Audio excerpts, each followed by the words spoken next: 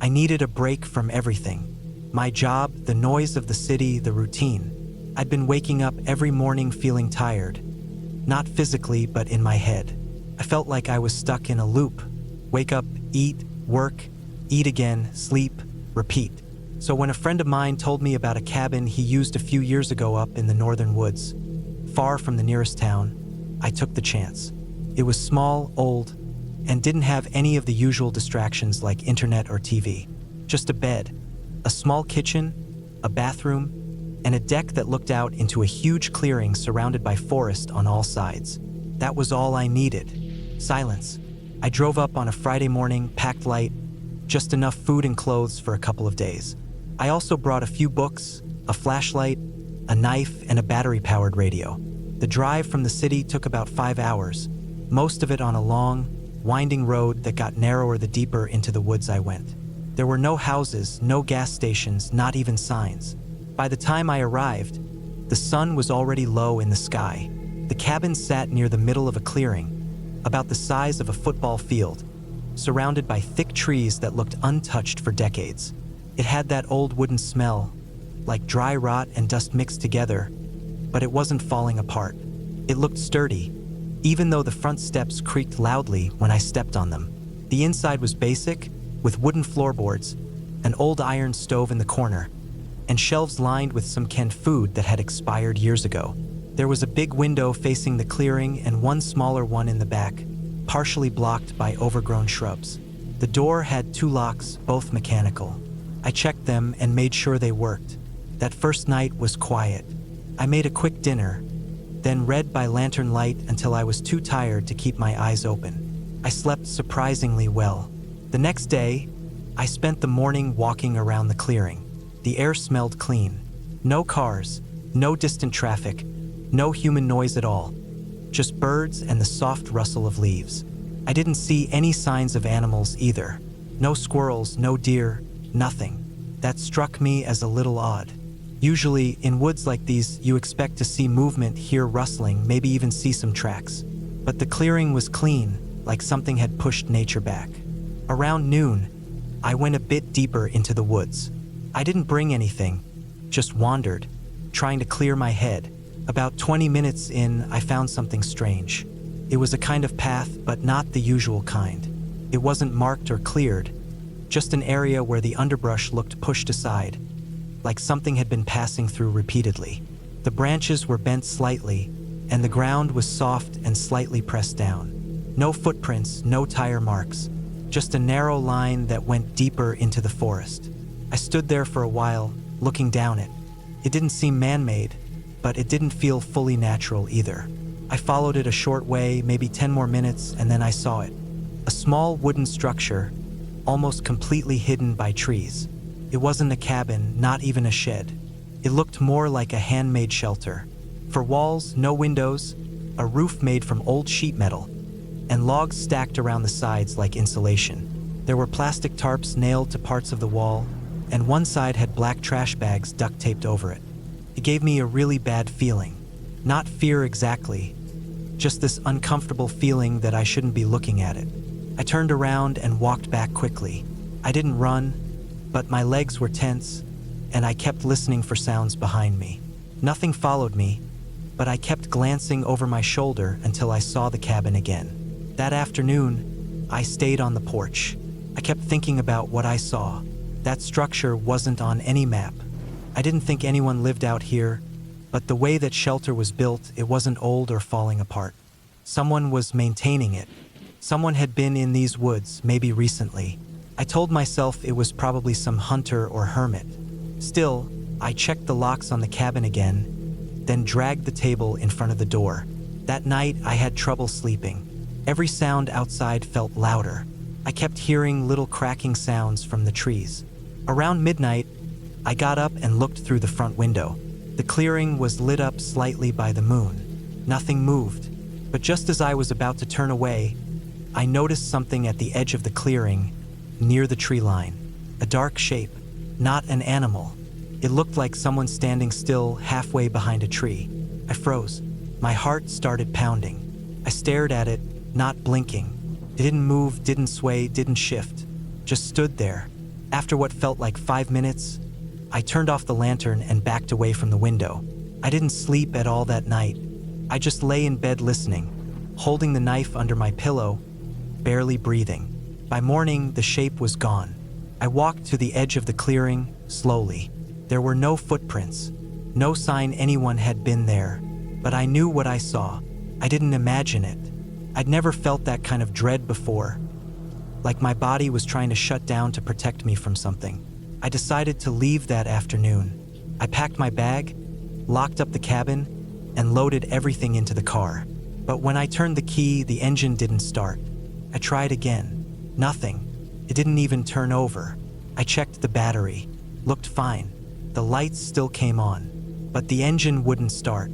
That's when I realized I had no signal. No GPS. No bars.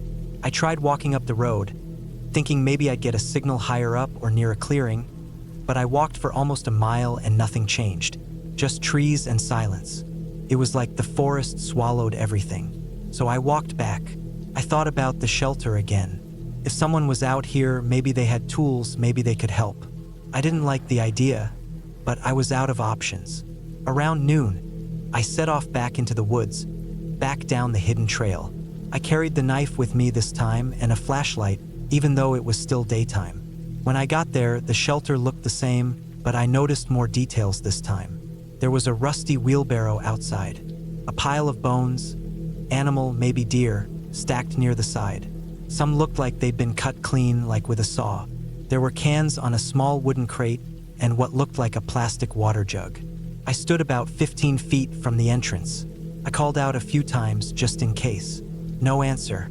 I walked slowly around the side and found a wooden plank that looked like it served as a door. It wasn't locked, just wedged in place with a piece of stone. I moved it aside and opened it. The smell hit me instantly, like rot and dampness and something sour. Inside, there were old blankets, a mattress on the floor, and shelves made from nailed-together branches. On the shelves were random things, bottles, cans, jars filled with yellow liquid. There were photographs too, some cut from magazines, others printed. Faces of people I didn't recognize. Most of them had their eyes scratched out. There was also a notebook.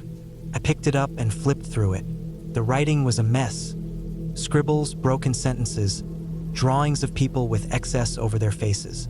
There were notes like, "They come in the night," and "Don't let them see you breathing." It was the kind of thing that makes you feel like your skin is tightening around your bones. I backed out, closed the door, and walked fast back to the cabin. I locked everything again and stayed inside until dark. That night, I heard footsteps, slow, heavy, crunching through the dry leaves outside. They came from the direction of the woods and stopped near the porch. I didn't move.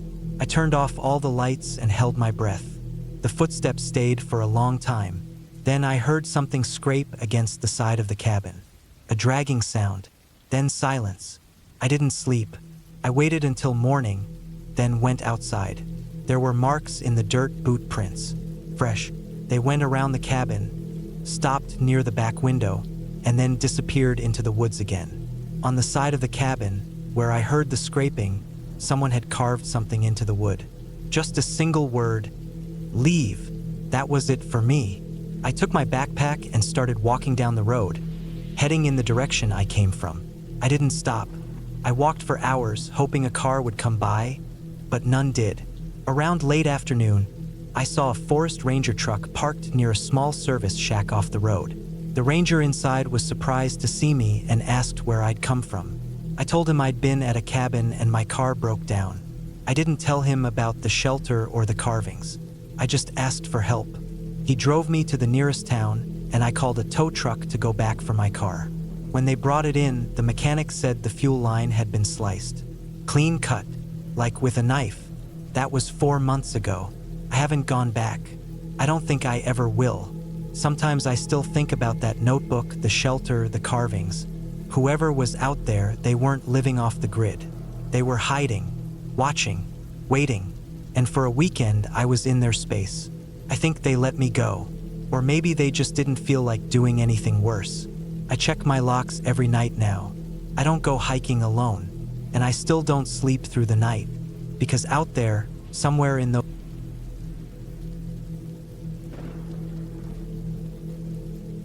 I booked the cabin because I needed a break from everything. Work had been wearing me down for years without a proper break. My back ached constantly. My sleep was broken every night, and every time I opened my email, I felt like someone was standing on my chest. So I saved up a bit of time, turned off my phone, and booked a small cabin up north. It was about a 6-hour drive from the city, in a remote area near a lake. The listing said it was accessible by a dirt road, no neighbors nearby, and no cell service. Just a place to rest, hike, maybe fish a little and breathe fresh air. I didn't tell anyone exactly where I was going. That was the whole point, just me and nature. I drove up on a Monday morning. The first few hours of the trip were nothing special: highways, fast food, gas stations. But after I got off the main road and started heading into the forest, everything changed. The paved road turned into gravel, then just dirt. Trees lined both sides, thick and tall, blocking out most of the sunlight even in the early afternoon. There were no houses, no mailboxes, no signs of other people. I passed a couple of rusted-out cars that had been left to rot off the side of the road. I remember thinking they looked like they'd been there for years. I finally reached the cabin around 3:30 p.m. It looked exactly like the pictures, small, wooden, with a metal roof. There was a little front porch with a rocking chair, a fire pit out back, and a path that led down to the lake about 300 feet away. The trees were thick all around like a wall. It was quiet, almost too quiet. No birds, no wind, just the sound of my boots on the gravel and the creaking of the cabin door as I unlocked it. Inside, it was clean but old. Wood-paneled walls, dusty windows, a small kitchen with a propane stove, a fridge powered by solar panels, and a tiny bathroom with just enough pressure in the sink to wash your face. There was a narrow staircase that led to a loft bed and a small fireplace in the corner. It smelled like cedar and dust, and for a while it felt perfect. I unpacked slowly, drank some water, and walked around the property. The lake was peaceful. No boats, no people. The air was cold and sharp, even though it was only late September. Leaves had started to fall, and the whole area smelled earthy and clean. That night, I made pasta, lit a fire, and sat on the porch in the dark with a blanket over my legs. I slept better than I had in months. The second day, I went hiking for a few hours and came back to the cabin around noon. I made eggs and toast and spent the rest of the day reading and walking along the lake. That evening, around 7 p.m., I started a fire outside. I had just finished eating when I noticed something that didn't seem right. When I walked inside to grab a flashlight, I saw that one of the windows near the back of the cabin was open. I didn't remember opening it. I hadn't even been in that room since I'd arrived. It was one of the small side rooms with nothing in it but an old dresser and a chair. At first, I told myself maybe I opened it while unpacking and just forgot. Or maybe it had been slightly open already, and the wind pushed it the rest of the way. But the wind hadn't blown at all that day. Everything outside was still, and the way the window was open wide all the way up didn't feel like an accident. I closed and locked it, checked all the other windows and doors, and told myself I was just tired. I didn't sleep as well that night. Every sound outside felt closer.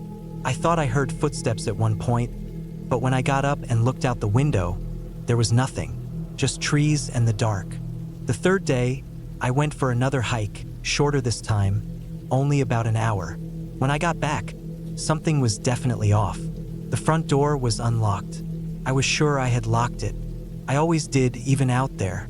The cabin was in the middle of nowhere, but that didn't mean people couldn't wander through.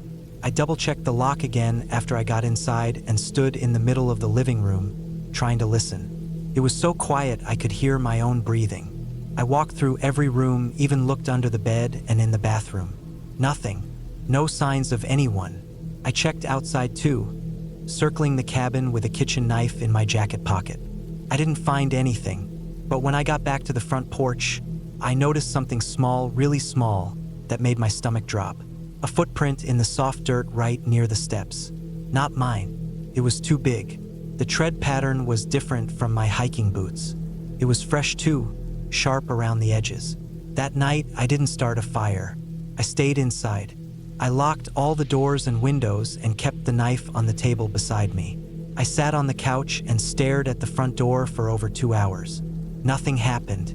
Around midnight, I finally went to bed. I woke up once to use the bathroom and then again around 4 a.m. when I thought I heard something brushing against the wall outside. But I didn't move. I just lay there in the loft bed with the blankets pulled up, heart racing. On the 4th day, I wanted to leave. I started packing my things that morning, but something about it made me hesitate. I kept thinking maybe I was just spooking myself. Maybe I was being paranoid. I told myself I'd stay one more night and leave early the next morning. That afternoon, I walked down to the lake again. I tried to clear my head, breathing slowly, skipping stones. I remember bending down to pick up a flat rock, and when I stood back up, I caught something out of the corner of my eye. Movement in the trees across the water. I stared hard, my heart beating fast, but saw nothing. The trees were still. I waited a few minutes, then walked back to the cabin. I didn't look behind me. When I got back, the back door was wide open. I stopped walking. I didn't go inside right away. I stood about 20 feet away, staring at the open door, my hands shaking. I stayed there for what felt like 5 full minutes before walking up slowly. I picked up a heavy stick from the firewood pile and stepped inside. It was quiet. Everything looked normal, but something in the air felt wrong. Heavier, colder. I didn't see anyone. I checked the whole place, room by room, just like before. Then I went to the front door, locked it, and shoved a chair under the knob. I pushed the dresser in front of the back door. I even stacked some pots and pans in front of the window so I'd hear if anyone came in. That night, I didn't sleep. I stayed up sitting in the loft with the knife, staring out the window. I heard movement a few times. Something crunching leaves outside. Twice, something tapping lightly on wood. But it never got closer. By 5 a.m., the sky was just barely starting to lighten. I packed everything fast and didn't even eat. I left the dishes dirty in the sink, threw everything into my bags, and drove away without even looking back at the cabin. About an hour into the drive, I stopped at a gas station in a small town to grab coffee. While I was paying, I looked down at my backpack and noticed something that made me freeze. The zipper pocket on the side was open. I never left it open. Inside was my old wallet, which I always kept zipped away. And inside the wallet, behind the bills, was a scrap of paper I had never seen before. A torn piece of newspaper. It had no writing, just a black and white photo of a man, smiling, middle-aged, wearing a jacket. The paper was damp, like it had been in someone's pocket for a long time. I threw it away immediately. I kept driving and didn't stop again until I got home. I never figured out who was out there with me. I filed a police report when I got back, told them everything, even gave them the coordinates of the cabin and a copy of the cabin rental agreement. They said they'd send someone to check it out. A week later, they called to say there was no sign of forced entry and no one in the area. Nothing to go on. I never went back. I still don't know how long that person had been there. I don't know if they followed me on the hike, if they were sleeping under the cabin, or hiding in the trees near the lake. I don't know if they were trying to scare me or if they were planning something worse. I think about that sometimes. The open window, the footprint, the newspaper photo in my bag. All small things, but enough to make me realize how alone I really was out there. I stayed in that cabin for 4 nights, and someone else was there with me the whole time.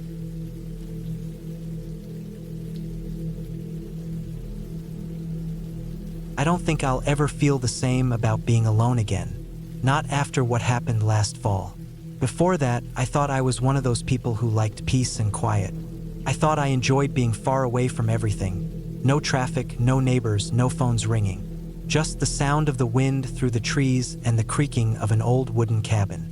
But that was before I realized how alone you really are out there, and how quickly things can go wrong. I'd been saving up for a solo trip to the mountains for years.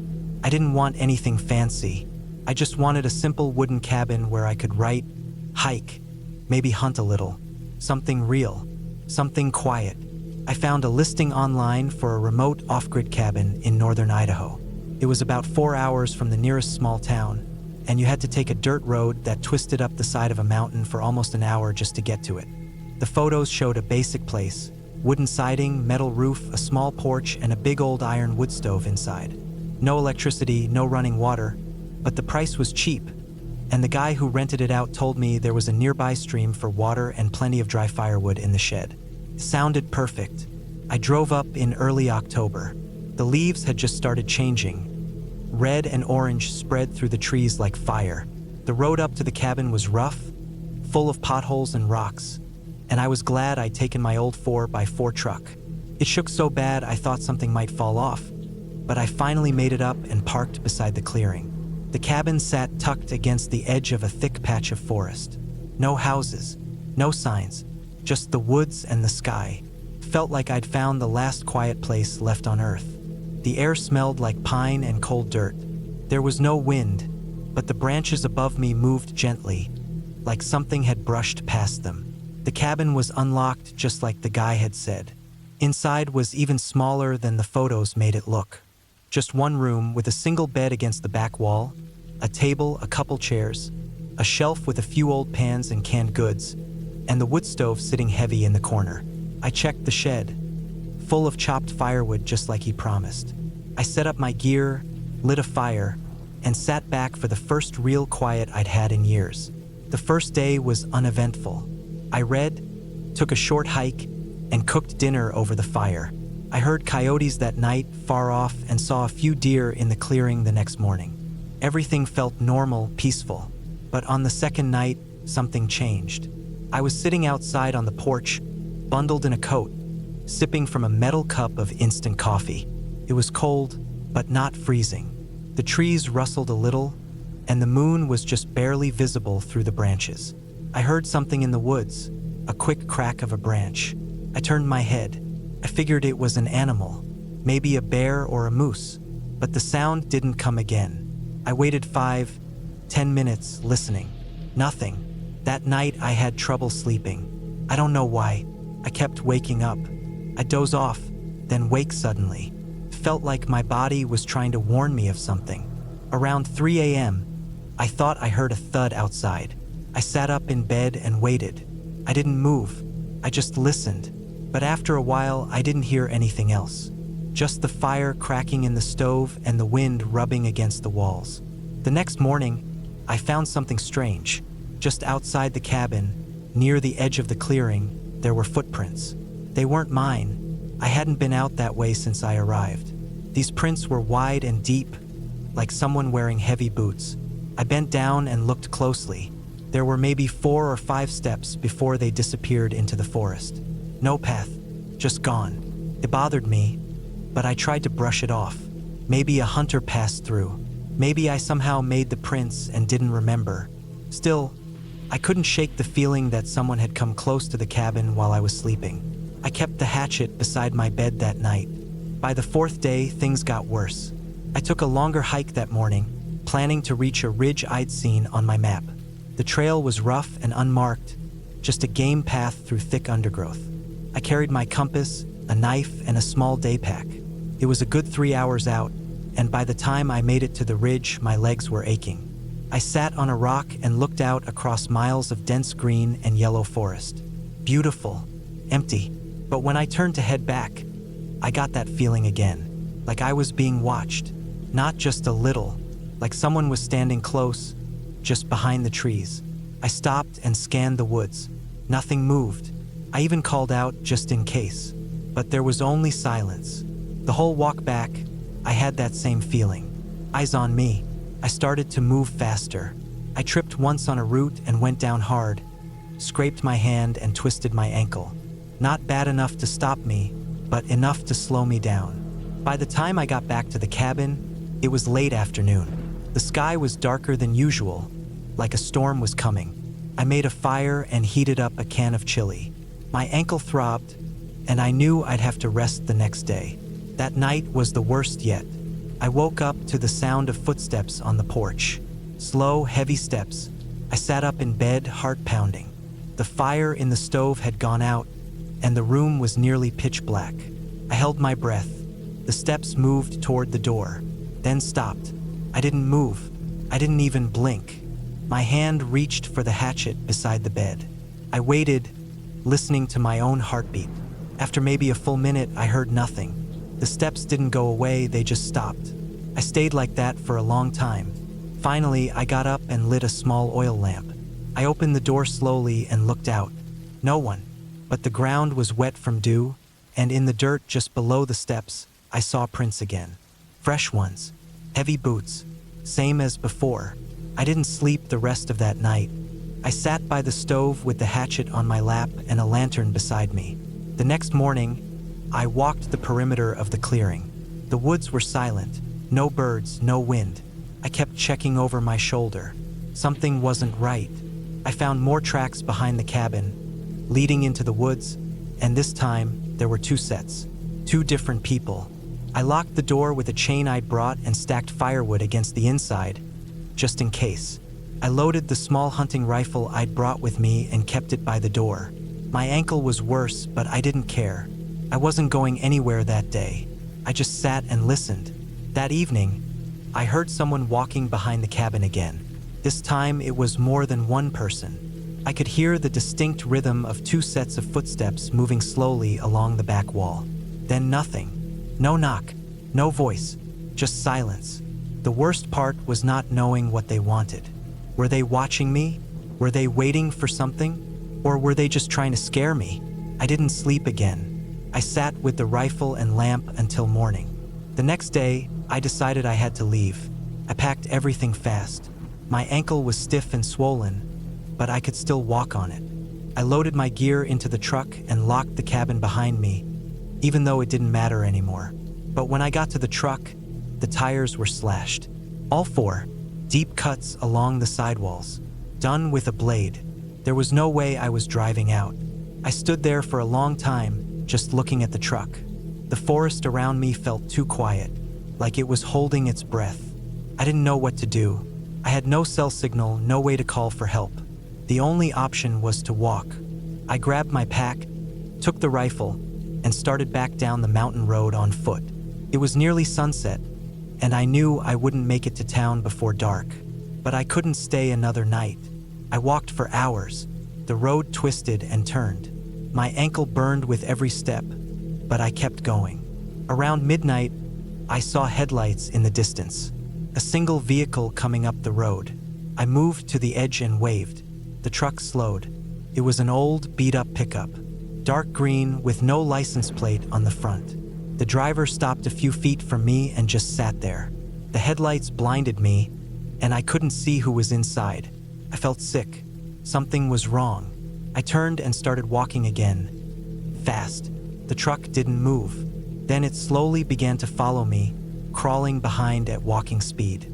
I didn't run. I just kept walking, heart racing, gripping the rifle tight. After about 10 minutes, the truck sped up and passed me slowly.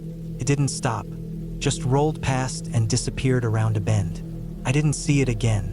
I finally reached the small town just after sunrise. Limping, cold, half delirious from lack of sleep. I walked straight into the gas station and asked them to call the sheriff. They found the cabin empty. The footprints were still there, and the truck tires were still slashed. But nothing else. No one was ever caught. I gave a full report. The sheriff said it might have been squatters, drug runners, or just sick people messing with strangers. He said they see all kinds of things in the mountains, but nothing ever came of it. I sold the truck. I never went back. That trip changed me. I still like the quiet, but not that kind anymore.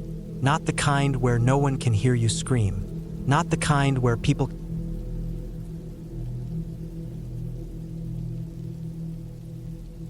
I had been planning to take a solo trip for a long time. Life had been moving too fast, and I felt like I was barely keeping up. Work, bills, city noise, constant notifications on my phone. It all blended together into one long stretch of dull noise. I needed someplace quiet, some place where I could actually hear myself think for once. I didn't want anything fancy, just a plain wooden cabin. No Wi-Fi, no neighbors, and definitely no phone service. I looked up a few options online and found a small off-grid cabin in northern Montana, not too far from the Canadian border. It was remote, The listing said you had to drive 30 miles past the nearest paved road and then hike another mile into the woods. That sounded perfect to me. It was described as completely private, peaceful, and quiet, which was exactly what I wanted. I booked the place for 8 nights. The plan was simple: bring enough food, water, and supplies to last me, pack a few books, and take long walks in the forest. I wanted nothing to do with the outside world. Just trees, wind, firewood, and silence. I left home early in the morning on a Friday and drove the 12 hours it took to get there. Most of the road was uneventful. Flat land, gas stations, small towns. But once I passed a town called Eureka, the land started changing. The trees got taller and denser. The road narrowed. Eventually, the GPS went dead. I switched over to the written directions I had printed out. The dirt road to the cabin was rough. My Jeep handled it, but barely. I had to slow to a crawl more than once. There were rocks, deep puddles, and fallen branches scattered everywhere. For a while, I wasn't even sure if I was on the right path. But after 30 minutes of bouncing around on that trail, I finally saw the small wooden sign nailed to a pine tree: Windmeyer Cabin, 1 mile hike. I parked the Jeep in a small clearing next to the sign, pulled my hiking pack from the back seat, and started walking. The trail was clear, though narrow and a bit overgrown. There were no signs of recent foot traffic, no tire tracks, no beer cans or snack wrappers. Nothing to show that another human had been here in a long while. That felt right. I wanted solitude, and it seemed I was about to get it. It took me about 20 minutes to reach the cabin. It was exactly like the photos. 1 story, all wood, no paint. A small front porch with 2 chairs and a firewood rack. 1 window in the front, 1 on the side, and a crooked chimney poking out of the roof. There was a small shed about 20 feet away. Everything around the cabin was forest. Thick, quiet pine forest, with barely any wind. It smelled like damp moss, old bark, and clean air. Inside, the cabin was bare but clean. There was a table with 2 chairs, a wood stove in the corner, a counter with a few drawers, and a small bedroom with a cot and a mattress. A few old pots and pans hung from hooks. A battery-powered lantern sat on the table. There was no fridge, no plumbing, and no electricity, but I knew that going in. I brought my own water jugs, a solar charger for my flashlight, a cooler with dry ice, and a portable camp stove. I had thought through every detail. I even brought a small hatchet and a large hunting knife, just in case I needed to split wood or clear brush. By the time I unpacked everything, it was getting dark. The trees blocked out most of the sunset, and the air had that still, heavy feeling you get in the woods right before night falls. I lit the lantern and got a small fire going in the stove. The heat built up quickly. I made a simple meal, set out my sleeping bag on the cot, and sat on the porch for a bit before going to bed. That first night, I barely slept. It wasn't fear, just the adjustment. The woods were alive with sounds, soft rustles, cracks of twigs, distant howls. Every now and then, something scurried across the roof, a raccoon or maybe a squirrel. The wind was light but steady, causing a slow creak in the boards. I lay there in the dark, eyes wide, hearing every sound 10 times louder than it was. But eventually I drifted off. The next few days were peaceful. I chopped wood in the mornings, walked deep into the forest during the day, read my books in the evenings, and built fires at night. I cooked simple meals. I sat for hours doing nothing. I watched the tree line, the shadows, the way the light shifted through the leaves. I even saw a deer once, maybe 30 feet from the cabin, just standing there watching me. It didn't run, just stared until I looked away. I kept my routine simple: up with the sun, bed after dark. I had enough supplies to last me, and I kept everything in order. I didn't hear or see anyone, and there was no sign that anyone had been nearby. The trail was still undisturbed. My Jeep was still parked alone in the clearing. It was everything I had hoped for, but on the 5th night, something changed. It was a little after midnight when I woke up. Not from a sound, not from a nightmare, just sudden, sharp awareness. That kind of wakefulness where your brain turns on all at once. I sat up in bed, heart beating fast for no reason. It was dark. I turned on my flashlight and scanned the room. Nothing seemed out of place, but I had that feeling, the one you get when someone's watching you. Not just nervousness, not imagination, something deeper.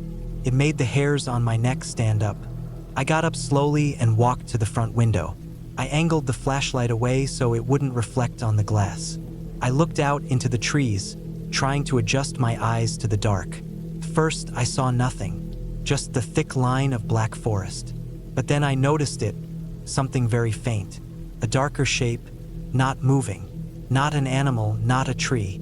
It was a person. They were standing at the edge of the woodline, maybe 30 feet from the cabin. Just standing, not moving, not walking, just there. I didn't panic, not yet. I turned off the flashlight and stood very still. I watched. Minutes passed. The shape didn't move. It didn't speak. I couldn't even see a face, just the outline of a body in the dark. I backed away from the window slowly and sat on the edge of the bed.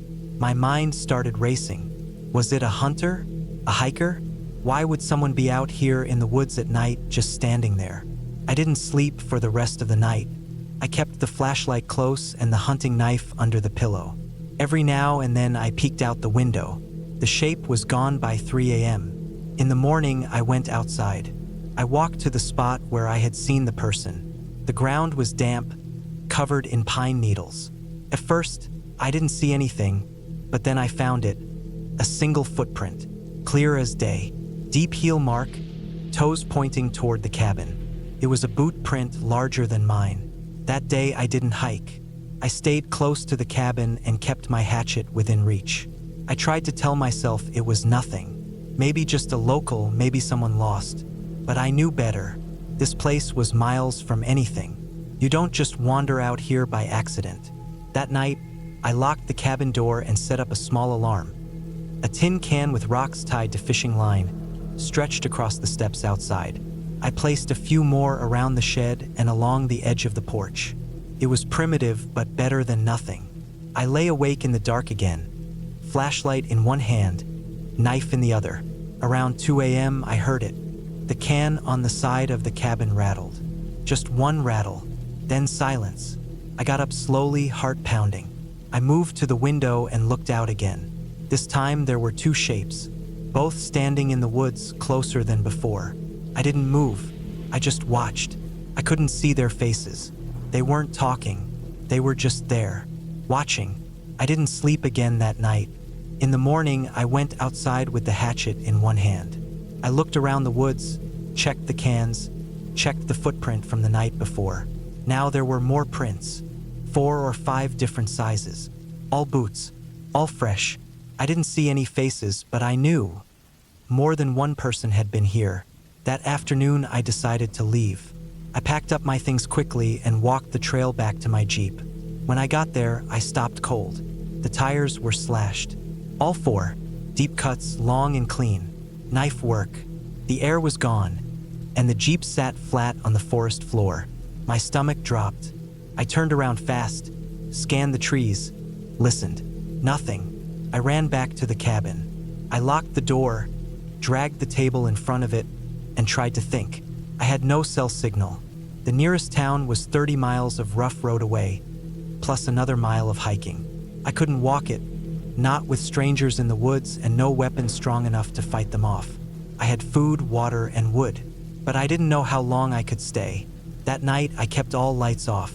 I sat by the window with the lantern dimmed low, barely flickering. Around midnight, I heard footsteps, not just near the cabin. On the porch, slow, deliberate, boards creaking under weight. They tried the door, turned the knob, pushed against it, then silence. A few seconds later,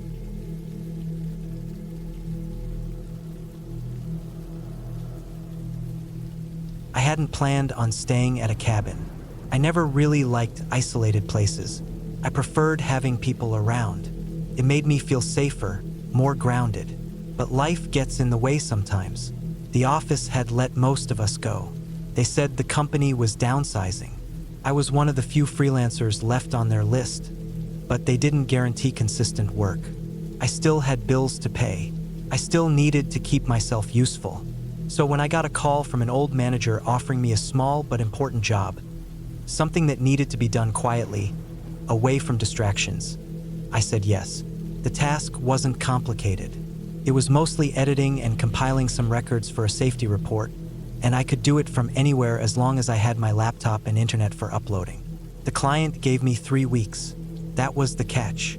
I needed to focus, stay offline most of the time, and make sure nothing interrupted me. So I looked for a cabin somewhere quiet, cheap, and with a basic power supply. I found one through a listing website. It was in the northern part of the state, about 4 hours from the city, tucked into a heavily wooded area. The photos made it look plain but comfortable. 1 bedroom, a small living room, a kitchen with old appliances, and a wood-burning stove.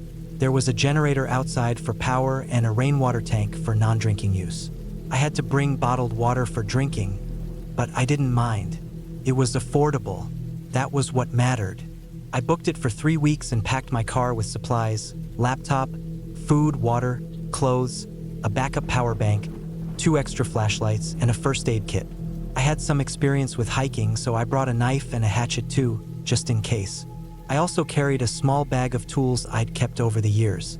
I didn't plan to do any repairs, but the cabin looked old in the photos, and I figured I might need to fix something small. The drive up was long and dull. After the first 2 hours, the roads narrowed and wound through thick trees. My GPS lost signal about 30 minutes from the cabin, but I had printed directions. The gravel road leading to the cabin was bumpy and looked rarely used. Branches brushed the sides of my car, and once I nearly got stuck in a patch of soft dirt. But I made it. The cabin sat in a small clearing, surrounded by trees so dense they blocked most of the light. There were no other houses in sight. It looked just like the photos, brown wood siding, a rusty metal roof, and a sagging porch with a single chair. The windows were dusty. There was a tall antenna at the edge of the roof, probably for an old radio. A metal generator sat near the back.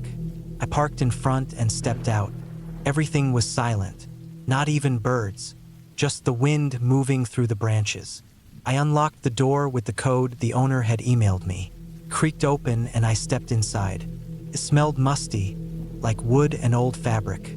The inside was dim, lit only by what sunlight filtered through the trees and into the windows.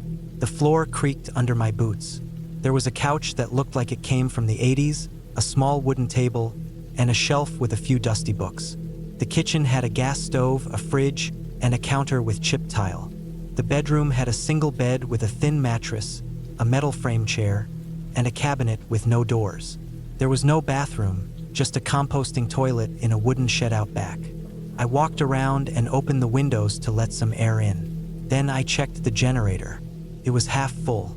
I started it and it sputtered to life. The lights inside flickered on. I tested the outlets and my laptop charger worked fine. I plugged in and got online just long enough to tell the client I had arrived. Then I shut it off. The first day was uneventful.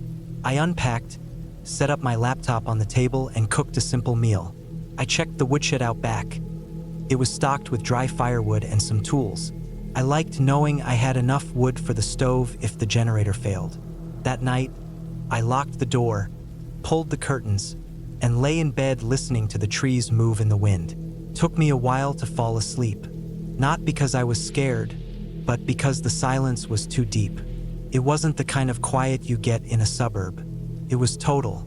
And then I started noticing little sounds, the occasional creak in the walls, something tapping lightly on the porch, the faint rustle of leaves that sometimes sounded like footsteps.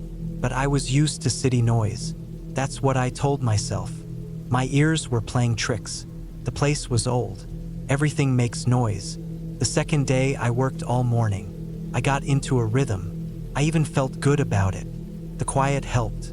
No emails, no notifications, no pressure to answer anyone. I made good progress.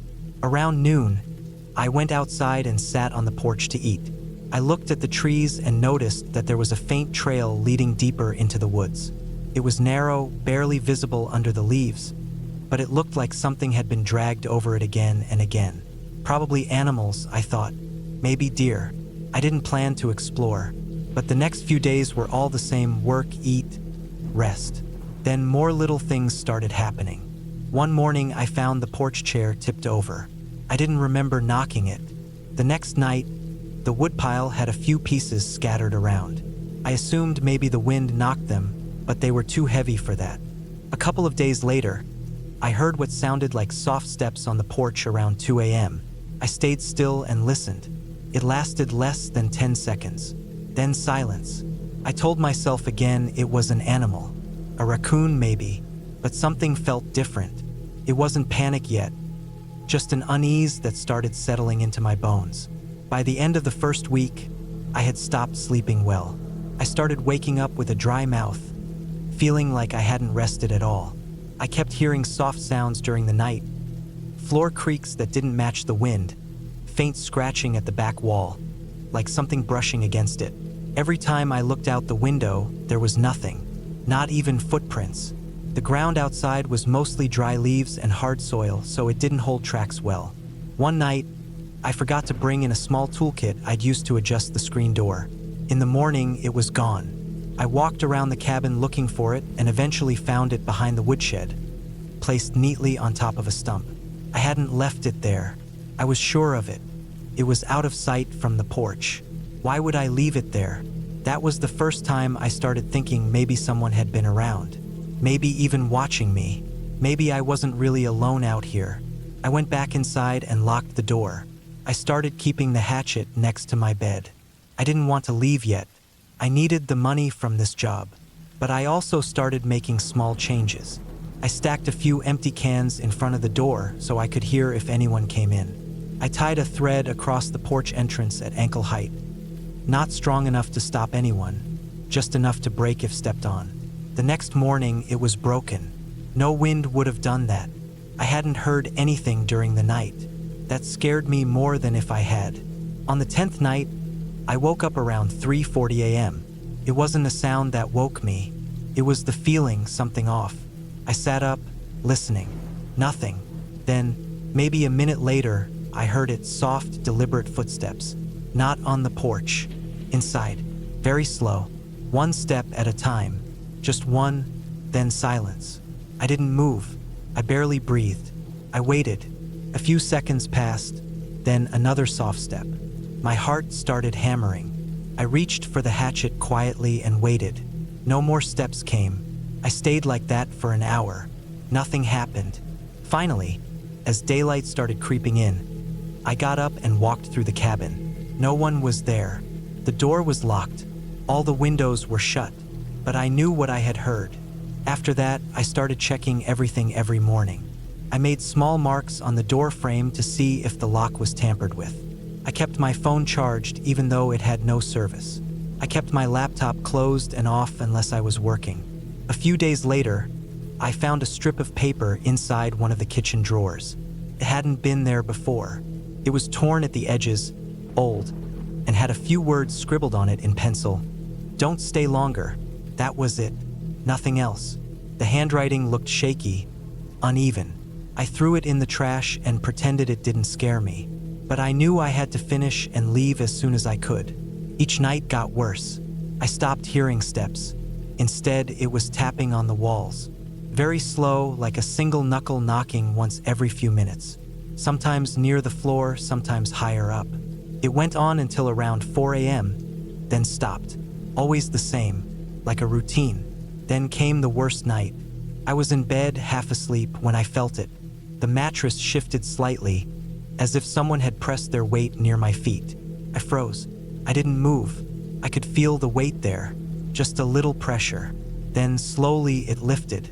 I didn't sleep again that night. The next morning, I packed everything. I was leaving early. I had done enough of the job to get paid. I could send the rest from home. I loaded the car by 9 a.m. and turned the generator off for the last time. I walked through the cabin one last time.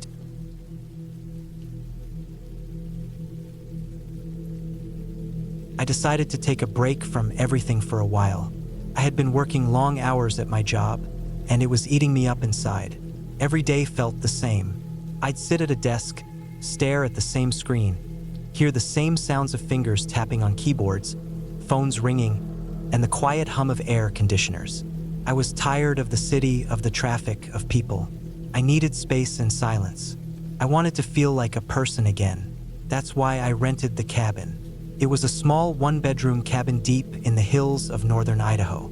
I found it on a rental site, and it looked exactly like what I was looking for. Quiet, remote, surrounded by trees and nothing else. The pictures showed a wooden cabin with a small front porch, a single rocking chair, and an old fire pit out front. Behind it were hills that seemed to stretch out for miles.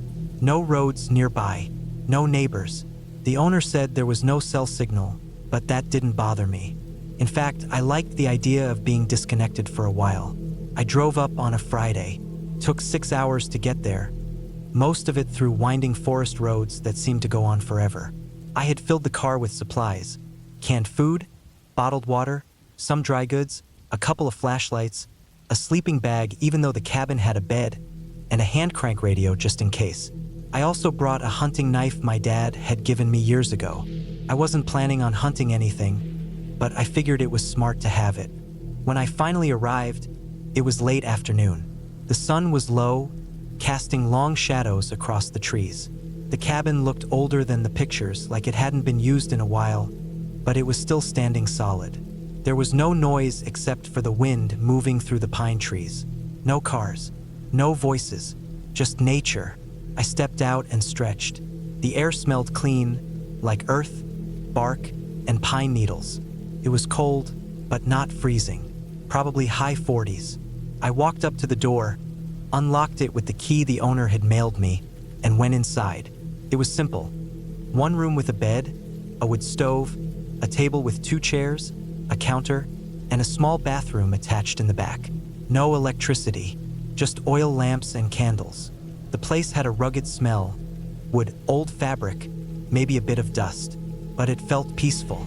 I unpacked, lit a few candles, and heated up a can of chili on the little propane burner that sat on the counter. I ate while listening to the silence. The windows were dark by the time I finished. I turned the lamps low, climbed into bed, and fell asleep fast. I woke up once in the night to the sound of something moving outside. Not close, more like a rustling in the trees. I laid there for a long time listening. Could have been anything. A deer, a rabbit, the wind. I wasn't used to natural sounds. Back home, the city was never quiet, even at 3 a.m. Eventually, I drifted off again. The next day, I explored the area. Behind the cabin was a trail that led up into the hills. It wasn't marked, just a path where the grass had been flattened and the dirt was worn down. I followed it for maybe 2 miles before it started to climb steeply. I stopped there, took a break on a fallen log, and just stared out at the trees. I didn't see any animals, but I heard them: birdsong, occasional rustling in the underbrush, the far-off sound of branches snapping.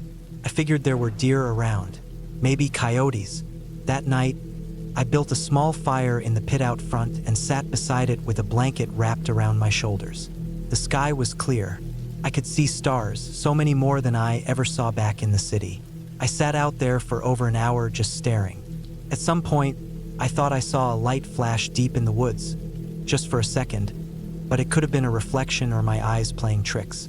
It was nothing, I told myself, but I started locking the door that night. I didn't see the man until the 4th day.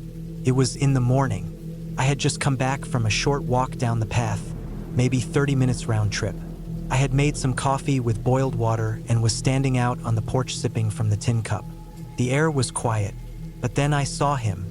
He was standing maybe 70 yards away at the tree line, just standing there, not moving, wearing dark clothes. Could have been a dark green or brown coat. Hard to tell at that distance. No hat, no backpack, just him. He was staring in my direction. I froze. My first thought was maybe he was a hiker, but there were no trails here, no signs, and no one ever came by. The cabin was 3 miles from the main road. I hadn't seen a single car or person in days. I lifted my hand slowly and gave a quick wave. He didn't wave back. He just turned and walked back into the trees. I stood there for a long time, trying to convince myself that it wasn't as weird as it felt. Maybe he was just lost. Maybe he had a campsite somewhere in the hills. But he hadn't looked like a camper. No gear, no movement like he was heading somewhere. Just standing there, staring. I kept the knife on me for the rest of the day. That night, I didn't make a fire. I stayed inside with the door locked, the lamps off. I didn't sleep much. I kept listening for footsteps or knocking or something, but the night stayed quiet, just the wind. The next morning, I walked around the cabin, just looking for signs, footprints, trash, anything. The ground was hard, and there weren't any clear signs of anyone being there. I walked a few yards toward the spot I thought he'd been, but I couldn't be sure exactly where he had stood. It all looked the same: trees, brush, old pine needles. I started carrying the knife on my belt. On the 6th day, I noticed the scratches. They were on the side of the cabin, low on the wood near the foundation. They looked fresh, not like claw marks from an animal, more like someone had scraped the wood with something sharp. Long, thin lines, a few inches apart, maybe 2 feet wide in total. There were 4 of them, deep enough to leave grooves. They hadn't been there before. I checked the entire outside of the cabin. The back window, the one in the bathroom, had a smudge on it, like someone had pressed their fingers or face against the glass. I couldn't be sure, but I wiped it off with a rag and made a note of it. That night, I moved the table and chair in front of the door before going to bed. I kept the knife under my pillow. I tried to sleep, but my ears were too sharp now. Every creak of the wood, every gust of wind outside made me tense up. Sometime in the middle of the night, I heard something. It wasn't an animal. It was slow, heavy footsteps outside the cabin, moving from the back around to the side. Then silence. Then the soft sound of breathing, close, right outside the wall. I didn't move. I laid perfectly still. I don't know how long I stayed like that. Minutes maybe more. Then the footsteps moved again, slowly walking around the cabin. No knocking, no talking, just slow steps, then nothing. In the morning, I found a small pile of stones on the front porch. 6 flat stones stacked in a neat tower. I hadn't done it. They weren't there the night before. I didn't go hiking that day. I stayed inside. I packed up some of my stuff in case I needed to leave quickly. I even tried the crank radio, but I couldn't pick up a signal. Nothing but static. I decided I would leave the next day, drive back to the city even if I had to sleep in the car. I didn't feel safe anymore, but that night things got worse. Around 2 a.m., I woke up to a sound. Not just footsteps this time. It was the sound of the door handle turning, slowly, then a thud, like someone tried to push the door open and it hit the table I had wedged against it. I got out of bed, grabbed the knife, and stood in the dark. My heart was pounding so loud I could barely hear anything else. I didn't turn on a light. I didn't make a sound. I just stood there in the dark, holding my breath. Then the handle turned again. Soft, slow, a pause, then 3 loud knocks. I didn't move. Another pause, then nothing. I stood there for over an hour. Eventually, I heard the crunch of footsteps on gravel, slow, heavy, walking away. I stayed up until daylight. When the sun rose, I opened the door slowly. The table was still against it, but there were fresh prints in the dirt, boot prints. They led away from the porch and off into the trees. I followed them for maybe 100 feet before I lost them in the brush. That was the final straw. I packed up everything fast, threw my bag in the car, locked the cabin door behind me, and drove out without looking back.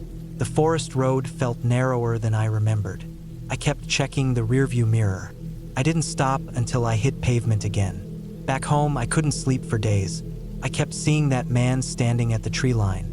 I kept hearing the sound of the door handle turning, the breathing.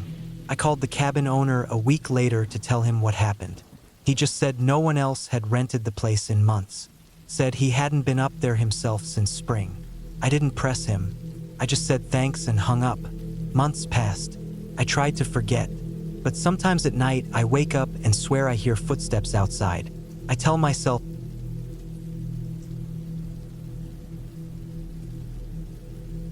I don't like to think about what happened that week. I've moved on in a way, work keeps me distracted, and I stopped drinking as much. But it still comes back sometimes, mostly at night. It comes back when it's quiet, when it's dark, when I'm alone in my apartment and I hear something outside the window that I know shouldn't be there. I always check, but it's never anything. Still, the feeling doesn't go away. I took the trip because I needed a break from the city. Things had been getting loud in my head for months.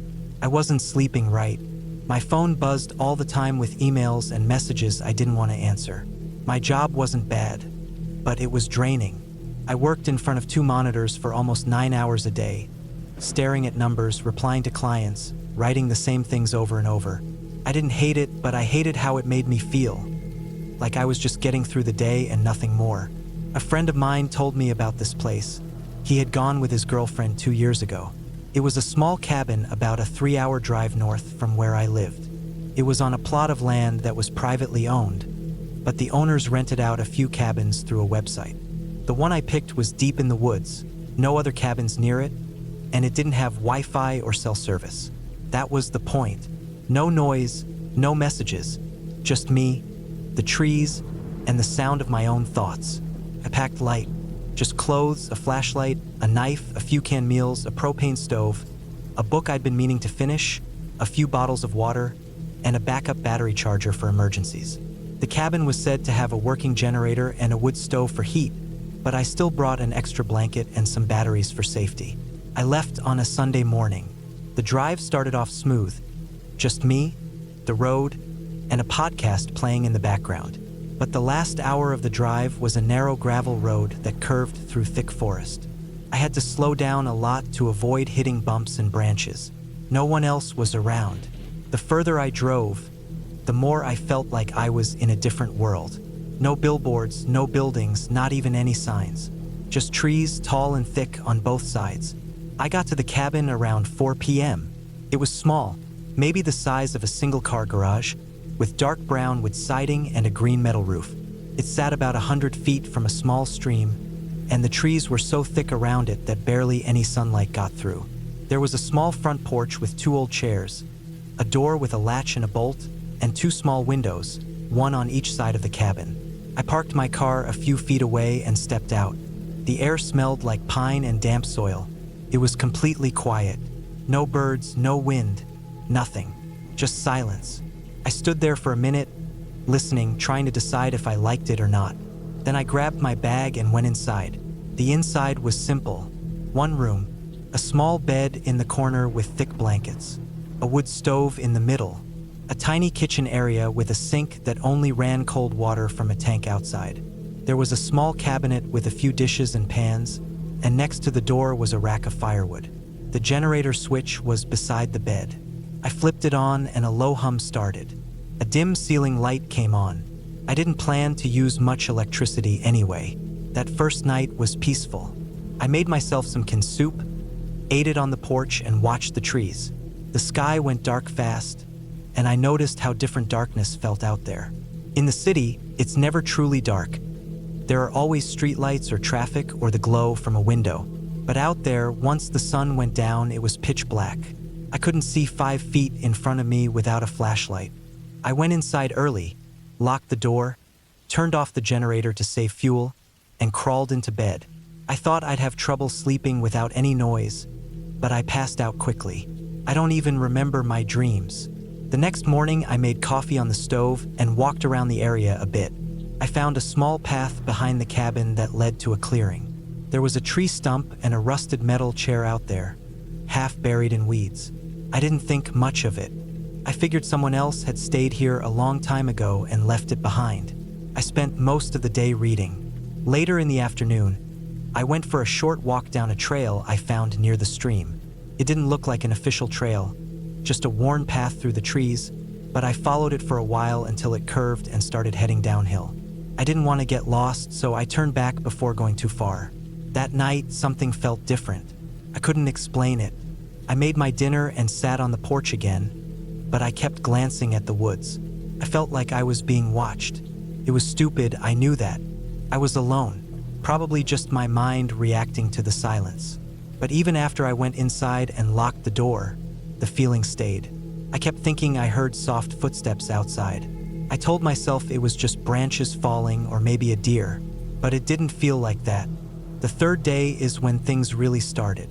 I woke up early before the sun. I had to pee, so I grabbed my flashlight and stepped outside. The air was cold and wet. I walked a few feet behind the cabin and took care of business. But when I turned back to the door, I saw something strange. There were footprints. Not mine. They were boot prints, large ones, in the dirt right outside the porch. I followed them with my light.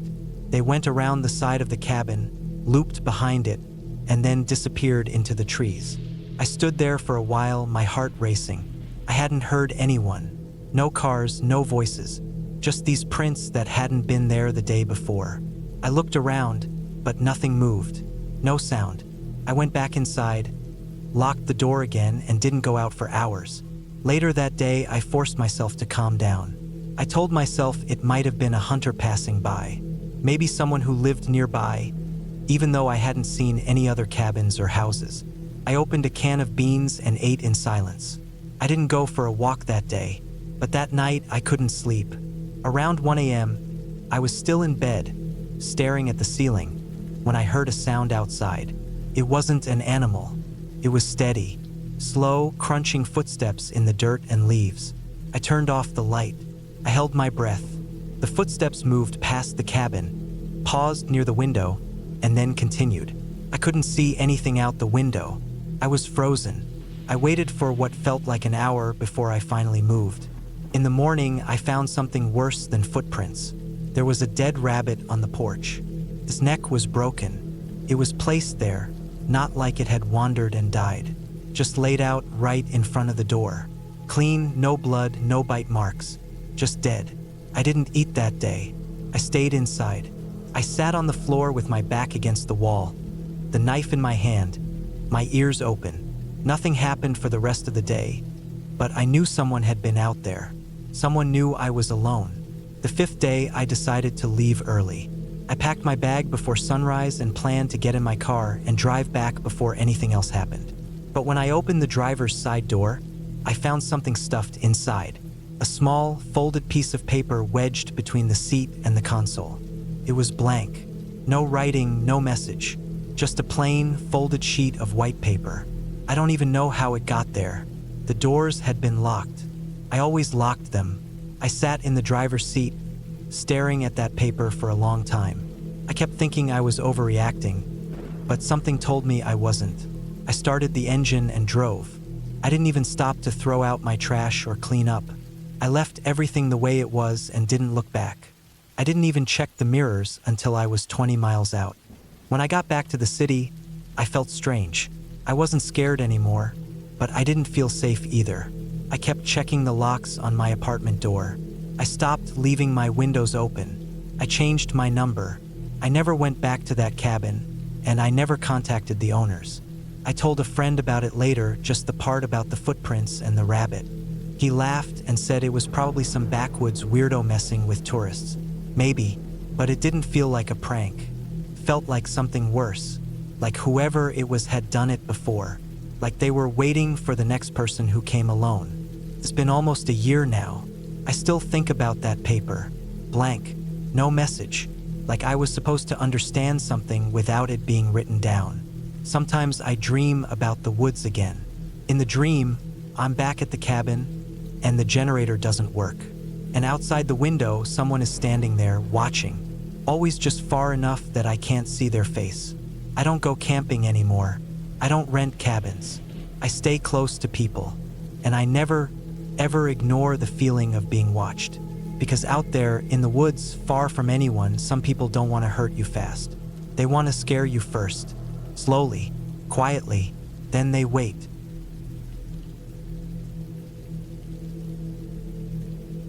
I had been planning it for a while. Too much noise, too many people, too much pressure. The city had worn me down. My job felt endless. My apartment walls were closing in, and my phone never stopped buzzing. I was 33 years old and burned out. I didn't want to talk to anyone, didn't want to check emails, didn't want to be reachable. I just wanted quiet, somewhere away from everything, somewhere I could think. That's how I found the listing online. A small wooden cabin deep in the woods of northern Montana. It had no Wi-Fi, no cell reception, no nearby towns for at least 30 miles. It was originally built in the 60s and looked exactly how you'd imagine. Weathered wood panels, a rusty metal chimney, small windows with old curtains.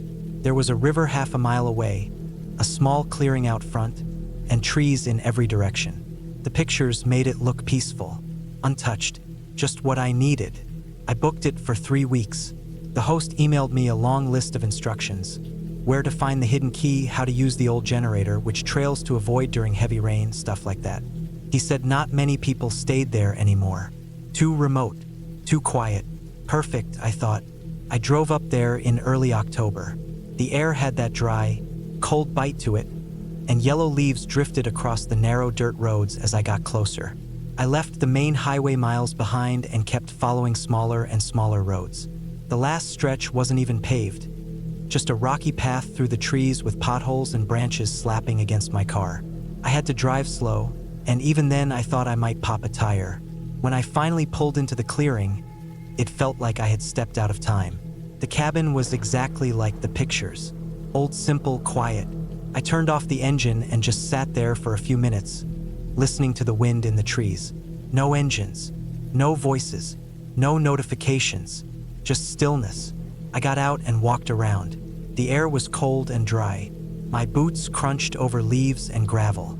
There was a small wooden porch out front, a bench that looked like it hadn't been sat on in years, and a door with chipped green paint.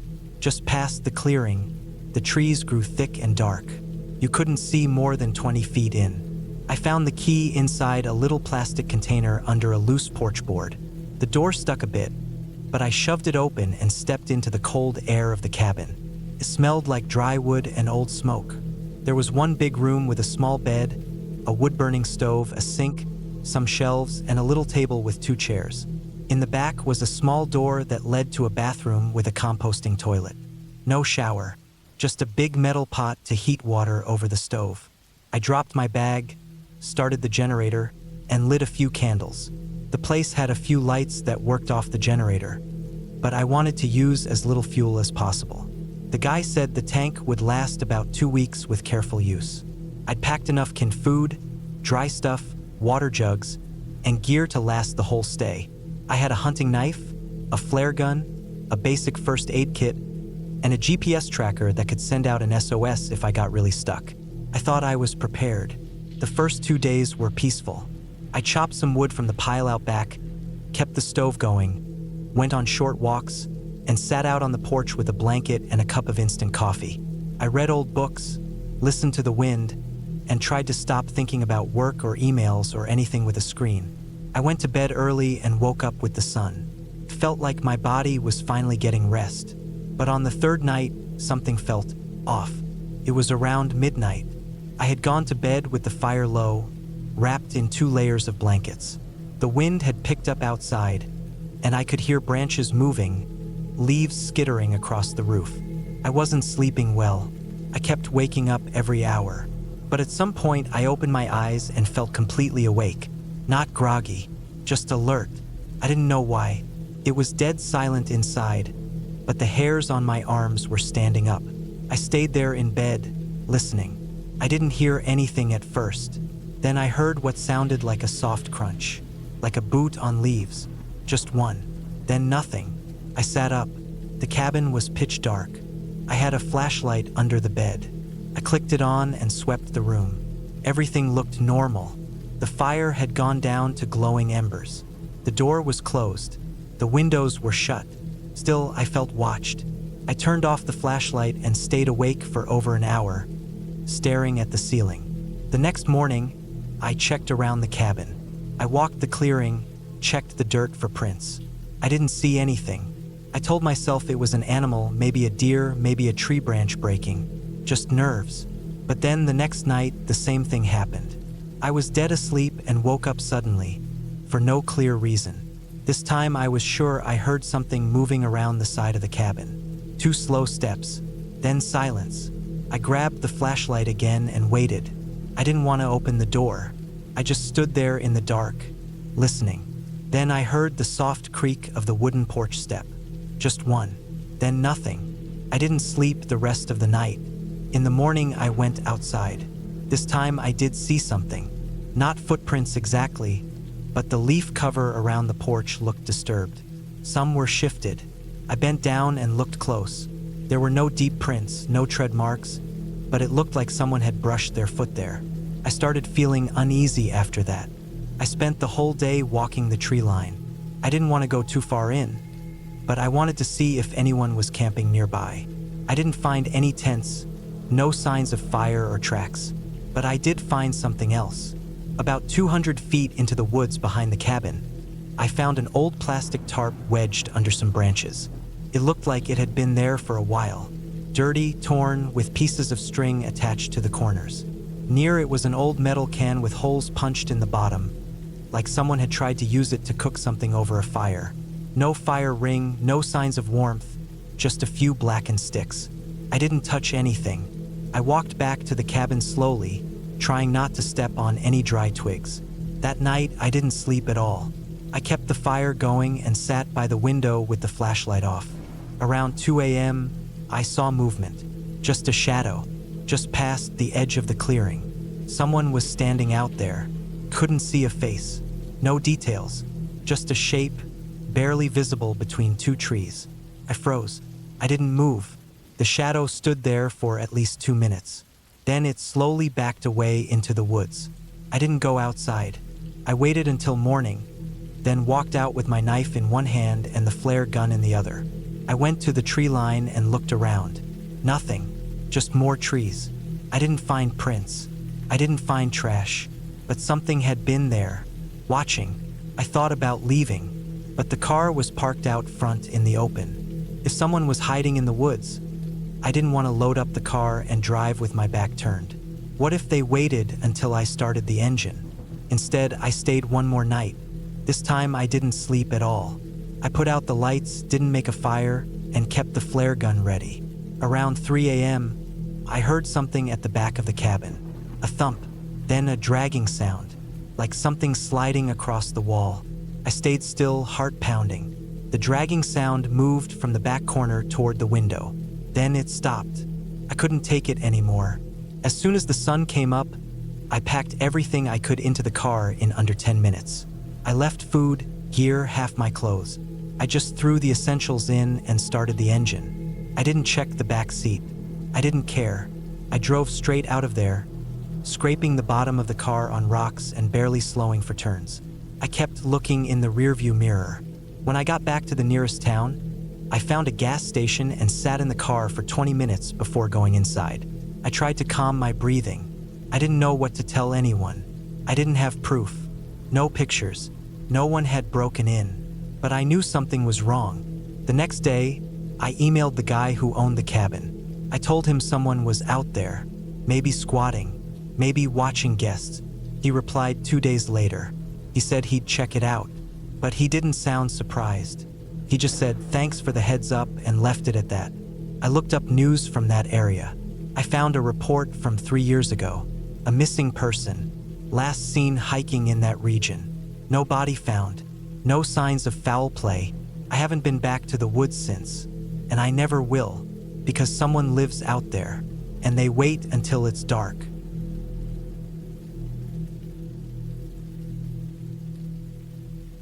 I took the job because it paid well. It sounded simple at first.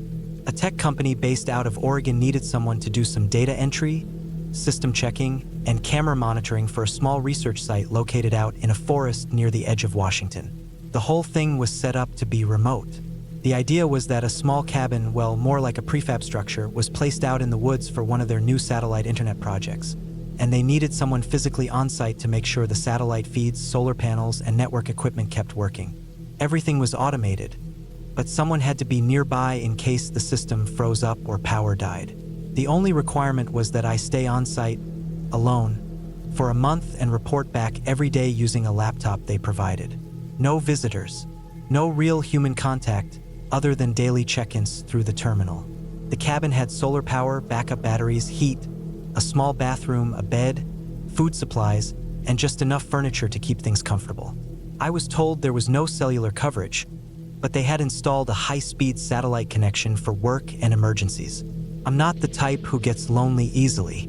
I like being alone. That's what made it easy for me to say yes. I figured I could do some writing, relax, maybe get my head clear while working. And I needed the money badly. They flew me to a small town called Kalama, then drove me in a company SUV for about 2 hours down a long gravel road into the middle of nowhere. The road wound through deep forest, thick pine trees on both sides, no signs of life, no people, just empty logging roads and unmarked trails. It was quiet, strangely quiet. The guy driving barely talked, and after a while he dropped me off near a clearing, pointed down a path, and handed me the keys and a radio as a backup. Then he left. The cabin was small and plain. Metal siding, low roof, 2 small solar panels on top, 1 antenna, and a few boxes of equipment locked up near the base. It had a little porch, 2 chairs, and a steel door with 3 locks. Inside was a desk, bed, heater, a big metal shelf with food supplies, a kitchenette, and the workstation. The workstation was basically 2 monitors, a terminal with pre-installed software, and a bunch of blinking lights that all looked like they were doing fine. I was told not to touch anything unless it gave me a prompt. The forest around the cabin was thick. There were no other structures for miles. The nearest town was about 3 hours away by truck, assuming you didn't get stuck or take a wrong turn. I was told they'd check on me at the end of the month or if the satellite feed went down for more than 48 hours. First, I loved it. The quiet was like a blanket. No sounds of traffic, no notifications on my phone, no pressure. The cabin stayed warm. The system didn't give me any trouble. I filled out my daily logs, checked the temperatures and readouts, made a few notes, then spent the rest of the day reading, napping, walking around the edge of the clearing. I even cooked a little. The days went by slowly, but not painfully. The only thing that bothered me, and I noticed it early on, was how still the forest was. No birds, no wind most days, no rustling, just complete silence unless I made a sound myself. The first few days I figured it was just because of the season, late fall, trees mostly bare, animals maybe migrated. But it still felt strange. There weren't even squirrels running across the porch. I'd lived in rural areas before, and this kind of silence wasn't normal. But I told myself not to overthink it. By the end of the first week, I started to get more used to it. I made it part of my routine to go for a small walk outside the cabin each afternoon, just a loop around the building or a few hundred feet into the woods. I marked a few trees with chalk to avoid getting lost and carried a small whistle, just in case. One day, I was about 100 feet out when I noticed something small and shiny near the base of a tree. I walked over and saw it was a silver-colored button. Old, a little tarnished, with a small thread still stuck to it. It didn't look like trash. It looked like it had fallen off someone's clothes not long ago. I looked around and didn't see anything else.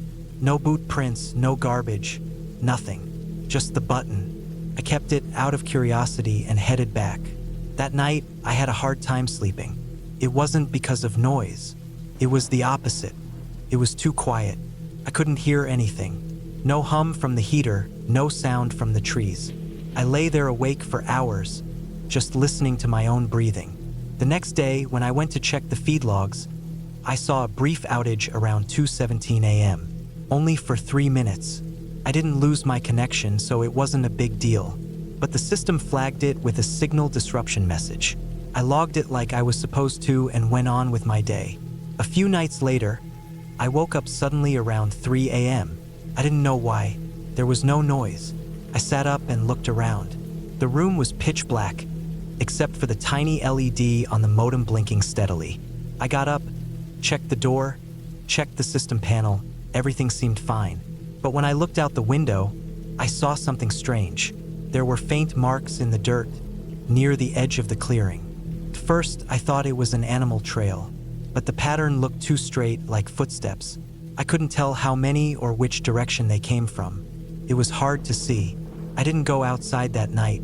In the morning, I walked out to the spot and saw them clearly. Footprints, not boots, not heavy ones. Sneakers, maybe, not mine. They came in from the woods, circled the cabin once, then disappeared again into the trees on the other side. I stood there for a long time trying to make sense of it. I didn't hear anything the night before. No knocks, no footsteps, no rustling. But someone had walked around the cabin. I considered calling the company through the system, but I didn't know what to report. It wasn't an emergency, just Strange. Maybe a hiker, maybe a forest ranger. But they would have knocked. And I hadn't seen anyone since I was dropped off. From then on, I started checking the windows before going to sleep. I made sure the door was locked 3 times. I left the small porch light on. A few times I thought I saw shadows moving near the tree line, but when I looked closely, there was nothing. Around the 3rd week, things got worse. One afternoon, I went out to check the solar panels like I usually did. That day, I noticed the panel mounts were slightly shifted, like they'd been pulled at or loosened. One of the wires looked like it had been chewed on. At first, I blamed animals, but I still hadn't seen a single one.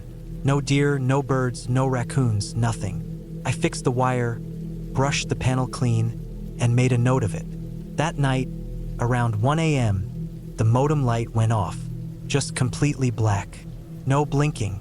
I waited a minute, checked the breakers, rebooted the system. Nothing came back. The satellite connection was dead. I had no cell coverage, and the radio they gave me only worked if the main antenna was powered, which it wasn't.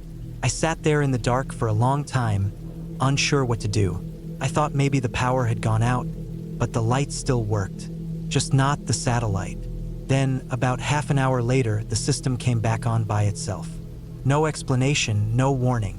Everything lit up again like nothing had happened. I checked the logs. There was no outage recorded, no error message. It was like the system had just turned itself off.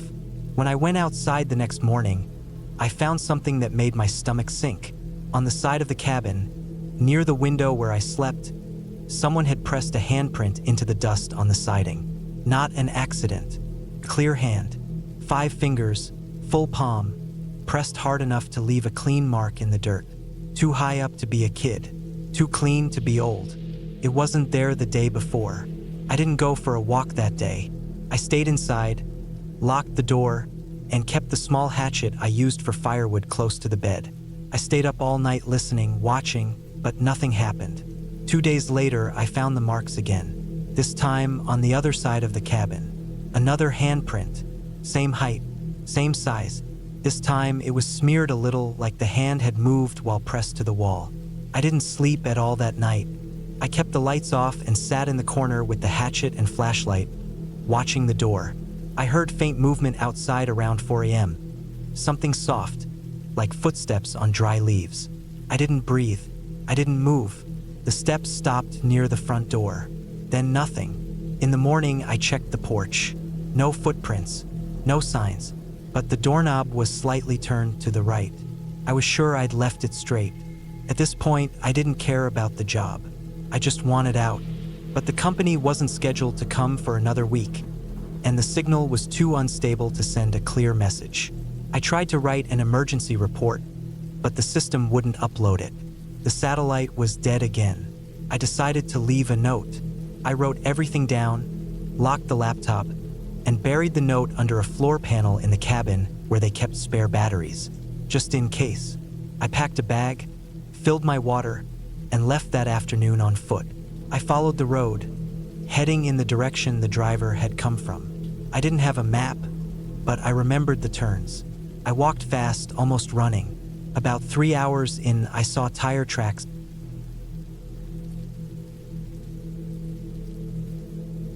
It started as a trip to clear my head. I had been working 6 days a week for over a year, bouncing between projects and shifts, answering late-night emails, missing sleep, and skipping meals. I wasn't sleeping right. I had headaches most days, and I caught myself zoning out in the middle of conversations. I needed a break, and more than just a weekend at home. I needed to disappear for a while. I found an old cabin listed for rent on a private website, buried deep in the rental section of a local forum. It wasn't on Airbnb or any of the big vacation sites. It didn't even have a proper name or location listed, just some vague description. Private mountain cabin with generator and spring water. No neighbors. Access by forest road. Ideal for solitude. There were a few photos. An old wooden cabin with a steep metal roof, a stone chimney, and a wooden deck that faced thick trees. The nearest town was over 2 hours away by road. There was no phone signal out there, no Wi-Fi, no power grid. It was off the map. I messaged the owner, paid the deposit, and took a week off from work. I packed the basics: food for 10 days, extra fuel, hiking boots, a backpack, a knife, a first aid kit, a headlamp, batteries, and a printed topographic map. I filled my car's trunk and back seat. I wanted to be ready for anything, weather, animals, whatever. I didn't want to rely on anyone. That was the point of this trip. I wanted to be alone. The drive was long.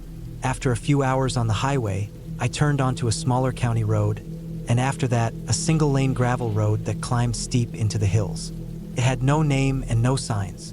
My tires kicked up dust that hung in the air behind me. Trees leaned over the road in both directions. The sun filtered through in broken lines.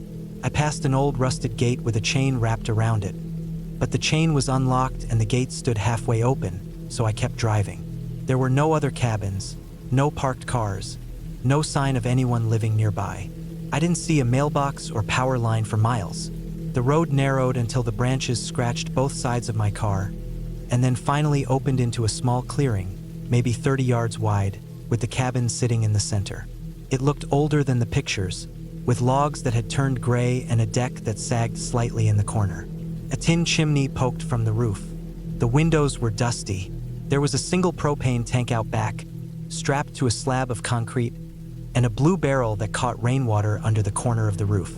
Behind the cabin, the trees rose sharply into a rocky ridge that blocked most of the afternoon sun. The key had been left in a lockbox nailed to the doorframe. I opened the door and stepped inside. It smelled like dry wood and old smoke. The air was still almost stale. The inside was simple: a wood stove in the corner, a table with 2 chairs, a small counter with a propane burner, a cooler, a shelf with a few pots and pans. One room with a twin bed and a stack of folded blankets. No decorations, no photos, just function. I spent the first few hours unloading the car, bringing everything inside, organizing the food, checking the generator, and sweeping the floor. The cabin had no insulation, so I gathered some wood from a pile behind the cabin and stacked it near the stove. I boiled some water on the burner and made instant noodles. I sat on the deck and ate while the trees turned black and the sky turned pink. That first night, I fell asleep early. I was tired from the drive. The generator buzzed a low hum outside, powering a single bulb inside the cabin. I turned it off before bed to save fuel. It was dark after that, pitch black. I lay in bed and listened. No cars, no voices, no wind. Just crickets and the crack of the fire slowly dying in the stove. The silence was thick. I woke up to a sound, a dull knock, then another. I held still in bed, listening. It was probably an animal. Maybe something had brushed against the wall outside. I stayed still and waited. Nothing else happened, and after a while, I drifted back to sleep. The next few days were quiet.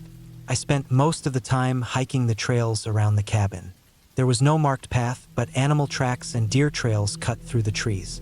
I brought my backpack, some water, a snack, and a compass. The map was old, printed years ago, but the ridge behind the cabin was clearly marked. It was steep, but if I climbed it, I could see the whole valley from the top. The climb took almost 2 hours. I pulled myself over rocks and loose dirt, stopping to breathe, sweating through my shirt.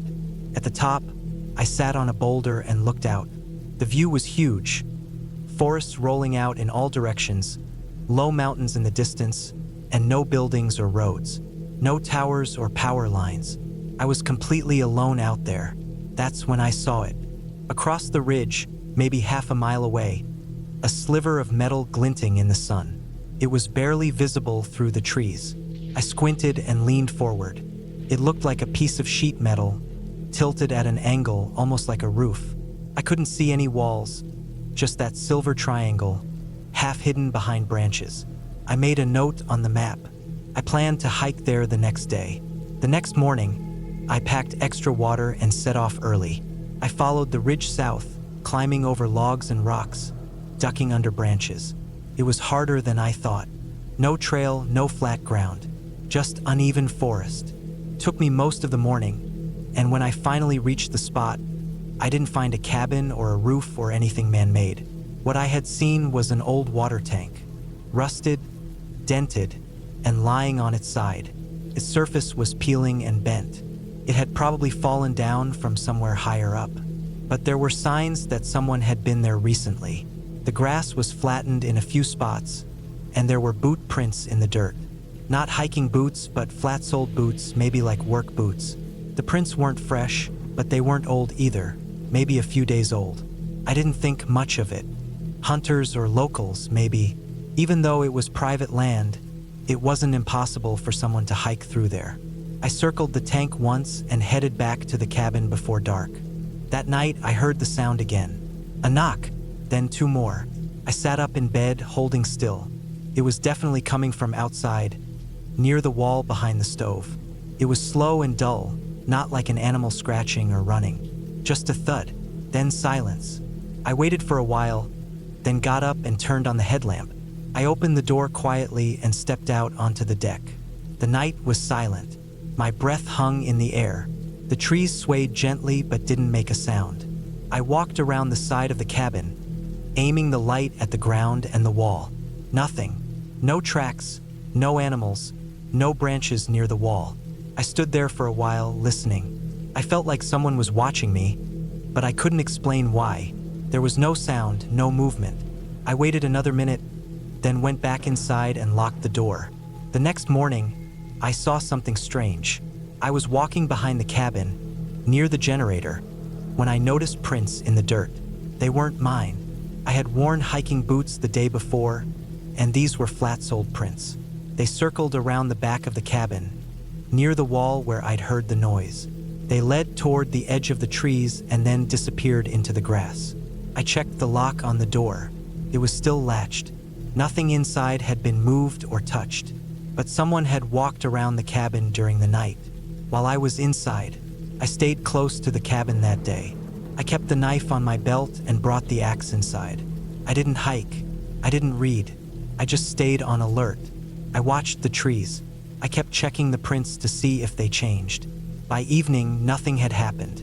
I cooked a quick meal and ate on the deck with one eye on the woods. That night, I didn't sleep much. I left the headlamp on and sat in bed, listening. Around midnight, I heard it again, 3 knocks. Then silence. I didn't move. I didn't get up. I just waited.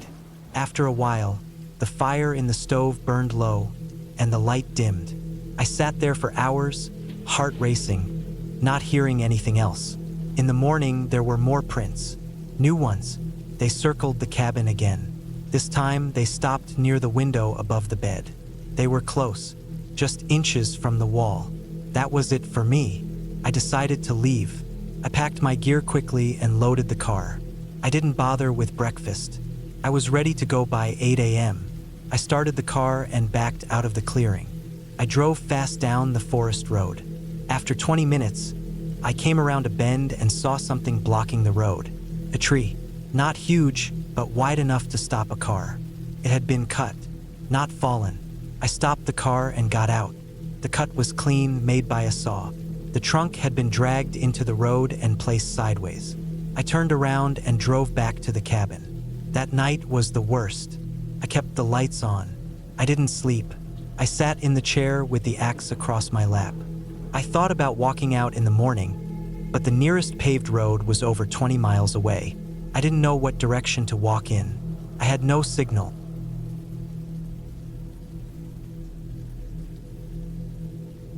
I went to that cabin because I needed to get away. I didn't want to explain anything to anyone. No one knew where I went. That's how I wanted it. No phone, no service, no neighbors. Just me, trees, a lake, and a small wooden cabin I found on a listing site. It was cheap, maybe too cheap, but I didn't care. It had what I needed: distance from the world and a place to think. The road to the cabin was rough. I drove my old truck up a gravel path that got narrower the farther I went. For the last mile, tree branches scraped the sides of the truck. The kind of place where you know nobody comes by mistake. By the time I reached the cabin, it was already past 6 in the evening. The sun was low, painting the lake orange. I stepped out of the truck and stretched. The air smelled like pine and water. The cabin was small, just one room, and it sat right on the edge of the lake. There was a short wooden dock out front, part of it broken and sagging. I went inside. The cabin had a simple layout. One main room with a bed, a small table, a wood stove, a little kitchenette with an old propane burner, and a tiny bathroom with a compost toilet. No shower, just a metal basin and a jug of water. I unpacked a few things and walked out onto the dock with a folding chair. That night, I made a fire in the old stone ring outside. I had brought my own firewood, stacked in the bed of the truck. As I sat by the flames, the night got quiet in a way that's hard to describe. Not peaceful, just empty. The kind of quiet that makes you hear your own breathing louder than you should. I watched the flames until they died down and went inside. That first night, I barely slept. The mattress was hard. There was no electricity, no fan, no hum of anything, just the sounds of the woods, and they were alive. I heard scratching on the roof once, maybe a raccoon. I told myself not to overthink it. I had to keep reminding myself I came here to be alone. This is what alone feels like. In the morning, I made instant coffee with boiled water and sat on the dock again. That's when I first saw the other cabin across the lake. It was barely visible through the trees, just a dark shape at first. I thought maybe it was just a boulder or a tree stump, but when the sun hit it from the right angle, I could see the straight lines, the edges. It was a cabin, a small one, maybe the same size as mine. I hadn't noticed it the night before. It was odd, because the listing said the nearest house was 6 miles away. But there it was. I tried to brush it off. Maybe it was abandoned. Old hunting cabin. I told myself not to let it bother me. Still, I kept glancing over every few minutes. That afternoon, I took a walk around the property. I didn't go far, just enough to stretch my legs and get a sense of the area. The woods were thick, but not impassable. I followed a faint trail behind the cabin that led up a hill. At the top, I could see the lake more clearly. That's when I saw the cabin across the lake again. It wasn't far, maybe a 5-minute paddle across. If I'd had a canoe, I could have gone there easily. It didn't look lived in. No smoke, no signs of life, just a square box among the trees. When I got back to my cabin, I noticed something strange. The folding chair I had left on the dock was now on its side. I hadn't left it like that. There was no wind. I would have heard it if it had blown over. Still, I picked it up, trying not to overthink it. Probably nothing. That night, I sat by the fire again. I couldn't stop looking across the lake. The other cabin sat in the dark, almost invisible now. I thought maybe I'd imagined it. But then, right before I stood up to go inside, I saw it. Just for a second, a flicker of light in the cabin across the lake, like a candle or a flashlight. Then nothing. I didn't sleep much again. I lay there with my eyes open, listening. I kept imagining the sound of footsteps on the dock outside, but nothing came. The night stretched long and slow. The next morning, I went back up the hill. I brought binoculars this time. When I got to the top, I pulled them up and focused on the other cabin. It was definitely real. Old wood siding, a small porch, no glass in the windows, just black squares. But what stopped me cold was what I saw on the porch. There was a chair, a wooden chair not much different than the one I had. And sitting in it was a man. He was facing the lake, facing me. I froze. I kept watching, but he didn't move. I couldn't see details, just the outline of him sitting there, arms on the rests, still as stone. I waited, thinking maybe he'd turn his head. Maybe he'd get up, but he didn't. I lowered the binoculars and backed away. My heartbeat picked up. I told myself it wasn't anything strange. Someone else must be staying out here. Maybe he had been here all along. Maybe he was just out of sight yesterday. But then I thought about the listing again. It said this was private property. No one else for miles. The thought started to crawl into my brain that maybe someone was here who wasn't supposed to be. I didn't go back to the dock that day. I stayed inside, cleaned the stove, read an old paperback I had brought, and listened. I kept the door locked, even though I was in the middle of nowhere. Every few minutes, I peeked through the window. I couldn't see the other cabin from inside, but I kept looking anyway. That night, I heard something move outside. Not just a sound. Movement, leaves crunching, a slow, steady pace. passed by the cabin maybe 20 feet away. I didn't have a gun, just a small hatchet I used for firewood. I held it all night and didn't sleep at all. The next morning, I decided I had to leave. I didn't care about the money I paid for the week. I'd had enough. I packed my things quickly. I put my gear in the truck and turned the key. The truck wouldn't start. I turned the key again. Nothing. Just a low clicking. Battery wasn't dead. It just wouldn't turn over. I sat there in the cab, staring at the trees. I didn't know what to do. I could hike out, but it was at least 6 miles to the nearest road, probably more, and I didn't have a map. I hadn't planned for that. No signal. No one knew where I was. I got out of the truck and opened the hood. I don't know much about engines, but I looked around anyway. Nothing looked out of place. No wires chewed up. No signs of damage. Then I noticed something strange. There were muddy footprints near the driver's side door. Barefoot prints. Large. Toes visible in the dirt. They weren't mine. I always wore boots. They led toward the back of the cabin and disappeared into the woods. I backed up and went inside. I locked the door and pulled the shades. I sat on the bed for hours listening. The sun passed behind the trees and it got darker inside. I didn't light the lantern. I didn't want anyone to see me in there. That night, just after midnight, I heard the footsteps again. Slow, deliberate, crunching leaves, moving from one side of the cabin to the other, then back again, then nothing. At some point, I must have dozed off because I woke up at dawn. My heart was pounding like I had just run a mile. I jumped up and checked the window. On the dock, standing there like he belonged, was the man from the other cabin. He was looking out at the lake, not facing me. I couldn't see his face. He wore a dark jacket, gray pants, no shoes. His feet were muddy. He just stood there, still, watching the water. I didn't move. I didn't breathe. I stood at the window and stared, waiting for him to do something. But he didn't. He stood there for maybe 10 minutes.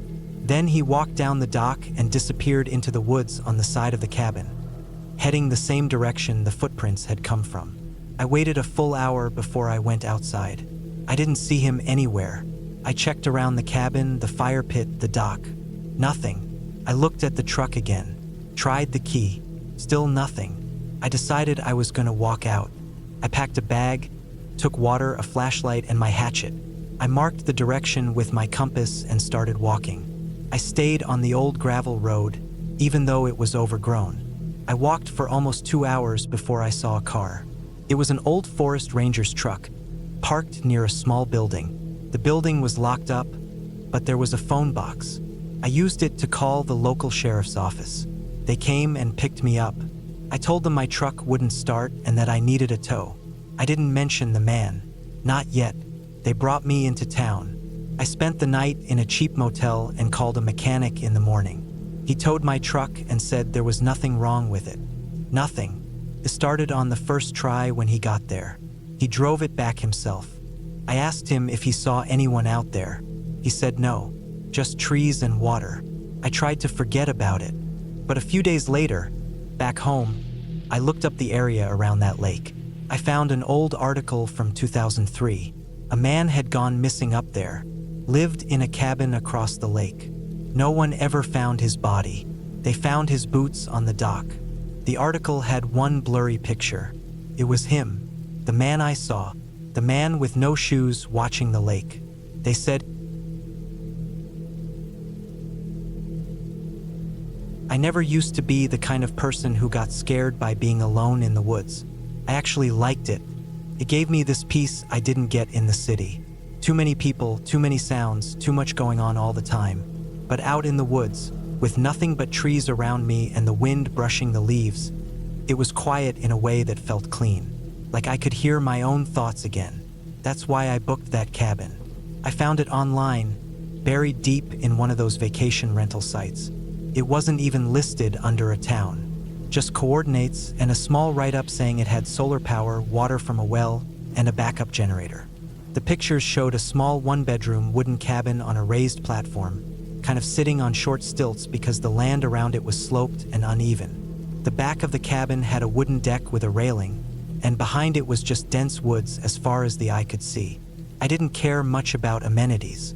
I brought my own food, camping gear, some tools, and a portable heater even though it was already early fall and the temperatures hadn't dropped too low. I also brought a rifle, which I always did when going to remote places. Not for people, at least that wasn't the idea at the time. Just in case of wild animals. Black bears, maybe a cougar, that kind of thing. Took me nearly 6 hours to drive there, the last part of it being on a rocky path that barely qualified as a road. My SUV rattled the whole way. There weren't even signs, just a small red ribbon tied to a dead tree trunk which the cabin's owner said would mark the turnoff. I got there a little after 5 p.m., just as the light was starting to get soft. I was sweating from the drive and hungry, but I remember thinking the place was exactly what I wanted. It was quiet, no cars, no people, no phone signal, nothing but woods. I walked around the place before going inside. The front door had a deadbolt and a normal key lock. The steps were creaky but solid. I noticed right away that the whole cabin was on short, thick stilts about 3 feet high, except on the backside where the hill sloped down and left more space under the frame. The area beneath the cabin was covered with wooden lattice, like crisscrossed slats. From the front, you couldn't see under it at all. But from the back, you could look through the lattice and see some empty space, dirt, and brush underneath. I remember glancing under there and thinking, probably where animals like raccoons go when it rains. Inside was simple. One room with a kitchen area, a bed, a table, and a wood stove. The bathroom was connected in the back and had a small shower and a composting toilet. It all smelled a bit like pine and damp wood. The solar battery light worked. The faucet gave off weak water from the tank. I set my stuff down, opened a can of beans and some jerky, and ate while sitting on the porch. That night, I slept well. The first 3 days were uneventful. I did what I always do when I'm out like that. I hiked during the day, read by lantern at night, chopped some firewood, and just sat and listened to the trees. I kept a journal and took some photos. Everything was normal. On the 4th night, I heard something. I had just turned the solar lights off and gotten into bed. I always sleep light, especially in the woods. Around 2:30 a.m., I heard what sounded like a creak under the cabin. At first, I thought it was just the wood shifting. Old cabins do that. Temperature drops, the frame adjusts, it creaks and groans. But this was a short, sharp creak, like someone had put weight on one of the support beams. Then it stopped. I waited a few minutes, listening hard. I didn't hear anything else. I went back to sleep thinking it was probably a raccoon. The next morning, I walked around the outside of the cabin. I checked for tracks. I found some scuff marks in the dirt under the rear deck near the lattice, but no prints. It looked like something had moved through the underbrush, maybe an animal. The lattice back there looked a bit more crooked than I remembered, but I figured maybe it had always been that way and I hadn't paid attention. I told myself not to overthink it. That night, I heard it again. This time, it was softer, a scraping sound, then a single knock like something tapping against the wood beneath me. I sat up in bed, heart thumping. I turned on my flashlight and waited. Nothing. I stood up, walked to the window, and aimed the beam outside. Still nothing. But I couldn't sleep after that. The next day, I crouched and shined my flashlight under the cabin from the back, pressing my face against the lattice and peeking through. The ground was sloped and uneven under there. The flashlight beam caught on something metal, like a can, maybe. I squinted and tried to move the beam around but couldn't see well through the lattice. That's when I noticed something weird. Part of the lattice on the far backside wasn't nailed in. It had been pulled back slightly like a flap. The nails looked bent. I walked around to that side and crouched. I gave the panel a little tug and it shifted outward. It wasn't attached anymore. I felt a cold drop in my stomach. That part of the lattice had been opened. Not broken by an animal, opened. And when I ducked down and shined the light inside, I saw more stuff. A crushed energy drink can, pair of rolled up socks, and something that looked like a bundle of plastic wrappers. I didn't go in. I just stared. Someone had been under there. Not an animal. Person. The hairs on my arms went straight up. I walked back around and went inside. Locked the door. Sat down. Tried to think. My first instinct was that maybe someone had passed through and taken shelter. A hunter, maybe, or a lost hiker. Maybe they'd crawled under there and spent a night, left some trash, and moved on. That had to be it, right? But something about it felt wrong. I decided I was going to stay one more night, but I loaded the rifle. I kept it right by the bed. I figured if anything else happened, I'd be ready. I didn't sleep at all that night. At 3:12 a.m., I heard a thump directly under me. I stayed still in bed, holding the rifle in my lap. The thump was followed by a dragging sound, then silence. I sat like that for over an hour. When morning came, I didn't wait. I packed my things, loaded up the SUV, and took one last look at the cabin. But before I left, I went around back again. I pulled that loose panel aside completely. I got on my stomach, aimed the flashlight under the cabin, and looked deeper this time. And what I saw stopped me cold. There was a sleeping bag under there, a blue one half-zipped, and inside it was a flattened pillow, and next to it was a small stack of food wrappers, all the kind you'd find in a gas station: trail mix, chips, beef jerky. I could see a small area that had been cleared of dirt, where someone had obviously been laying. There were footprints in the dry soil, not boot prints, bare feet. Someone had been living under the cabin, not just for a night, for days, maybe longer, and I had been sleeping right above them. I backed away, heart hammering. My breathing felt short and fast. I stood up and walked quickly to my car, slammed the door shut, and started the engine. The tires spun a bit in the dirt before gripping. I didn't look back. I drove all the way to the nearest gas station, about 45 minutes away. I parked and just sat there for a while. Eventually, I went inside and asked the cashier if there was a local sheriff or ranger station. He pointed me down the road. I went straight there and filed a report. Gave them the address, coordinates, everything. I told them someone had been living under the cabin and I thought it was a squatter or maybe someone dangerous. I showed them the photos I'd taken of the sleeping bag and wrappers. They took it seriously. 2 days later, I got a call. They found signs of a camp under the cabin, but no one was there. Whoever it was had packed up and vanished. There were cigarette butts, a small pile of batteries, and a notebook with a few torn-out pages. The rest was just trash and dirt. They said they'd keep an eye on the area. I never went back. No return address. Just a plain envelope slipped into my mailbox at my apartment in the city. Inside was a folded piece of paper with one line: asterisk, you sleep heavy. I don't. Asterisk. That was it. No name. No explanation. My skin went cold. I moved apartments 2 weeks later. I started locking every window, even in broad daylight. I bought cameras, motion lights. I never went into the woods alone again. I still don't know how long that person was under the cabin. I don't know what they wanted. I don't know if they meant to hurt me or just needed shelter. But the thought that I was cooking, sleeping, living right above them without knowing, it still messes with my head.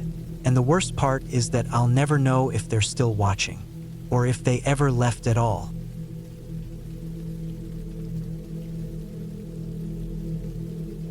Started because I needed to be alone for a while. I wasn't going through anything dramatic. Nothing tragic had happened. I wasn't trying to escape the world or run from something. I just needed quiet, real quiet. I'd been living in the city for too long, and everything about it had started to feel loud, crowded, and artificial. My job was fully remote and I had some time off built up. So I thought maybe I could spend 2 or 3 weeks somewhere quiet, away from phones, traffic, neighbors, emails, and everything else that was pulling at me every second of the day. I didn't want to stay in a popular vacation spot. I didn't want to see other people, not even in passing. I wanted isolation. I started looking through listings online. The popular places on Airbnb were too fancy, too curated, too close to towns or other people's houses. I found one ad on an old classified site where people posted things like used furniture or side jobs. Someone had posted a listing for a small wooden cabin up in the mountains, 2 hours north of where I lived. The pictures were low quality and there were only 3 of them. One of the outside, one of a narrow kitchen, and one of a mattress on the floor.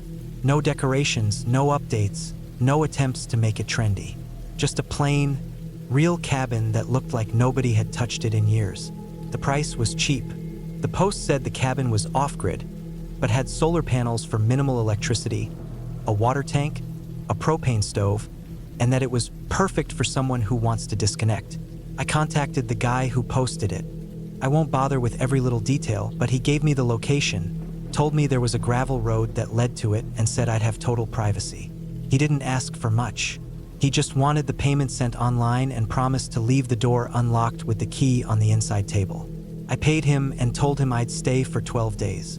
I packed everything I needed: dry food, canned stuff, some fresh fruit, a battery pack for emergencies, my laptop just in case, and a bag of clothes.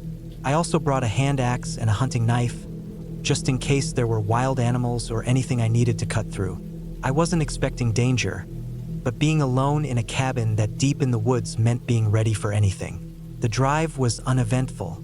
After leaving the last small town, it took about 40 minutes of winding roads to get to the gravel turnoff he described. It wasn't really a road. It was just a path wide enough for a car, full of potholes and loose rocks, with tall grass brushing the sides. I drove slow, trying not to blow a tire. I had no signal up there, and if something happened, I'd be stuck walking back miles to find help. After a long, bumpy stretch, I finally saw it. The cabin was smaller than I expected. One story, made of rough, grayed wood, with a slanted roof and a small overhang above the door. No porch, no fencing, no welcome mat, just a wooden rectangle standing alone among the trees, with nothing around it but forest in every direction. There were no signs of recent activity. No tire tracks, no footprints, no trash, nothing. It felt like I was the first person to stand in front of it in years. I stepped inside and the air felt stale, like it hadn't been moved in a long time. There were two small windows, one in the kitchen and one in what I guess you'd call the bedroom, but both were covered with old, dusty curtains. There was one table, one chair, a small counter with a sink, a propane stove, a tiny fridge connected to the solar panels, and a twin-size mattress on the floor in the corner. There was a basic bathroom in the back with a water tank above it, like an old-style gravity-fed system. It was primitive, but it was clean. I liked that. I didn't want comfort. I wanted silence, and I got it. The first day was peaceful. I unpacked my bag, wiped down the counters, opened the windows to let fresh air in, and walked around outside to get my bearings. The trees around the cabin were thick and dense. Tall pines, mixed with a few others I didn't recognize. There was no path behind the cabin, no trail, no signs of any kind of clearing. Just more trees. I didn't see any animals except for a few birds and squirrels. That night was the quietest I'd ever experienced. No sirens, no cars, no voices, not even crickets. Just absolute silence, like the world had been turned off. I laid on the mattress in the dark, staring at the ceiling, and felt the weight of the silence pressing down on me. I thought I'd love it, but it actually made me a little uneasy. There's something about total silence that makes you hyper-aware of every little sound. And eventually, you start wondering if you're really alone. I heard something outside around 2 a.m. It wasn't loud, just a light, fast shuffling noise, like something moving across the dirt and leaves outside the cabin. I held my breath and listened. Nothing, just silence again. I waited, still nothing. I told myself it was probably a deer or a raccoon, something harmless. I didn't go look. I didn't want to go outside in the dark. I stayed in bed, eventually drifted off and told myself not to overthink it. The second day was calm. I chopped some wood for the stove, made coffee, and went on a short walk into the trees behind the cabin. I didn't go far. I didn't want to get turned around without a path to follow. I noticed there weren't many birds, though, or really any wildlife sounds at all. It was strange. Usually the woods are alive with sound, insects, birds, wind, something. But these woods felt dead, still, like everything was holding its breath. I brushed it off. Maybe I just wasn't used to this type of forest. That night I heard the noise again, this time closer to the cabin. It was that same light movement, like someone or something stepping lightly through leaves. Then I heard a soft thump, just one, like something tapped the side of the cabin wall. Then silence. I didn't sleep well that night. I stayed awake for a long time, trying to convince myself it was just an animal. but something about it felt deliberate, controlled. On the third day, I noticed something that made my stomach tighten. There were boot prints in the dirt behind the cabin. Not mine. I followed my own footprints out to the trees, but these were separate, going around the back of the cabin and stopping by the small window in the bathroom. They weren't deep prints, which meant they were recent. The dirt was dry that morning, so whoever made them had come by sometime after I went to bed the night before. I stood there for a long time, looking at those prints, trying to make sense of them. I was miles from the nearest town, deep in a forest, with no trail or road nearby. Who the hell would be out here walking around someone else's cabin in the middle of the night? And why stop at the bathroom window? I checked the window. It was latched from the inside. I double-checked all the other windows and the door. Everything was secure. I told myself maybe it was the guy who rented me the cabin. Maybe he was just checking on the place. But why not knock? Why sneak around at night? I didn't have any cell signal, so I couldn't call anyone. I had my knife and the axe. That night, I kept both next to my bed. I didn't light any candles or turn on any lights. I sat in the dark and waited. Around 3 a.m., I heard it again. This time, the footsteps were slower. I could hear them circling the cabin. They paused at the back window.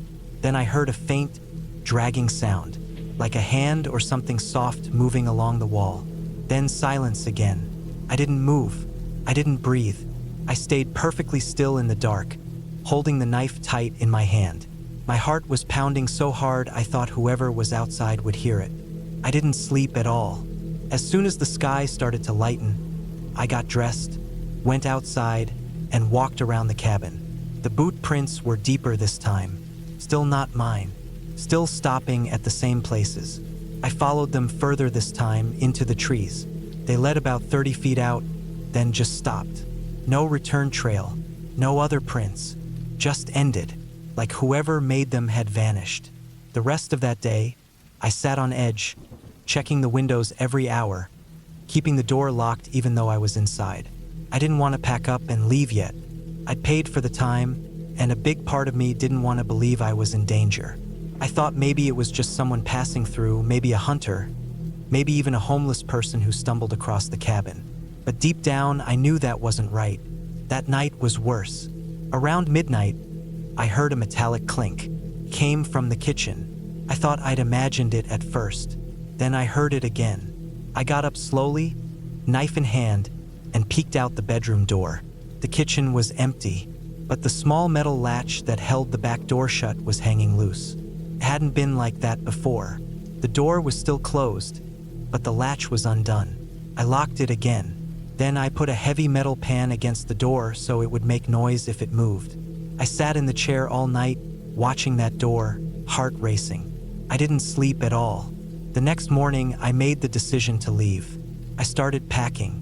I got everything into the car by noon. I didn't clean up. I didn't look back. I just drove. It took almost an hour to get back to the paved road. When I got back to the highway, I finally checked my phone. Still no signal. I kept driving until I reached a...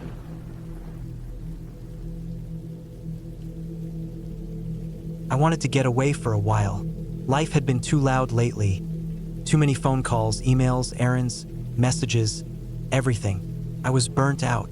I needed somewhere quiet, with no one around, just nature and nothing else. So I booked a small off-grid cabin I found online. It was about 5 hours away from where I lived, deep into a forested mountain range I'd never been to before. The pictures showed a wooden cabin with a small porch, no neighbors, and a lake about a 10-minute walk downhill. There was no cell service, no internet, no power lines nearby. The listing said it had solar panels, a well, a wood stove, and an outhouse behind the trees. That was fine for me. I just wanted to disappear for a week. Be alone. Think clearly. Let my mind slow down. I arrived around 4 in the afternoon. The last part of the drive was rough.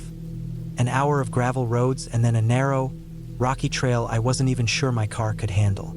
The trees got thicker and thicker as I went farther. My GPS stopped working halfway into the drive. I had a printed map, though, which helped. The road was surrounded by nothing but pine trees and the occasional clearing with ferns and moss.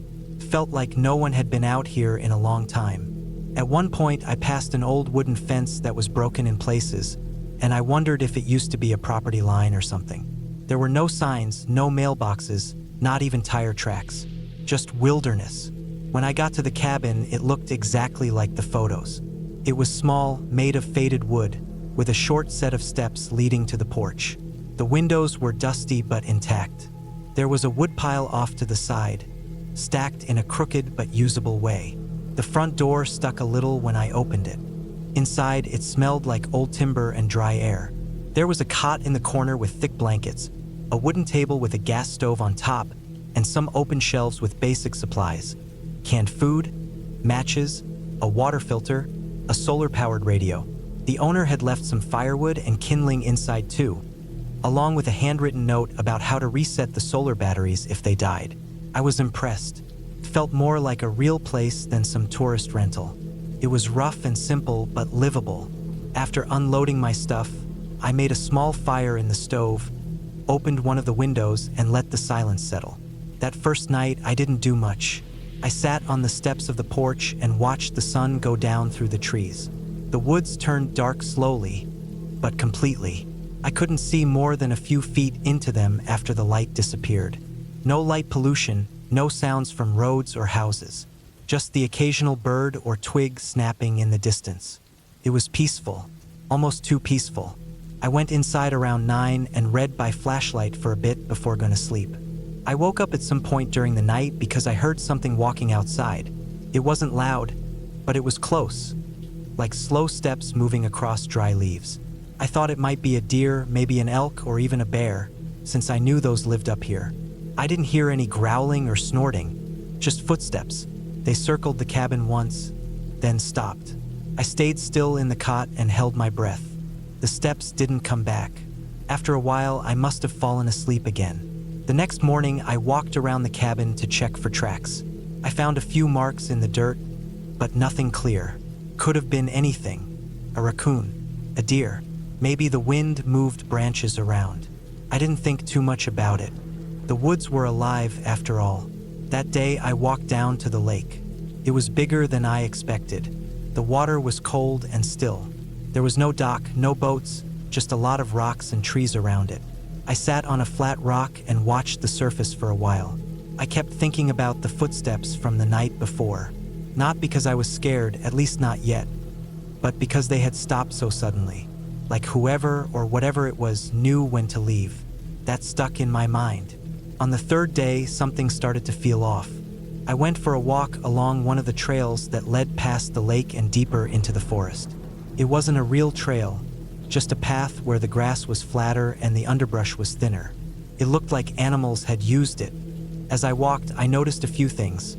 Small piles of sticks in weird shapes, an old tarp caught in the branches of a tree, and at one point what looked like a rusted tin can nailed to a tree trunk.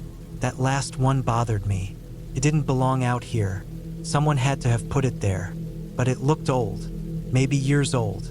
I kept walking, but I felt a little uneasy. Then I noticed something that made me stop. About 30 feet off the trail, hidden behind some ferns and branches, I saw a structure.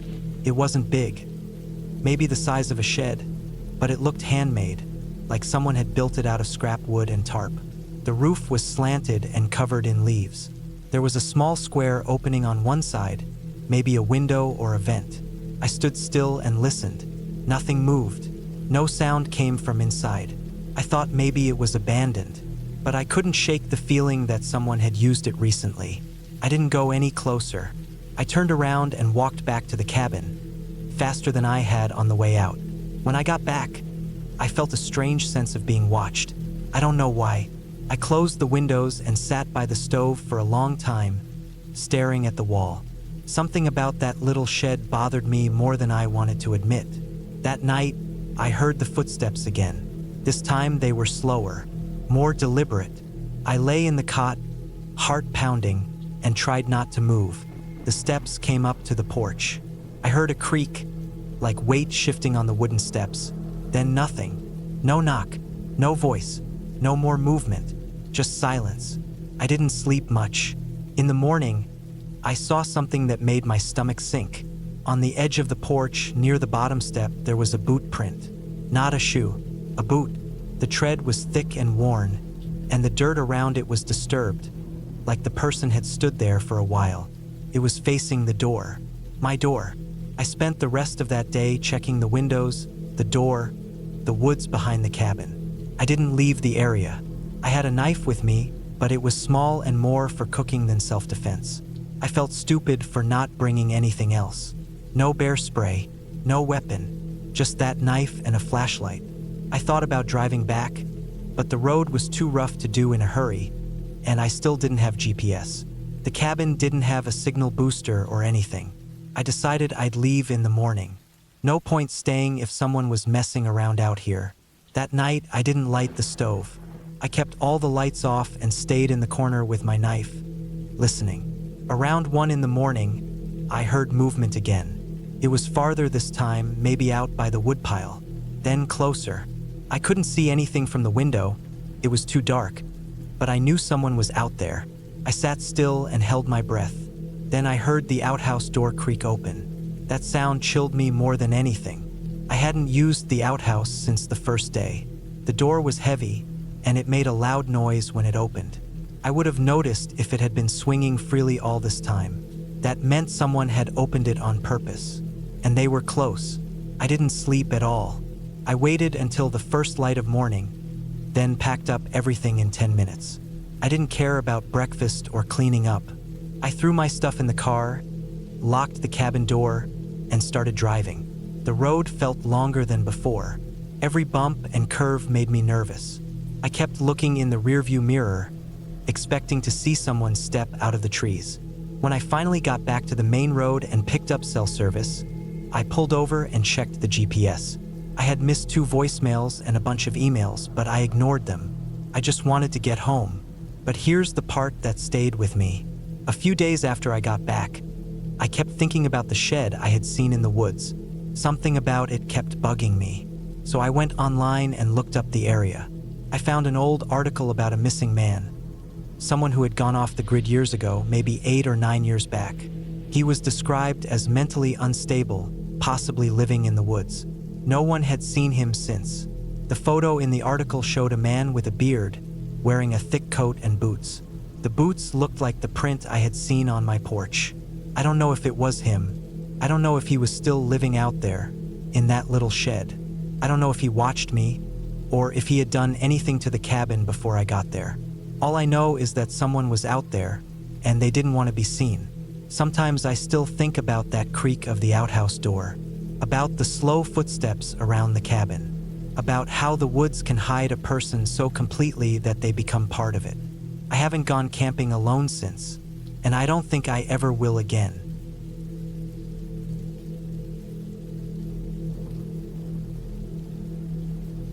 I had been feeling burned out from work for months. Everything felt too loud, too fast, and too crowded. I needed to disconnect. I needed something quiet, slow, and away from people. I started looking for cabins online and found one that seemed perfect. It was listed as off-grid and secluded, tucked in the middle of a dense forest in northern Montana. The photos showed a simple wooden structure with a fireplace, a bed, a small kitchen, and a front porch that looked out over trees that went on forever. The place didn't have Wi-Fi or phone service, but it had solar panels and a backup generator. That was enough for me. I booked it for 8 nights. The owner sent me a long email with directions, a warning about wildlife, and instructions for the generator. I printed them all out and put them in my glove box. I packed heavy clothes, simple food I could cook, a bunch of water jugs, some tools, and a few books. I also brought a small axe, a hunting knife, and my old .38 revolver. Not because I expected to use them, but because I was going to be out in the woods alone. It made me feel safer just knowing I had them. The drive took 2 days. I stayed 1 night in a motel in Missoula, then got back on the road early. The last 30 miles were on gravel roads that went deeper and deeper into forested hills. There were no signs, no other cars, and no phone service.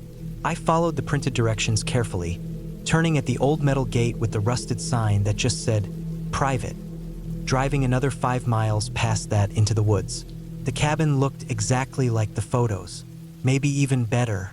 It sat at the edge of a clearing, surrounded by tall pines, with no other structure or road in sight. The air smelled like cold earth and pine needles.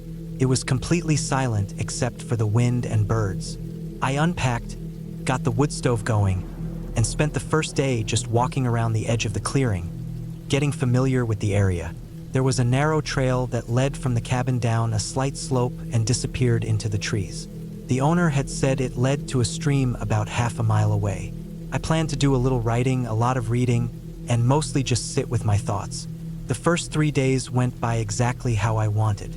I stayed close to the cabin, cooked on the propane stove, went for short walks in the woods, and read in the chair by the fireplace at night. I kept the revolver in a drawer next to the bed but never needed to touch it. The problems started on the 4th day. It began with small things. I noticed muddy footprints on the wooden porch in the morning. I thought maybe a deer had come close to the cabin during the night. I saw a couple of large tracks in the dirt near the steps, but I wasn't sure what they were. Bigger than a deer. Could have been a moose or maybe even a bear. I made a note to keep my food sealed and inside. I already had it stored in a cooler in the kitchen, but I moved it further inside and shut all the windows. That night, around 2 a.m., I woke up to a noise. It wasn't loud, more like a dull thump. I stayed still and listened. It happened again, like someone dropping something heavy on the porch. I sat up, heart racing. I grabbed the flashlight and the revolver and tiptoed to the window. I moved the curtain just enough to look out. I couldn't see anything. It was pitch black, and the front porch light was off. I didn't want to turn on any lights and give away my position. I waited for maybe 20 minutes, just listening. There were no more sounds. Eventually, I got back into bed, but I didn't really sleep. The next morning, I checked the porch again. This time, there were more footprints. Bare feet, not animal, human. Big, muddy prints that went from the stairs to the front window and then back down again. They weren't mine. I hadn't gone outside barefoot, and these were clearly fresh, pressed into the wet mud like someone had been standing right at the window in the middle of the night. I stood there staring at the prints for a long time. My stomach felt tight. I didn't know what to do. I checked the lock on the door, checked all the windows, then walked around the cabin in a wide circle. I didn't find anything else, no trash, no markings, nothing broken. But I couldn't shake the feeling that someone had been watching me. That day, I didn't go for a walk. I stayed inside. I kept the revolver on the table next to me the whole time. Every time I heard a sound, a bird flapping its wings, a branch falling from a tree, my body tensed up. I tried to read, but I couldn't focus on anything. I kept getting up to look out the window. That night, I locked the door, closed all the curtains, turned off all the lights, and sat on the floor with my back to the wall. I held the revolver in my lap and waited. Around 3 a.m., I heard it again. This time, the sound was clearer. It wasn't just a thump. It was a creak, like someone stepping slowly across the porch. I held my breath. My ears were sharp and alert, every little shift of the wood making my fingers tighten around the grip of the gun. Then, a soft tapping on the window. 3 quick taps, then silence. I didn't move. I didn't even breathe. My heart was beating so loud I was sure whoever was outside could hear it. I stayed frozen for what felt like an hour. Eventually, the sun came up. I waited until full daylight before I moved. I opened the curtain a crack and looked out. Nothing. I stepped outside, slowly, gun in hand. The footprints were there again. Same bare feet. This time they went all the way around the cabin. Someone had circled the entire place in the middle of the night. That morning I made the decision to leave. I packed everything fast. I was done. I didn't care about the money I'd spent or the groceries I still had. I shoved things into bags, locked up, and started driving back the way I came. About 4 miles down the gravel road, I saw something that made me slam the brakes. A tree had fallen across the path. A huge pine, too heavy for me to move alone. It hadn't been there when I came in. The branches were freshly broken, and the base looked like it had been cut. Not snapped by wind, but sawed roughly. I got out and looked closer. There were marks in the dirt like someone had dragged the trunk across the road. I turned around, heart pounding. I would go back to the cabin, grab the axe, and try to chop a path through. I drove back fast, gravel flying under the tires. I made it to the clearing and skidded to a stop. The front door was open. I swear I had locked it. I know I had. I left the engine running, gun in hand, and walked to the door. The cabin was empty, but everything had been moved around. My bags were opened. My food cooler was empty. The drawer where I kept the revolver was open too, even though the gun was with me. Someone had been inside. I didn't know what else to do. I couldn't leave unless I cleared the road, but I didn't feel safe staying there. I grabbed the axe and a small saw from the shed and started walking back toward the blocked road. I figured I could at least start cutting through it. Maybe after clearing enough of the branches, I could drive over the stump or around it. It took hours. The wood was thick, and I was out of breath fast. I kept stopping to look over my shoulder.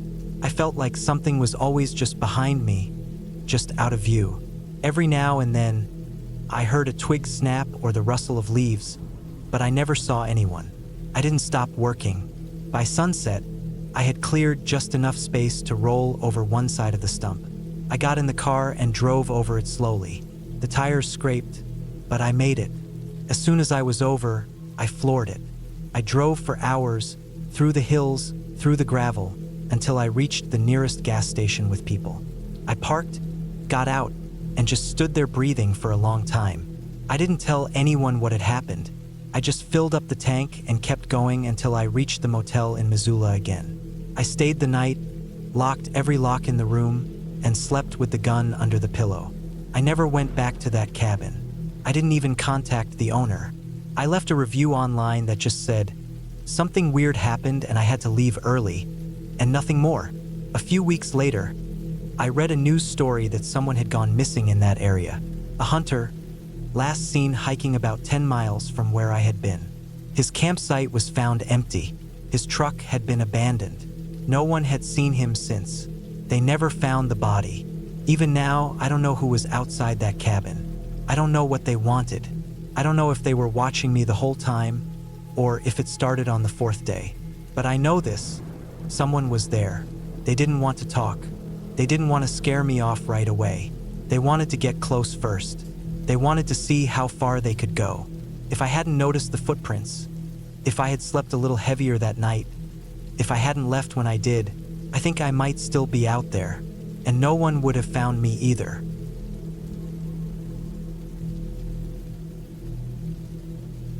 It started because I needed to get away. Not in some dramatic, emotional way, nothing like a breakup or a death in the family. I just needed to be alone for a while. I had been working from home for more than a year straight, staring at screens, dealing with online meetings, and listening to constant city noise outside my apartment window. My head buzzed all the time.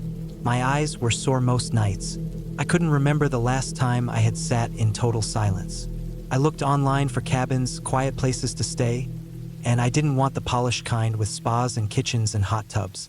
I didn't care about the design or the views.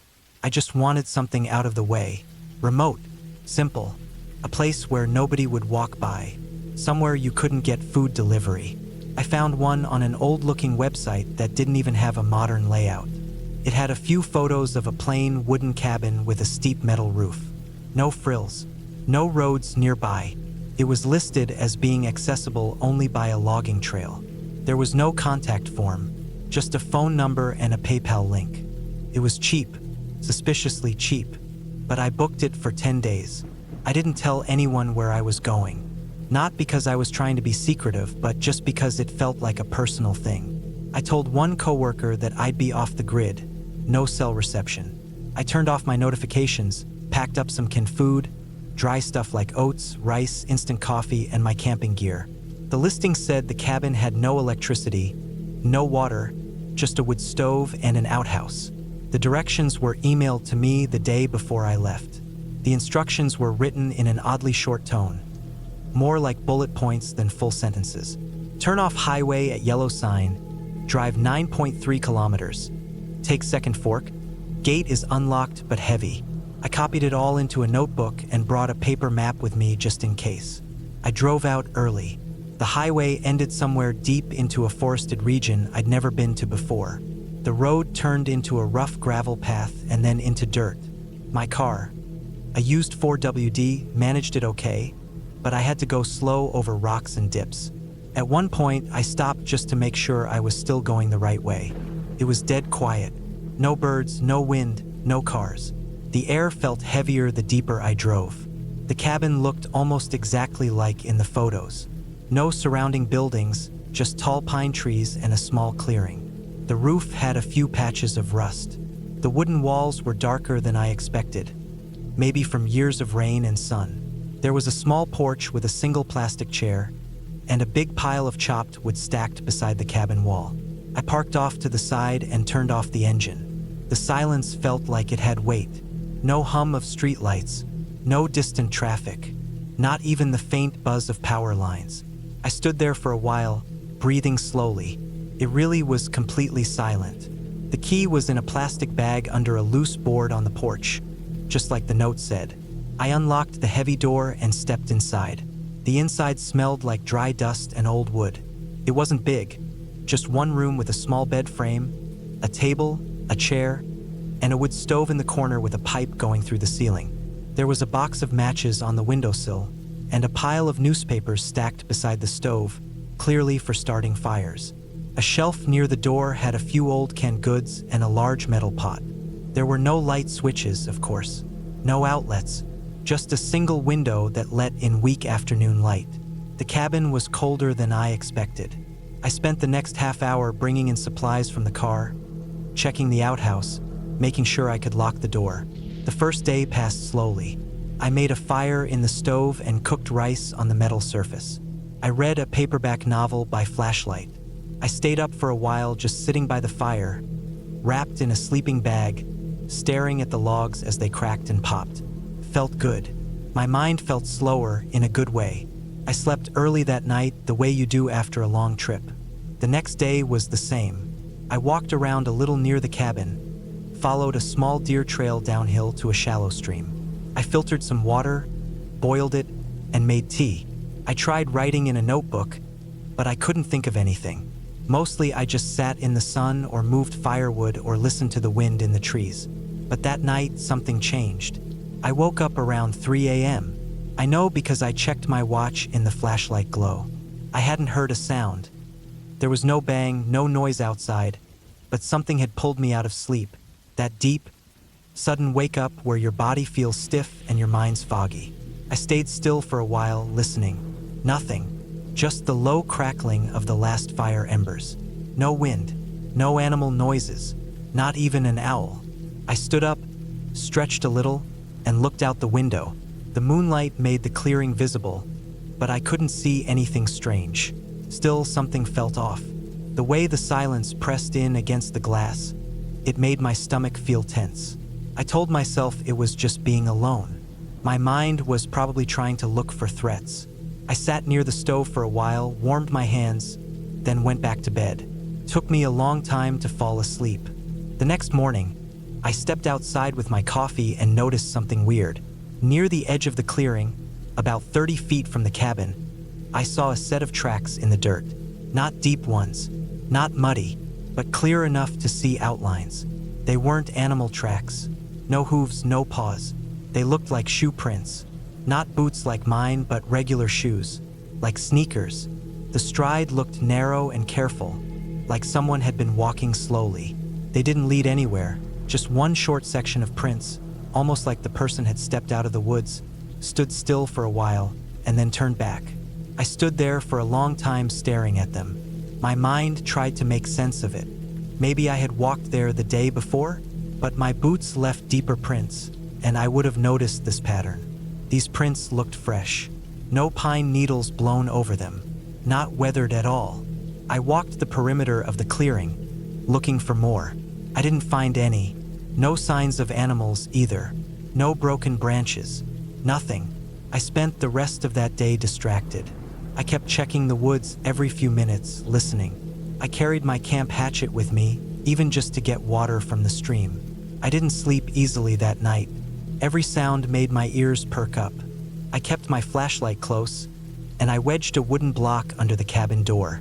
The next morning, the prints were gone. Or more like, they had been disturbed.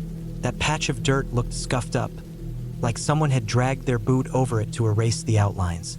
That made my chest tighten. I hadn't done that. I was sure. I didn't want to jump to conclusions. I kept telling myself it could be kids, or a hiker, or even someone maintaining the property. But it didn't make sense. There were no other cabins nearby, no tire marks, no sign that anyone had been out here in a long time. By the 5th day, I had stopped enjoying myself. I was tired. The silence didn't feel peaceful anymore. It felt oppressive, like something was out there, just far enough away that I couldn't see it, but close enough to be watching. I checked the lock 3 times every night. I started sleeping with my back to the wall and my sleeping bag unzipped so I could move quickly if I needed to. That night, I heard it. Around midnight, I was dozing lightly when I heard the sound of wood creaking outside. Not branches, not trees in the wind, the kind of creak you hear when someone steps on a loose wooden board. My ears rang from how hard I was straining to hear more. Then I heard a quiet thump, like a soft step on the porch. Then another. I sat up slowly and picked up my flashlight. I didn't turn it on yet. I just sat still, listening, my heart pounding so hard I could feel it in my throat. Then the doorknob turned, just once, a soft jiggle. I didn't move. I didn't breathe. The wooden block I had wedged under the door held. I waited maybe for 2 full minutes. Nothing. Then I heard the porch boards creak again. Fainter now. Then silence. I sat there in the dark until morning. When the sun finally came through the trees, I stepped outside. There were fresh prints again. This time on the porch. Clearer than before. Definitely sneakers. Size maybe 9 or 10. They came from the trail that led into the woods. They stopped right at the door, and then went back. I knew I had to leave. I packed everything by 9 a.m. I didn't even eat. I tossed gear in the car, didn't care about organizing. My hands were shaking when I turned the key in the ignition. The car didn't start right away. I tried again. Nothing. The engine clicked but didn't turn over. I froze, staring at the dashboard. I got out and popped the hood. I'm not good with engines, but I checked the battery cables. They looked fine. I checked fuel lines, fuses. Nothing obviously wrong. I tried again. No luck. I sat in the car for a long time, thinking, panicking. The forest felt like it was closing in. I decided to walk. I took my pack, the hatchet, a flashlight, and some energy bars. I locked the car, even though it felt pointless, and started walking.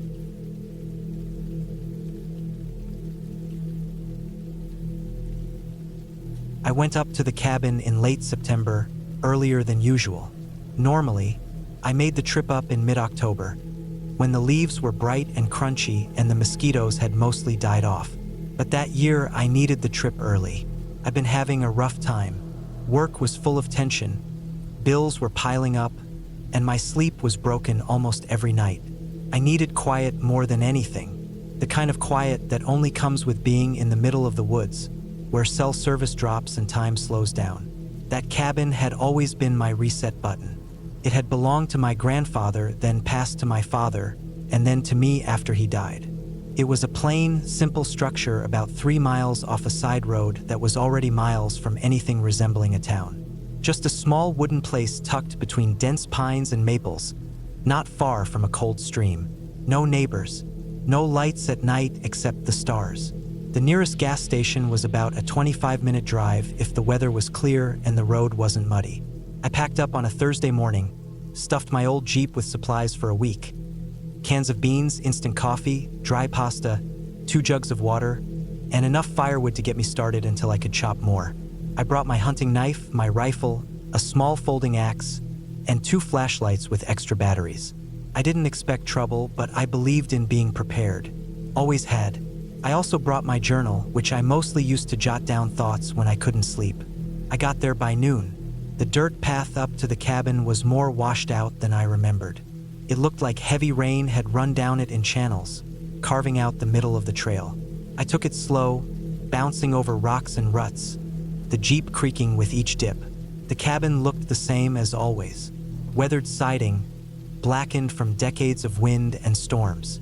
A rusty metal chimney stuck out from the roof, and a stack of old split logs sat beside the door. I stepped out, stretched my legs, and breathed in the sharp pine smell I'd missed all year. Felt good, peaceful, like someone pressing pause on everything back in the real world. I unlocked the door, which stuck a little at the bottom like it always did, and stepped inside. Dust floated in the light slicing through the one small window. Everything was just how I'd left it last year. The metal-framed bed, the cracked leather chair, the little table with the gas lamp, the shelves of canned food and worn-out books.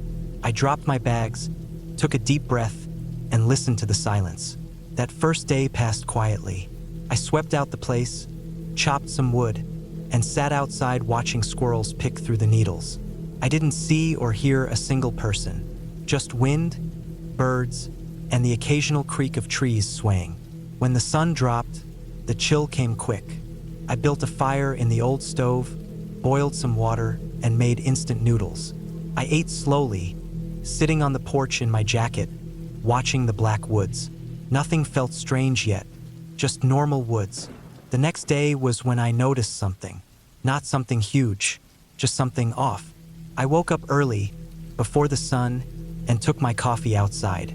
The air was cold, and fog sat low around the trees. I noticed right away that there were boot prints near the tree line. At first, I thought they were mine. I'd walked back there yesterday to gather some pine kindling, but the prints were deeper than mine, heavier, wider, and they weren't leading in a circle like someone just scouting around.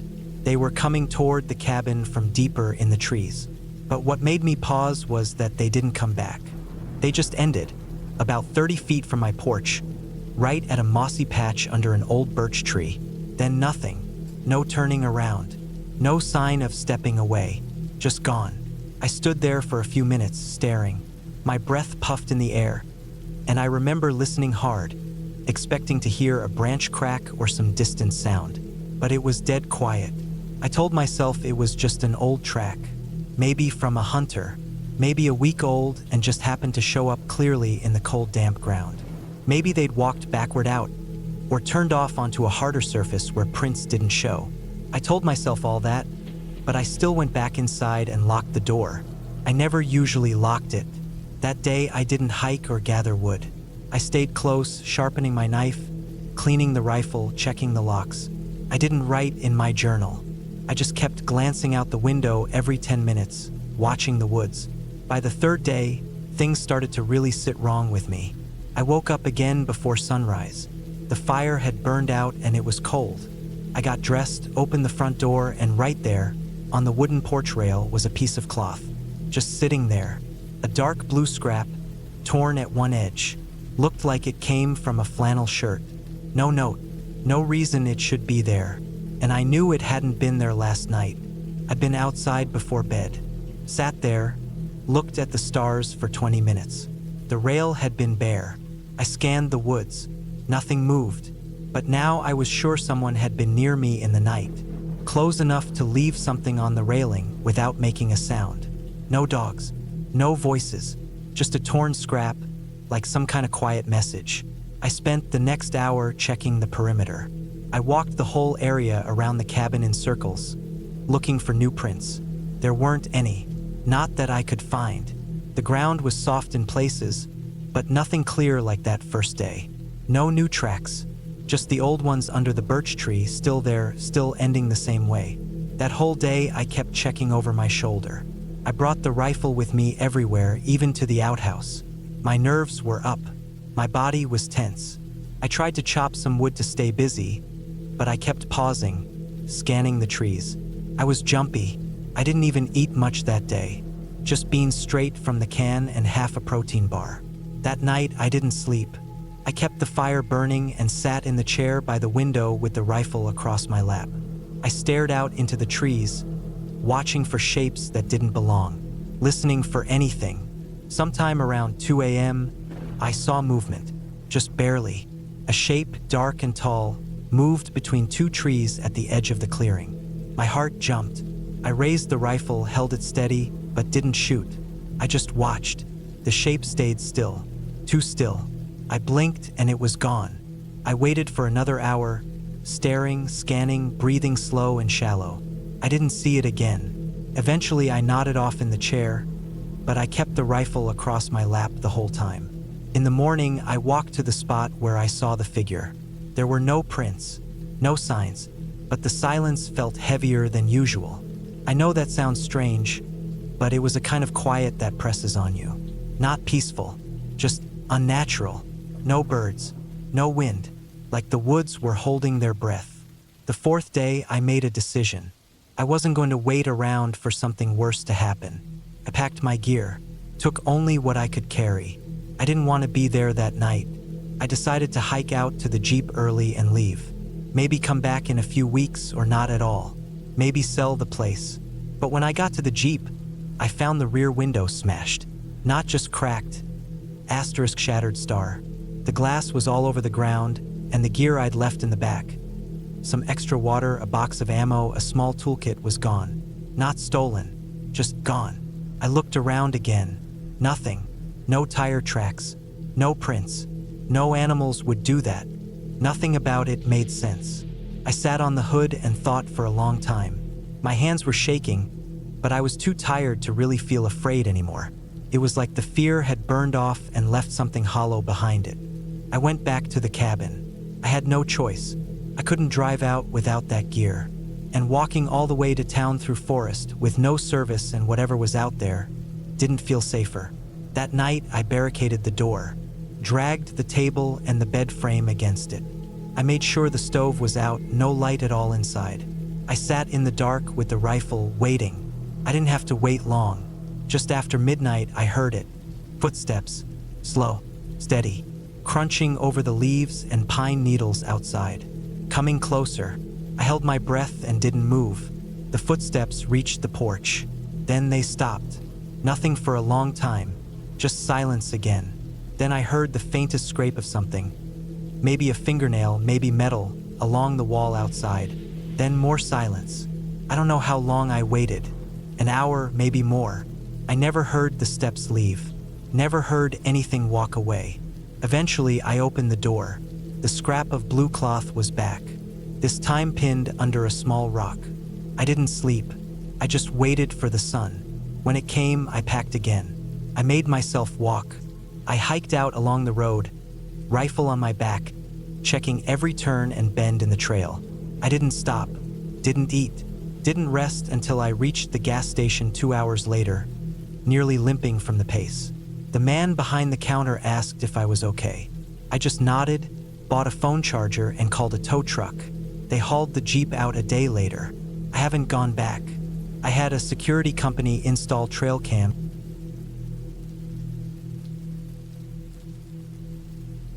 I didn't grow up loving the outdoors, but as I got older, I started looking for peace in quiet places. Cities started to feel too loud. I got tired of traffic.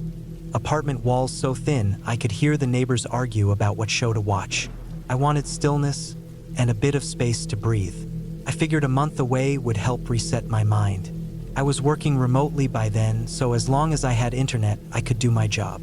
A friend of mine knew a guy who owned a cabin up north, close to the Canadian border.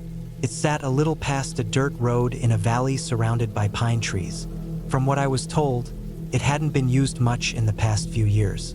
It had no neighbors nearby, just woods in all directions. I jumped at the chance.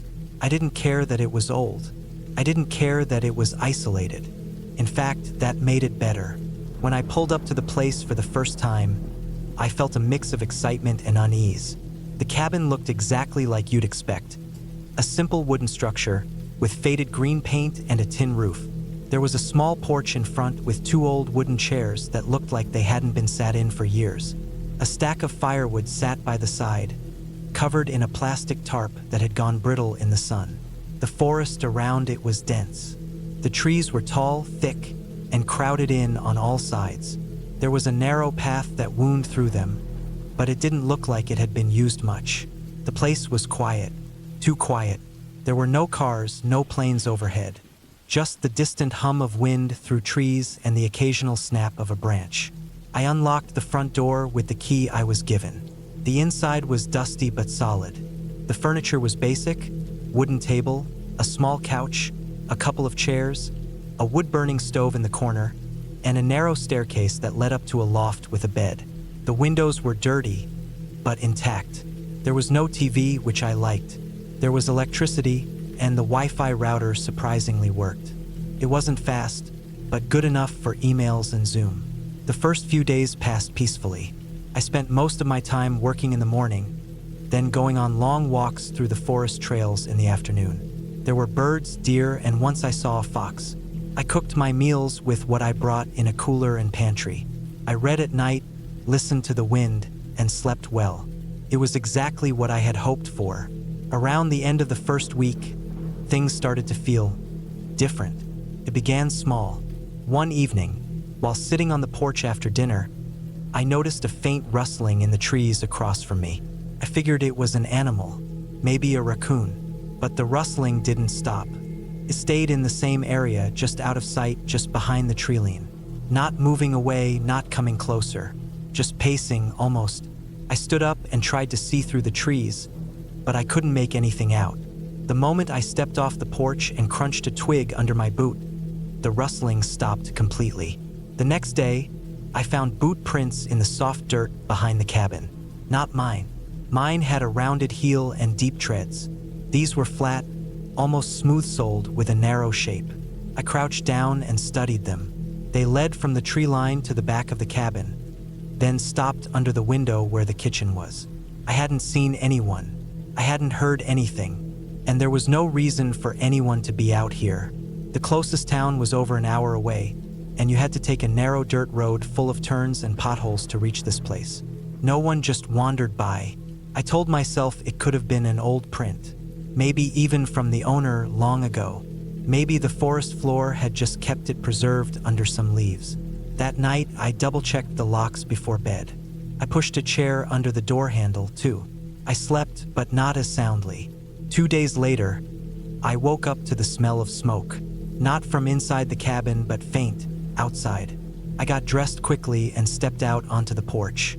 The air was hazy, and I caught a thin trail of smoke rising from the woods about 50 yards away, to the east. I thought maybe a small campfire had been made. I followed the smell, walking slowly between trees. I didn't bring anything with me. I don't know why. I guess I thought I'd find an old fire pit or something harmless. But I didn't find a pit. I found a patch of blackened earth where someone had clearly burned something. Bits of paper had half melted. Some metal hinges were left behind, like from a small box. There were also bones. Small, not human. Maybe a rabbit. But it was the boot print near it that got to me. The same narrow sole I saw before. The dirt was fresh. I touched it, still warm. I backed away slowly, turned, and walked back to the cabin without looking behind me. Once inside, I locked the door and closed all the curtains. I didn't unpack anything new after that. I kept my shoes on all the time, even while indoors. A few nights later, I heard something tap against the side of the cabin. Just once. Then again a minute later. It was past midnight. I had been reading. I froze and listened. Another tap, then two in quick succession. It sounded like someone tossing small pebbles against the wall. I waited, holding my breath, then silence. I turned off all the lights and crept up to the loft, where I could peek through the upstairs window toward the side of the cabin. I could just barely make out movement, like someone ducking behind the trees. I waited another 5 minutes, heart pounding, before going back down and staying awake the rest of the night. I started thinking maybe someone was living out here. Some hermit or squatter who didn't like that I had come back. Maybe they thought this place was abandoned. I tried to rationalize it that way. I told myself that if I just minded my business, they'd leave me alone. But I couldn't relax anymore. I stopped taking walks. I stayed indoors unless I had to go out to bring in firewood. It got worse when I started finding things moved. I had a small toolbox I kept under the sink. One morning, the hammer was gone. I found it later near the edge of the porch, lying on the ground. A kitchen knife was missing the day after that. I hadn't taken it out. I was sure of that. I searched every drawer. I never found it. I started sleeping during the day and staying up at night. I sat in the dark with the lights off and looked out the windows. I watched the tree line, listening. The nights were cold, even in spring, but I didn't light the fireplace anymore. I didn't want the light to show I was awake. On the 23rd day, I was outside briefly, trying to connect the satellite internet again. It had gone out after a storm the day before. I heard a branch snap behind me and turned fast, but no one was there. I spun around again and caught a glimpse of someone stepping behind a tree. Not far, maybe 40 feet away. They were tall, thin, wearing dark clothes. No face I could see, just a shape. I didn't say a word. I didn't move. I just stood there, heart hammering, staring at the space where they had been. After a few seconds, I backed up slowly toward the cabin and went inside. I locked everything, pulled down the blinds, sat on the floor holding a fireplace poker in my lap. I didn't call the police. I didn't even have a signal. And by the time I did get it back, I didn't even know what I'd say. That I saw someone for half a second? That they moved things but never came inside? On the 27th day, I found a message, scratched into the side of the cabin, just beside the back window. It wasn't there the day before. For words, carved with something sharp. I know you're alone. That was it. No signature, no sign of who did it. Just those words, and long scratch marks trailing underneath. That night, I didn't sleep at all. I sat at the window with a flashlight in my lap and a knife from the kitchen. One of the last ones I had. I don't remember drifting off, but I must have for a short time. When I woke, it was just before sunrise. Cold air came in through a crack in the window I hadn't noticed before. I stood up, walked to the window, and saw something nailed to a tree just at the edge of the clearing. A photo. I put on my coat and boots and walked out slowly. It was a printed photo, nailed with a rusty tack into the bark. It was a picture of me, sitting on the porch from 3 days earlier. A zoomed-in shot, slightly blurry, but unmistakable. I looked exactly like I had that day. Same clothes, same posture. I took it down and didn't go back inside. I packed everything I could into my car. Left food, supplies, didn't care. I drove straight down that dirt road, never stopping, even when I saw movement in the trees again as I left. I drove until I reached cell service. I kept driving all the way back to the city. I never went back for the rest of my stuff. I told my friend to tell the owner that something was wrong out there, that maybe someone was using it when no one knew. But I didn't want to file a report. I didn't want to explain. What would I even say? There was no solid proof of anything. Just fear, scratches, and a photo I tore up and threw in a gas station trash bin on the way home. It's been months now. I live in a small apartment again, near the street, near noise, near people. I keep the curtains closed. I check the locks twice every night. I still wake up sometimes thinking I hear tapping.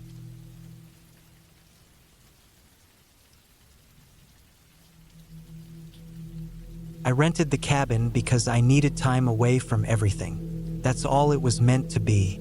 Just a quiet week alone somewhere deep in the woods where I could sleep in, drink coffee on the porch, and maybe finish that old journal I'd started months ago. I found the place online, booked it the same day, and drove out 2 mornings later with my duffel bag in the back and a cooler full of frozen meals and bottled water. The cabin was way out past the last real town, about 5 miles down an old dirt road with no name and potholes deep enough to break an axle. My phone lost signal halfway there. I didn't care. That was the point, to be unreachable. The cabin sat on a slight rise in the middle of a clearing, surrounded by woods on all sides. It was small and plain, just 1 story with a steep metal roof and an old chimney leaning a little to one side. The siding was faded gray wood. The porch was bare except for 1 chair. A gravel path ran around the side to the back. The key had been left under a stone, just like the owner had said in the confirmation email. I unlocked the front door and walked in. Inside, it was better than I'd expected. Cozy, a little dusty, but well-built. There was a main room with a small couch, a wooden table, a kitchenette, and an old cast-iron stove. A hallway led back to a bathroom and a bedroom. The windows had no curtains, and the light came in clean and clear through the tall trees that rose around the place like a wall. I unpacked, heated a frozen burrito in the microwave, and sat on the front steps as the sun dropped lower through the trees. No traffic, no neighbors, no sounds but birds and wind. Felt like I'd made the right call. I didn't notice the hatch the first day. I spent most of that day reading and walking a few short trails around the area. There was a small shed off to the right of the cabin, full of firewood and some tools. An old axe, a cracked shovel, a rake. Nothing strange. The back of the cabin had a narrow strip of land between the wall and the trees, and a slope that led down to a stream about 50 yards away. I liked walking down there in the mornings. The water was cold and clear. On the third day, I found it. I had woken up early because I thought I heard a knock in the night. Not loud, just a single tap. But I chalked it up to a branch or the house settling. Still, I was up and dressed before sunrise. I made coffee and went out back to breathe in the cool air. That's when I noticed the patch of grass near the far corner of the cabin was flattened, like someone had stepped there over and over. The grass there had been taller than my ankle when I arrived. Now it was pushed down in a perfect square shape about 4 feet wide. I walked over and looked closely. In the middle of the flattened patch, I saw the edge of something, a thin metal frame. I brushed some grass and dirt aside and saw a handle, a hatch. I hadn't seen it before, not even from the window.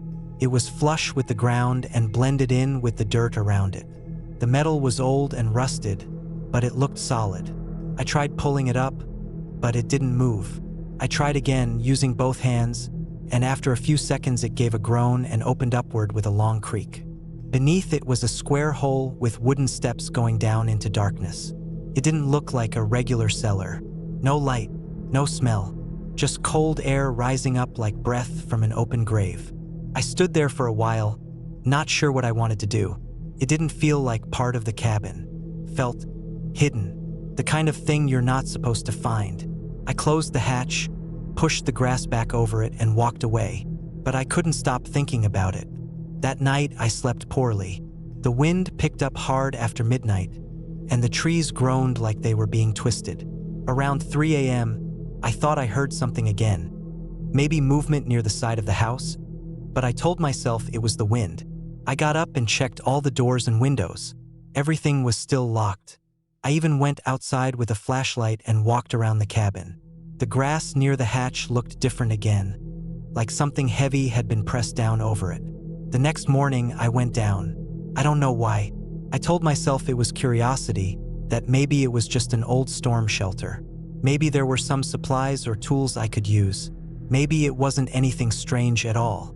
Maybe it was nothing. I wore boots, gloves, and took a small flashlight. I opened the hatch again and stared down into the dark. The air that came out was cold and dry. It didn't smell like dirt or mold. It smelled like nothing. I stepped down one at a time. The wood creaked but held. It was deeper than I thought. 10, maybe 12 steps. I counted out loud in my head. At the bottom, my boots hit concrete. The flashlight cut through the dark. It was a small room, maybe 10 feet across, with bare concrete walls. There were shelves on one side, empty except for a few broken jars and a stack of old newspapers. The walls were stained in places, but not with anything I could identify. There were no lights, no wires, no switch. Just that dead silence. No echo. Then I saw something carved into the wall to my left. Scratches. Dozens of them. Deep lines in the concrete about the length of a finger. They ran in strange, overlapping patterns. Some of them looked like they'd been made with a knife or something sharp. Some were deeper, almost dug in. And then, above them, one phrase scratched over and over again. Stay down. I stared at it for a long time. The way the words were carved, they looked panicked, uncontrolled, desperate, like someone had scratched them in with their last bit of strength. Then the flashlight dimmed for a second. I tapped it, came back, but something about the timing of it chilled me. I backed up slowly and climbed the stairs one at a time, careful not to trip. When I reached the top, I pushed the hatch closed and dragged a nearby log over it, just for peace of mind. The rest of the day I felt strange.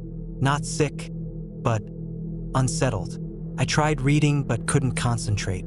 I kept hearing little creaks and thumps from the walls, but I figured it was just the house reacting to the wind. The weather had dropped suddenly, too. A cold front had rolled in. That night, something woke me around 2:30 a.m. again. This time, I knew it wasn't the wind. It was movement, A slow, dragging sound, like something heavy scraping against wood. I sat up in bed and held my breath. Came again. Not inside the cabin, but under it. Below the floorboards. I stared at the ceiling and counted each breath. Eventually, it stopped. I got up in the morning and checked the hatch. The log I'd placed on top was moved a few inches to the side. I didn't touch it again. I packed some of my things into the car and left it ready in case I needed to leave fast. But I stayed. I told myself it was just an animal. Maybe a raccoon had gotten under the house. Maybe the hatch wasn't as heavy as I thought. Maybe it had shifted from the wind. The last night was the worst. I'd been trying to sleep but couldn't. Every time I closed my eyes, I imagined the concrete walls and those scratches. Around midnight, the power went out. The cabin went completely dark. I used my phone's flashlight to find some candles from a drawer and lit 3 of them. I placed them in different spots around the room, and their little flames flickered against the wooden walls. Then I heard it. The hatch opened. I know that sound now, that long, dry groan of rusted metal moving against dirt. I didn't move. I didn't breathe. I sat there on the edge of the bed, in candlelight, waiting. Something climbed out. I didn't see it. I didn't want to. I couldn't move. The floor creaked. Slow, steady footsteps, one at a time. Heavy. Too heavy for a person.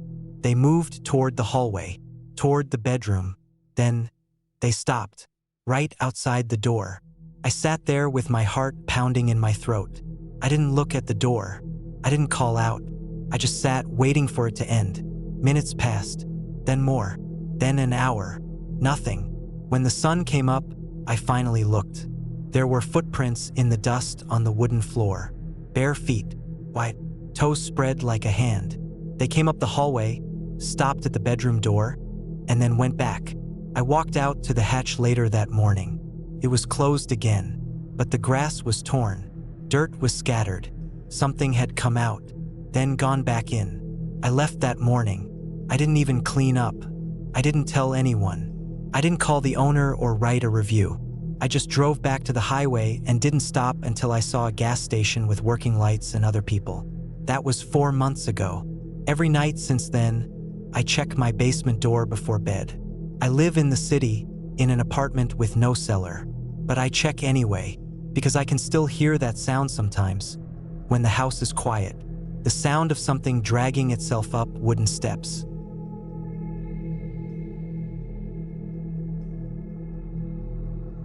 I rented a cabin deep in the woods for 2 weeks because I needed space to breathe. I had been feeling burned out from everything. My job, city life, people, the noise. I wasn't sleeping well. I wasn't eating right. Everything around me felt too loud, too fast, too fake. The only thing I wanted was silence. I wanted real quiet, not just putting on noise-canceling headphones in a small apartment. I wanted to hear wind instead of traffic, trees instead of sirens, and maybe even nothing at all. I found the cabin online. It wasn't part of any resort or tourist area. It was a standalone place about 45 minutes down a dirt road past a small town. The pictures showed a wooden structure surrounded by pine trees, with a steep metal roof and a large front deck. Inside, it looked simple. A fireplace, an old couch, a kitchenette, and a loft bed above a small bathroom. It had a generator and solar panels, but no cell service. No Wi-Fi either. That was part of the reason I picked it. I wanted to unplug completely. I packed light, mostly canned food, dry snacks, water, some basic tools, a flashlight, a sleeping bag, my hunting knife, a first aid kit, and a small radio. I also brought a paperback book I had been trying to read for months but never finished. I didn't plan on doing much. Just read, eat, sleep, maybe walk a little. That was it. The drive there was long. The town nearby had one gas station, one small store, and a diner. After that, the paved road turned into a winding gravel path. Then came the dirt road, full of bumps, loose rocks, and tree roots. I drove slow and kept checking my GPS, but the signal kept cutting in and out. Eventually, I gave up and just followed the host's directions. The cabin was about 6 miles down the road after a left turn, marked only by a faded wooden sign nailed to a tree that said, Rock Creek Way. When I finally pulled up to the cabin, It looked exactly like the pictures. It was quiet. Still, the air smelled like pine and damp soil. I didn't hear any cars, voices, or planes, just birds and wind in the trees. I stood outside for a while before unlocking the front door. I wanted to listen to the silence. Inside, everything was dusty but in good shape. I opened the windows to air the place out and walked around, making mental notes. There was a wood-burning stove in one corner and a stack of logs beside it. A narrow staircase led up to the loft, where there was just a mattress and a thick wool blanket. The bathroom had a composting toilet and a small sink with a water tank. The kitchen had a propane stove, some old pans, and a cooler that ran on the generator. I brought a small camp fridge just in case. I spent the first 2 days doing nothing. I read, sat on the deck, watched the trees move. I didn't see anyone. No hikers, no rangers, no neighbors.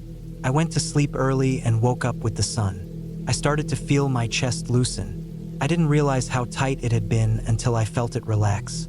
On the third night, I woke up around 2 in the morning. I didn't know why at first. There was no noise. The cabin was dark except for the red light on my watch. I laid there in the loft, listening. I thought maybe I had heard an animal. There were raccoons and deer in the area, maybe even bears. But I didn't hear anything moving. After a few minutes, I went back to sleep. The next morning, I walked around the clearing to stretch my legs. I circled the cabin slowly, then walked about 100 yards into the trees. The forest was thick. There were no real trails, just patches of open ground between bushes and fallen logs. After 20 minutes, I turned back. As I got close to the cabin, I noticed something that didn't sit right. The lock on the front door was scratched. Not badly, just enough to catch my eye. Like someone had tried to turn it with something rough, maybe a tool or a piece of wire. I bent down and ran my finger along the marks. They were fresh. I stood up and looked around slowly. The trees didn't move. The wind didn't blow. But something felt different, heavier, like the silence was thicker than it was before. I went inside and checked everything. Nothing was missing, nothing was moved. I told myself it could have been me. I might have scratched it myself without noticing. Or maybe it was old damage. I made coffee and read my book like normal, but I kept looking out the window every few minutes. That night, I double-checked the door before going upstairs. I locked it, pulled the chain, and even slid a chair under the knob. I turned off the lantern and laid in bed, but sleep didn't come easy. At some point in the night, I woke up again. This time I knew why. I heard a sound outside. It was soft, like footsteps in leaves, slow and careful. I laid still and listened. The sound circled the cabin. Once, then again. I could hear small twigs snap. I didn't move. I didn't reach for anything. I just stared at the ceiling and waited. Eventually, the sounds stopped. I didn't hear them walk away. They just stopped.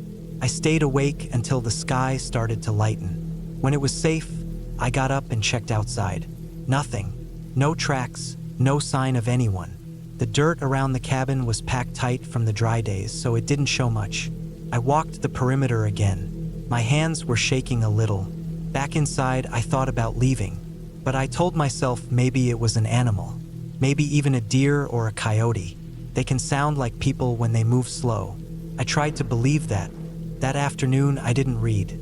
I sat on the deck with my knife and watched the woods. My heart beat too fast for most of the day. I didn't see anything, but I kept hearing little snaps in the trees.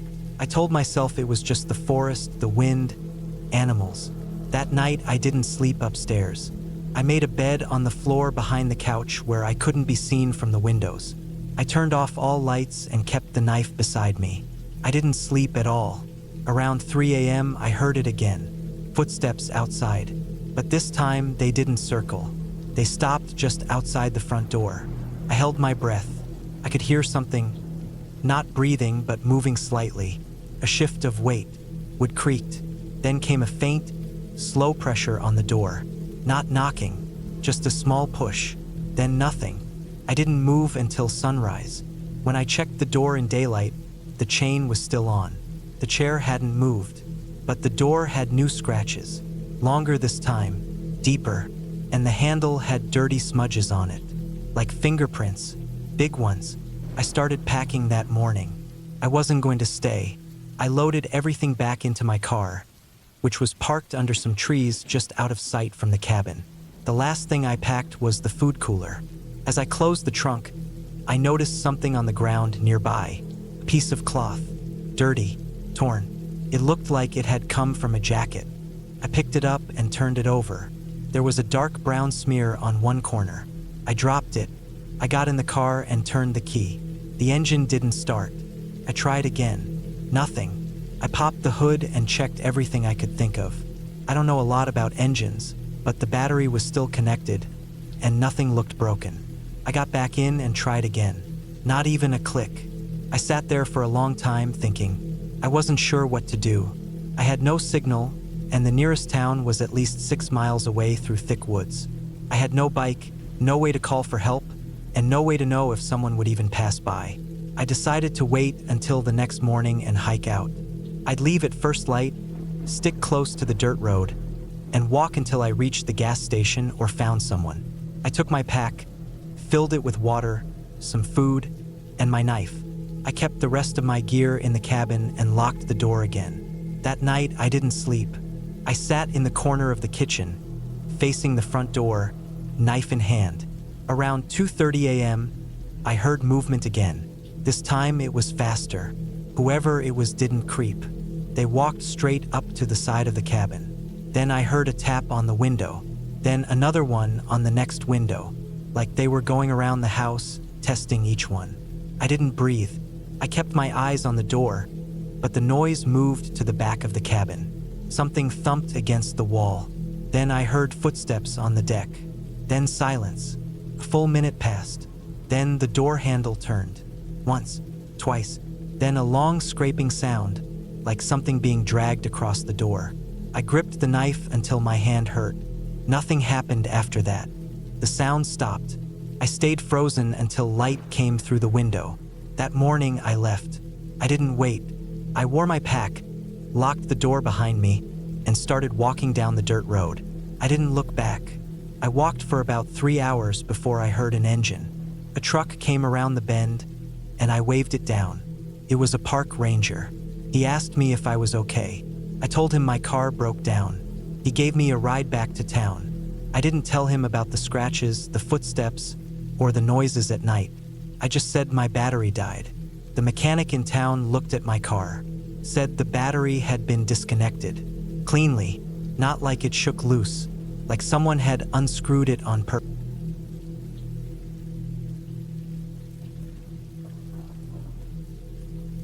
I had been burned out from work for a while. City life had been weighing on me in a way I hadn't felt before. It was always the same thing. Wake up to honking horns, squeeze into packed buses, sit in a cramped office, go back home in the dark. I started waking up tired and going to bed more tired. Every noise irritated me. I didn't want to talk to anyone anymore. Everything felt loud. My brain felt loud. So when my cousin offered to let me use his cabin up north, somewhere near a forest reserve, I didn't think twice. He'd bought it a couple of years ago but barely used it. Just an old wooden structure he'd fixed up with basic solar power, a wood stove, and running water from a nearby spring. He sent me a key by mail and gave me rough instructions on how to get there. It wasn't on GPS, but I printed out the directions. The plan was simple. I'd take a month off. I wouldn't take my laptop. I wouldn't bring work. Just a duffel bag of clothes, food supplies, a few books, and my phone with some downloaded music. I wanted silence, nature, fresh air, and space from people. I wanted to cook my own meals and wake up with no alarms. I didn't think of it as anything special, just a long-needed break. The drive there was long, 6 hours from the city, then another hour through country roads. The last part was a narrow dirt path that cut through trees so dense it felt like driving through a tunnel of branches.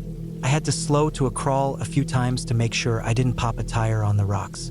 But finally, just as the sun was dropping behind the trees, the cabin came into view. It wasn't big. A single-floor place with a tin roof and a small porch. There was a firewood pile stacked neatly against the side, and a wooden swing hanging from one of the beams. No other buildings in sight, just thick pine forest in every direction. Inside was cozy.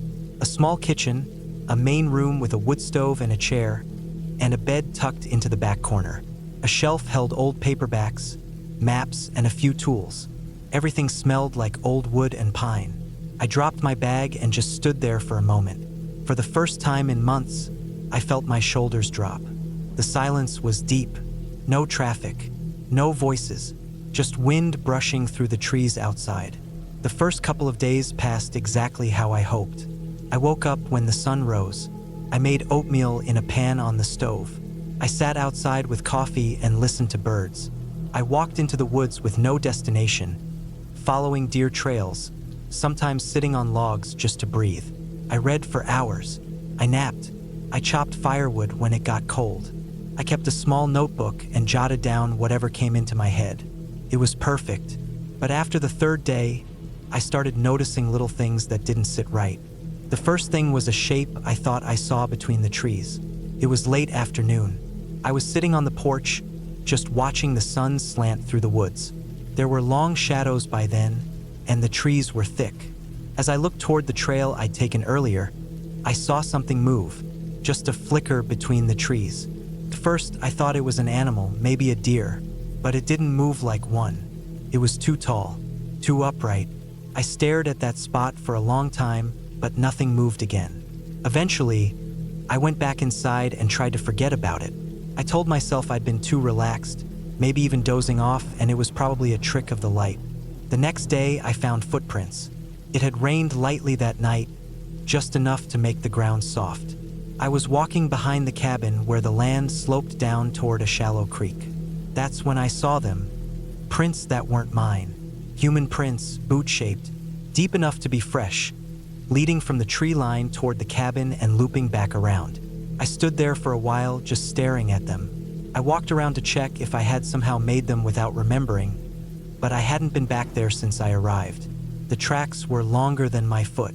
I wear a size 10. These were maybe size 12 or 13. They weren't left by some old hunter either. My cousin had said no one came around here. The land was privately owned and bordered by dense government forest. No hiking trails nearby. That evening, I locked the door for the first time. Felt silly, this was supposed to be my escape.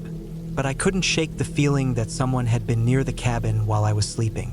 I tried to brush it off again. Maybe someone had gotten lost in the woods. Maybe they saw the cabin and circled back. But I knew how remote this place was. I hadn't seen another car, another hiker, not even a distant dog bark in 4 days. On the 5th night, I heard footsteps. It was around 2 in the morning. I had gone to sleep early, but something woke me up. I wasn't sure what at first. Maybe a dream, maybe a noise. I lay there in the dark, eyes open, not moving. That's when I heard the crunching. Soft, slow, deliberate. Not an animal crashing through brush. It was paced. It stopped and started. It circled. It was someone walking around the cabin. My breath froze in my chest. I didn't move. I didn't even blink. I just lay there, listening to the sound of steps outside the thin walls. Whoever it was didn't try to come in. They just walked around the cabin, then toward the trees, then silence. I didn't sleep the rest of the night. I just stared at the ceiling and waited for the sun to rise. The next morning, I found more prints in the mud near the front porch. Same boots, same direction, from the woods, circling the cabin, back into the woods. I checked the windows, the lock, the door. Nothing was broken, but someone had been there. That day, I didn't go for a walk. I stayed close. I tried to read, but my eyes kept drifting toward the trees. I kept thinking about the sound of those steps, the slow, careful pacing, not rushing, just watching, waiting. That evening, I pulled the heavy chair in front of the door and kept the hatchet I'd used for firewood next to the bed. I told myself again I was being paranoid, but deep down, I didn't believe it anymore. That night, it rained hard. Wind slapped the side of the cabin. The roof creaked. I couldn't hear anything outside over the sound of the storm, which somehow made it worse. I lay awake, imagining someone walking through the rain, standing just outside the window, watching. I didn't sleep more than an hour. The following morning, the rain had stopped. Everything was soaked. I stepped outside and looked around the edge of the cabin, and I saw them, 4 different sets of footprints.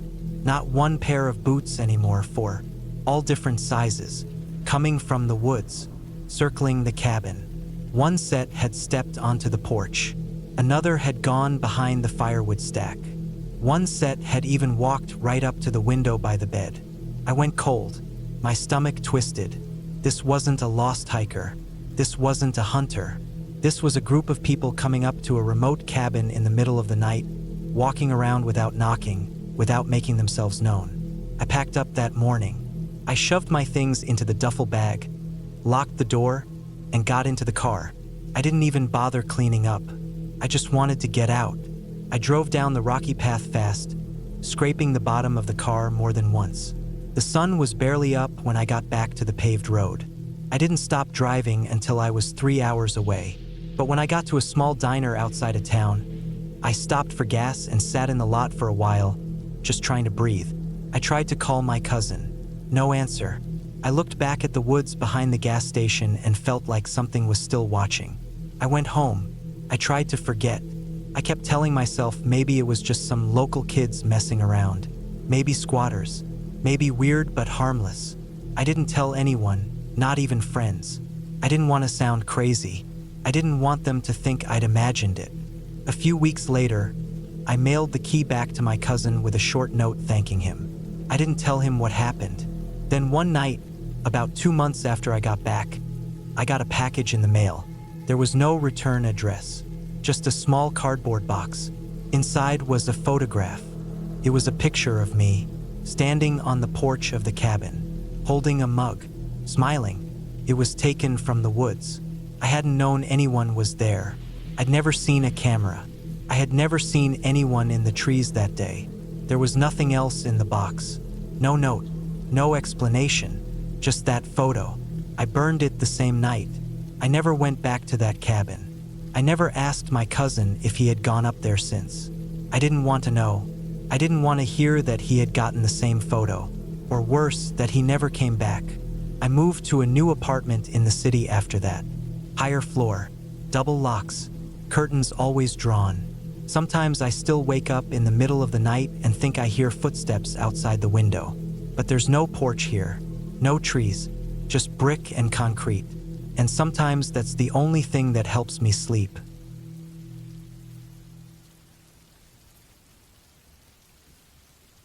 I needed to get away from everything for a while. My head had been full for too long. Work was nonstop, people were draining me, and city noise made it hard to even think straight. I didn't want to go to some busy hotel or resort where I'd be surrounded by tourists and fake smiles. I wanted to be alone, out in real nature, with nothing but trees and silence. I booked a small, plain wooden cabin that was about a 4-hour drive from the city. It was far into the woods, close to a lake, with no one else around for miles, according to the listing. That's exactly what I wanted. It was late October, and the leaves had mostly turned. The air smelled like dirt and dead leaves. I packed enough groceries for the week and loaded up a few books, a flashlight, a hatchet, a big battery pack, and a shotgun I kept mostly for emergencies. I wasn't planning to hunt, just wanted to have it with me. The cabin had a wood stove, no internet, barely any cell signal, and it was totally off-grid. The drive was smooth at first, highways most of the way, then smaller roads, then gravel roads, and finally a narrow dirt trail that wound through a dense forest. The sun was going down when I pulled up in front of the cabin. It looked older than it did in the pictures, small, single-story, with a little porch, an outhouse about 50 feet to the left, and a rusted water pump. There was no lock on the door. It just had a simple wooden latch on the inside. That didn't bother me much. I liked the idea of being that far from other people. I didn't think anyone would bother coming all the way out here. I unloaded my stuff and brought it all inside. The cabin smelled like old wood and dry dirt. There was a single bed with a thin mattress, a small wood stove in the corner, a wooden table with 2 chairs, and some shelves with dusty pans and metal plates. I started a fire in the stove, warmed the place up, then made some tea and ate a can of chili with crackers. By the time I got settled in, it was dark outside and very quiet. No cars, no planes, no voices, just the crackling fire and the occasional sound of wind rubbing against the cabin walls. I lay in bed that night listening to the fire die down, eyes open, staring at the dark wooden ceiling. I felt calm. It was good to be alone. The next day I got up early, made some instant coffee, and sat on the porch watching the sun rise through the trees. It was cold but peaceful. I decided I'd hike around a little, get familiar with the area, maybe follow the path to the lake the listing had mentioned. I packed a bottle of water, a knife, some jerky, and wore my boots. The trail behind the cabin led down into thicker woods. The trees were close together, and the ground was covered in dry leaves and pine needles. It was quiet, just the sounds of birds and squirrels. After about an hour of walking, I found the lake. It was big and still, with no dock or boats, just trees all around it. I sat there on a rock, ate some jerky, and just watched the water for a long time. I didn't see any other people. No campers, no signs of anyone, just some deer tracks in the mud and a few birds. When I got back to the cabin that afternoon, everything looked the same. I made dinner, chopped some firewood, then sat inside with a lantern and read for a few hours before bed. That night, I woke up around 2 a.m. It wasn't from a noise. It was just that weird kind of alertness you sometimes get when you're deep asleep and your brain suddenly kicks on. I didn't hear anything for a while, but I noticed it was really cold. I added some wood to the stove and was about to crawl back into bed when I thought I heard something outside. It was faint, like a soft crunch of leaves, but it was enough to make me stop and listen harder. I stood there by the stove, not moving, just listening. Nothing, probably a deer or a raccoon. I told myself that and went back to sleep. The next morning, I was making breakfast when I noticed something odd outside the window. There were some scuff marks in the dirt near the side of the cabin. They looked like boot prints, but not clear ones, just smudges.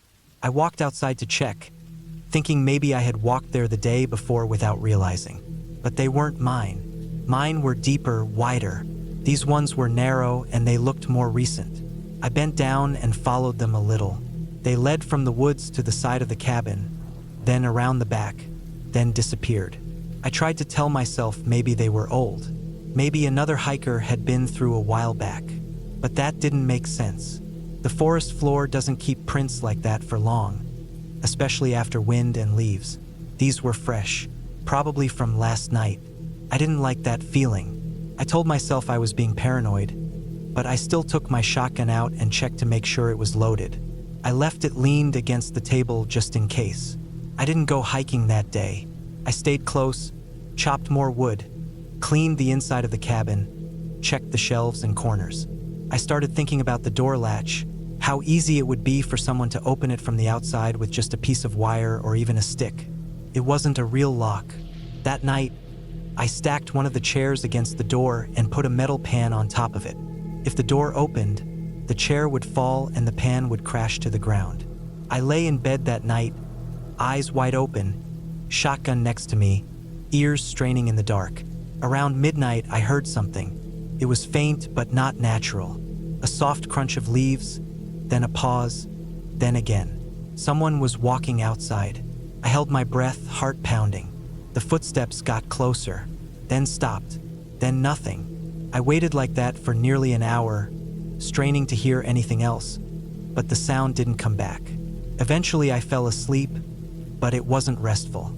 In the morning I stepped outside and looked around.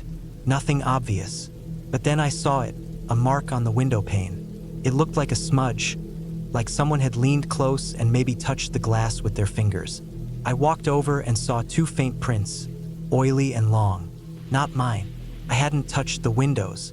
My hands had been clean and I didn't go near them. My stomach dropped. Someone had come up close, leaned in, and looked inside, maybe while I was lying there in bed. That day I felt like I was being watched. Every time I stepped outside, I felt eyes on me. The forest that had seemed peaceful before now felt thick and threatening. I walked out behind the cabin with the shotgun in hand and scanned the woods slowly. I didn't see anything, but I felt it, that crawling sensation at the back of your neck, like something just ducked behind a tree the moment you turned your head. I didn't sleep that night. I kept the fire going, the shotgun on my lap, and a flashlight beside me. I sat in the chair by the door with a blanket over my legs. Every noise outside made me flinch. Squirrels, wind, maybe something else. Around 3 a.m., I heard a sound near the outhouse. A distinct crunch, like someone stepping hard. I aimed the flashlight through the window, but saw nothing. Then I waited again. My mouth was dry. My hands were sweating. Then I heard it again on the other side this time. Closer. I shouted something into the dark even though I didn't plan to. My voice came out raw and shaky. No answer. Just silence. I opened the door slowly and stepped out, shotgun raised, flashlight moving across the trees. Nothing. But I swear I felt something watching me from the darkness. I stood there for a full minute, sweeping the beam side to side, heart pounding, then stepped back inside and locked the door. I didn't go back to bed. At sunrise, I made coffee with shaking hands. I packed some of my things. I told myself I might leave early, but I still didn't want to admit it. I wanted to believe I was just overthinking. I sat on the porch for a while, trying to calm myself. That's when I saw it. Something wedged into the bark of the tree about 10 feet from the cabin. I walked over slowly.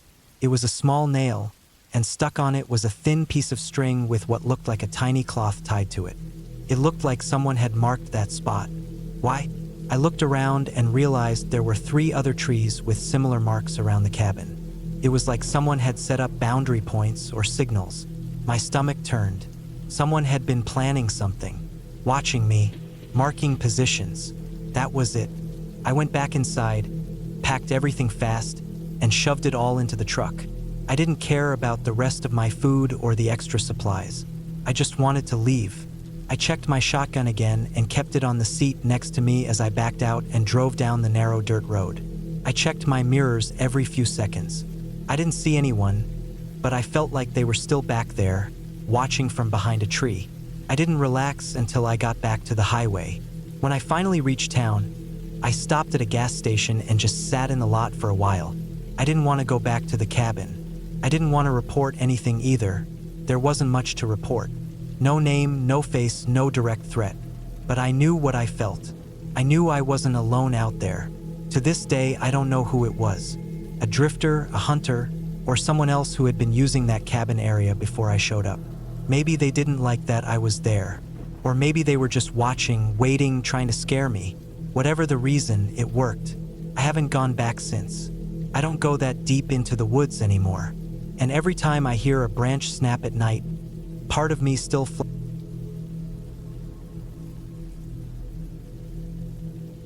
I had been planning to get away for a while. Not a vacation, not some tropical thing with drinks and beaches. I just wanted to be alone. Really alone. No phone signal. No traffic. No people. Just me, some trees, maybe a fire, and air that didn't smell like the inside of an elevator. That's why I rented a cabin deep in the forest in northern Montana. Not one of those cute Airbnb type things with Wi-Fi and welcome signs and matching pillows. This was an old wooden thing that I found through a quiet listing, buried in a forum where people talked about off-grid living. No running water, no heating except for a stove that burned logs, a shed for an outhouse, solar panels if you wanted to run lights or charge a small battery. Otherwise, it was just a box with a roof, sitting in a clearing surrounded by trees. Getting there was already a challenge. The drive took nearly 10 hours from where I lived, and the last stretch was a winding dirt road, steep and narrow, and I had to get out twice to clear fallen branches that had collapsed under snow. By the time I arrived, it was just past 5 in the afternoon, and even though the sun was still up, the shadows were long and deep under the pines. The cabin was small, maybe 20 by 20 feet, log walls that had turned gray from years of weather, and a roof that sagged slightly in the middle. There was a small covered porch with a wooden chair missing one of its legs. Inside, there was a cot pushed into the corner with a wool blanket, a wooden table with knife marks and burn spots, and a cast iron stove that looked like it hadn't been used in years. The place smelled like old firewood and dampness. I unpacked slowly, setting my food in a cooler by the door. I had brought canned stuff, rice, beans, pasta, and a big water container. I stacked the logs next to the stove and started a fire. The smoke curled up slow, and the cabin filled with that old, dry heat. I sat there for a long time that first evening, listening to the sound of the fire pop and shift. There was nothing else. No cars. No hum of electricity. Just the forest, dark and quiet outside. That night, I slept with my flashlight in one hand, even though I told myself I didn't need to. I had checked the door 3 times. Locked. I had checked the windows. All shut. I wasn't scared. I just wasn't used to the silence. The first few days passed slow. I'd wake up with the sun, make some oatmeal, go outside to cut more wood or walk through the trees. I had a thick coat and boots, and I'd go out for miles sometimes, not following trails, just walking. I saw animal tracks, deer, rabbits, maybe a fox. Once I saw something bigger, like a bear print, old and pressed into the frozen dirt, but it didn't bother me. It was far enough out. Nights were harder. After the sun went down, the cold settled in fast. I'd load up the stove with wood and wrap myself in the blanket. I read a book by lantern, wrote in a small notebook. Sometimes I'd sit on the porch with a hot cup of tea, looking at the dark forest. It was so quiet, no wind, just trees and my breath in the air. But on the 5th night, something changed. I had gone out just before sunset to gather some sticks for kindling. The air had a bite in it, and the sky was turning red through the trees. As I walked back toward the cabin, I noticed something strange. A fresh boot print, right next to mine. It was smaller than my foot, maybe a size or 2 down. I stopped and stared at it. It was pressed deep, like someone had stood there for a while, facing toward the cabin. First, I thought maybe it was mine, just distorted. Maybe I had circled around and stepped twice. I stood there trying to match my own boot to it. It didn't fit. Different pattern. Not mine. I looked around slowly. Nothing. Just trees and snow. The air was still. I turned and walked back to the cabin, keeping my head low, not showing anything. But inside, I felt it. A pinch in the gut. That quiet kind of fear. The kind that doesn't scream. It just sits there and waits. I locked the door that night like I always did. Jammed a chair under the knob. I kept the fire low. I didn't want the glow to spill out through the windows. I sat in the dark, listening. I didn't hear anything that night, but I didn't sleep either. The next morning, I walked around the clearing, checking for more prints.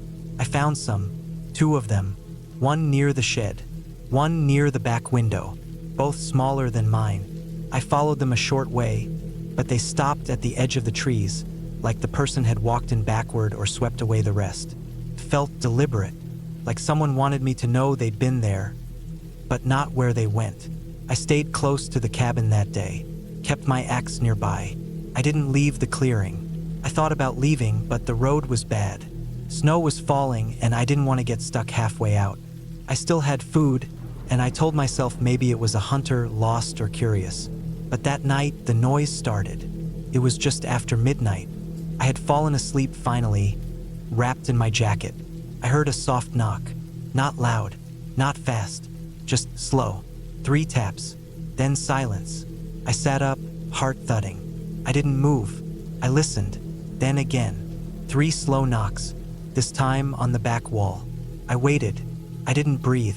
Then it moved again, this time on the front door. Tap, tap, tap. I picked up my flashlight and turned it on. I aimed it toward the door but didn't go near it. The light shook in my hand. I stayed like that for an hour, maybe more. No more knocks, no more sounds, just cold. Just the fire crackling and my heartbeat pounding like it was stuck in my ears. When the sun finally came up, I opened the door slow and checked. Nothing. No tracks.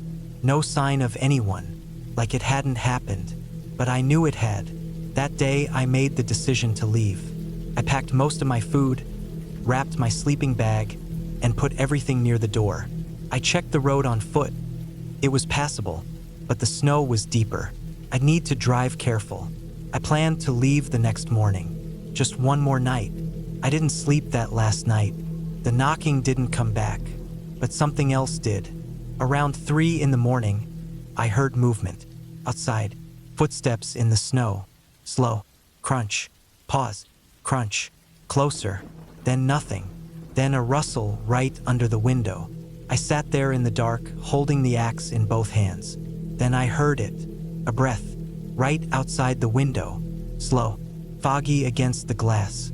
I didn't move. The breath stayed for maybe 30 seconds. Then it was gone. When the morning came, I opened the door and ran out. I didn't care. I left the stove cold, my things half-packed. I threw everything into the back of my truck and started it up. I drove out slow, checking every corner. My eyes on the rear view the whole time. But I didn't see anyone. I didn't pass any cars. I didn't see another person until I hit the highway 5 hours later. That was 2 years ago. Since then, I've tried to figure it out. I've told myself it was a drifter, maybe a poacher, maybe someone living out there. But there was no camp, no trash, no sign of living nearby. Just prints, just sounds. I reported it when I got back. Quietly, I called the ranger station. They sent someone out. I never heard back. The weird thing is, the listing for the cabin disappeared. When I went back to the forum, it was gone. Thread deleted. No name, no trace. I don't go into the woods anymore. I still think about those footsteps, that breath on the window, the slow knocks. Whoever it was, they didn't want to be seen. They didn't want to hurt me. Not yet. They just wanted me to know they were there, watching, and that somehow was worse.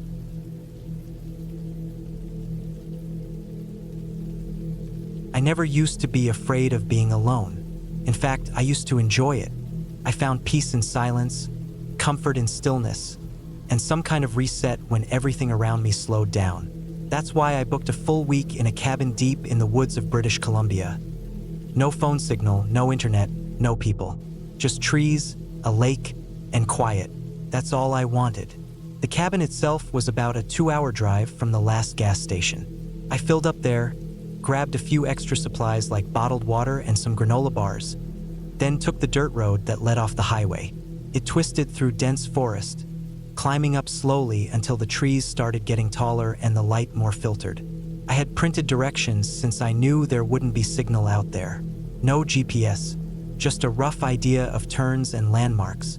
The place was owned by a friend of a coworker. He used it as a hunting cabin in the fall, but told me I could use it in July since he'd be away with his family. It was bare bones, no electricity, no running water, just a wood stove, an outhouse, and a well with a manual pump. There was a shed full of tools, firewood stacked against the rear wall, and a metal bin to store food so animals wouldn't get into it. The nearest neighbor was at least 5 kilometers away, maybe more. When I arrived that first day, it was late afternoon. The air smelled like pine and dry grass. The sun hit the wooden boards of the cabin and cast long shadows across the porch. Felt good, peaceful. I unloaded my gear, sleeping bag, canned food, water jugs, matches, flashlight, headlamp, books, and a few notebooks. I left my car parked under some trees off the side of the dirt road, just out of view. Felt safer that way. The first 2 days were exactly what I wanted. I hiked around during the mornings, following animal trails through the trees, stopping to listen to the wind and birds, and watching squirrels jump from branch to branch. The lake was a 20-minute walk downhill, and I'd sit there for hours on the rocks, watching the water ripple under the breeze. I'd cook simple meals, canned soup, beans, jerky, and eat by the fire at night, wrapped in a blanket as the temperature dropped. At night, it was a different world. Everything went black. I mean, really black. I could see stars through the gaps in the trees, more than I'd ever seen back in the city. But below that sky, it was all shadows and silence. Sometimes I'd hear things out there. Cracks, low thumps, soft rustling. But I told myself it was just animals. Deer maybe, or a raccoon. My headlamp only lit up so much, and I didn't want to walk around too much in the dark anyway. There were loose roots, holes in the ground, and God knows what else out there. On the third night, I was sitting on the porch, the sky still faintly blue in the west. I had a small fire going in the fire pit off to the side. I was just thinking about turning in when I heard a sound up the road. A very faint crunch, like a footstep on gravel. Then another. I froze. My first thought was that maybe a deer had wandered onto the road. But the steps were too slow, too steady. A deer doesn't walk like that. I stood up and listened harder. 2 more steps. Then silence. I waited, standing there on the porch, heart beating a little faster. My flashlight was inside, so I grabbed it and shone it toward the road, but it didn't reach far enough. Nothing. Just trees and the dirt road disappearing into the dark. I went back inside and locked the door.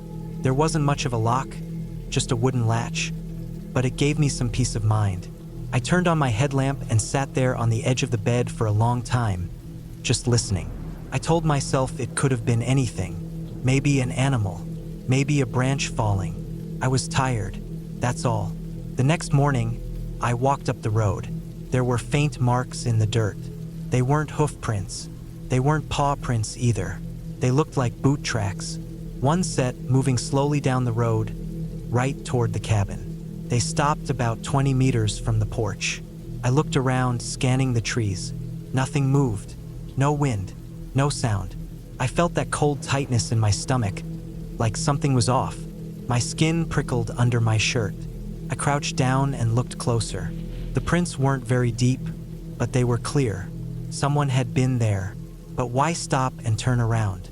I walked up the road a bit more, maybe another 100 meters, just to see if the tracks continued.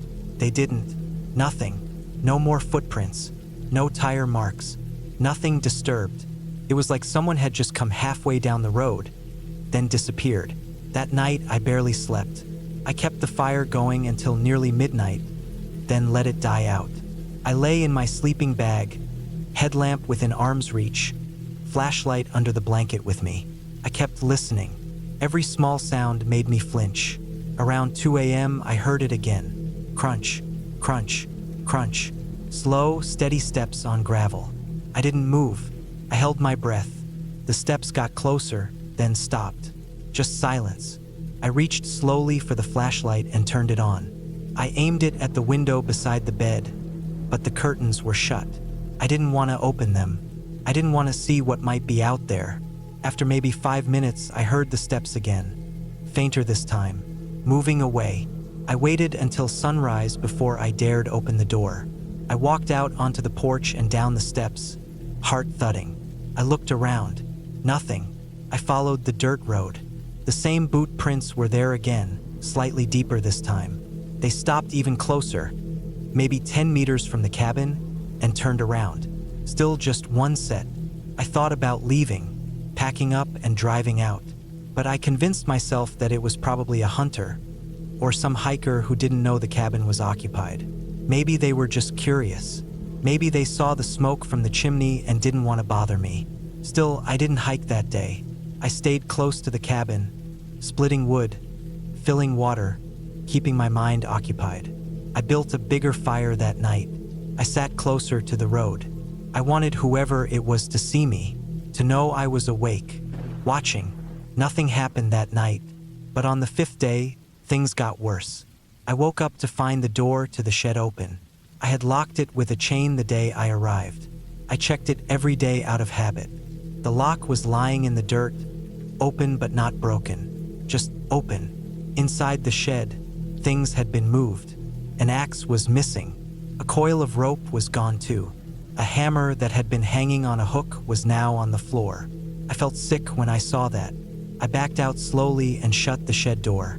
I picked up the lock and put it back on, double-checked it, then went inside the cabin and locked that too. I packed my gear, stuffed everything into my bag. I decided I was leaving. I didn't care about the rest of the week. Something was wrong. I didn't feel safe anymore. I planned to sleep with one eye open and drive out at sunrise. But I never made it out. That night, around 11 p.m., I heard the shed door creak.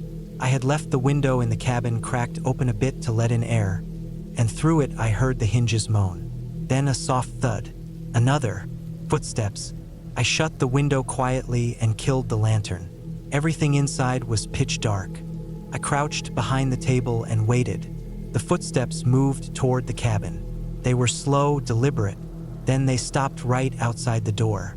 I could hear breathing, low and heavy, like someone trying to stay quiet but not quite managing it. Then came the soft tap. Tap, tap, on the wooden door. I didn't move. Another tap. Then a scrape like something metal dragging against the wood. Then silence. No footsteps, no sounds, just complete silence. I stayed like that for nearly an hour, knees aching, hands sweating, every muscle tensed. I finally crawled back to the bed, lay down, and waited with the flashlight pointed at the door. When the sun came up, I opened the door. There were scratches on the wood, shallow marks, as if someone had dragged a knife or some other sharp object across it. I ran to the car, but the tires were slashed, all four of them.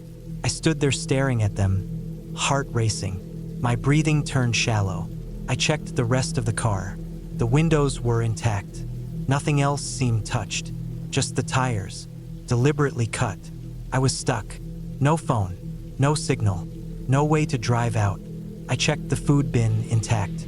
I still had enough supplies for a few days, maybe more if I rationed. But it didn't matter. I couldn't stay. I decided to walk out.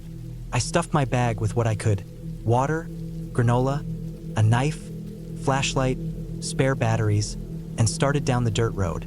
I got maybe 3 kilometers before I found something that stopped me cold. A rope, strung across the road at chest height, tied between 2 trees. It was the same rope from the shed. It wasn't an accident. It wasn't nature. Someone had set a trap. Maybe for me, maybe just to scare me. Either way, it worked. I turned around and ran back to the cabin. That night was the worst. The footsteps came again.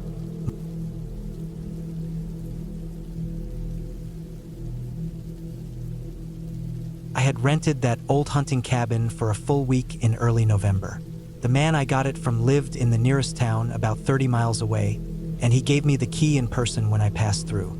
The plan was to be completely off the grid. No phone, no internet, no traffic, no neighbors. Just me, a bolt-action rifle, a backpack of supplies, and a chance to clear my head. I needed the break. I'd been working construction 6 days a week since spring, and it was one of those years where nothing let up. Projects rolled over, and jobs stacked on jobs. I hadn't had a quiet weekend, let alone a week off. I didn't go up there for fun. I just wanted space to breathe. The cabin was at the edge of a state-owned forest. No marked roads, no gates, no signs. You just had to know where to turn off the highway. After driving through a narrow, winding path that was barely visible, I reached a dead end surrounded by thick pine trees and muddy ground. The cabin was tucked into a little clearing. It looked older than I expected, dark, dry wood on the outside, with a metal roof that had rust streaks running down one side.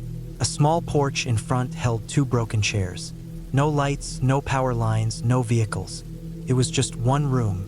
A bed on one side, a wood stove in the center, a table near the front window, and shelves along the back wall. No insulation in the walls, just thick timber and chinking.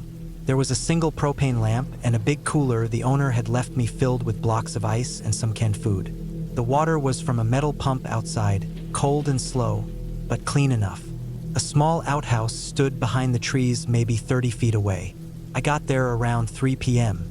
I unloaded my bag, set up my sleeping bag on the bed, and stacked some firewood inside.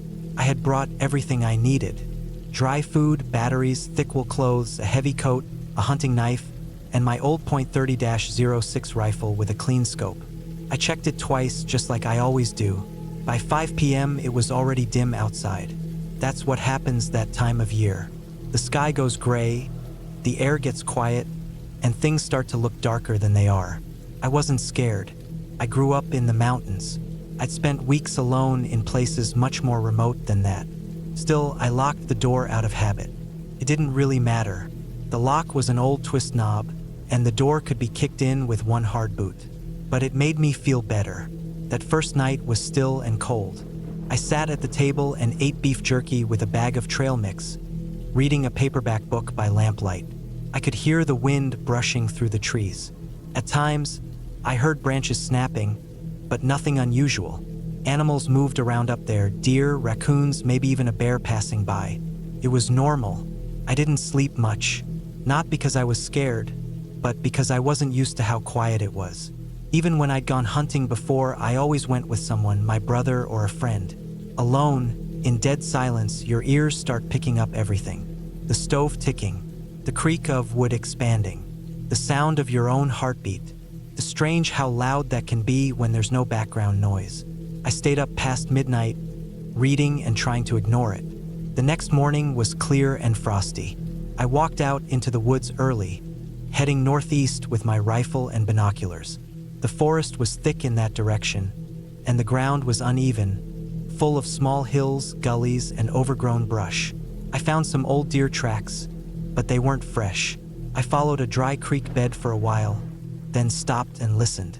I spent the day like that, hiking slowly, keeping my ears open, scanning the tree lines. But I didn't see anything worth shooting. I wasn't even in the mood to kill something.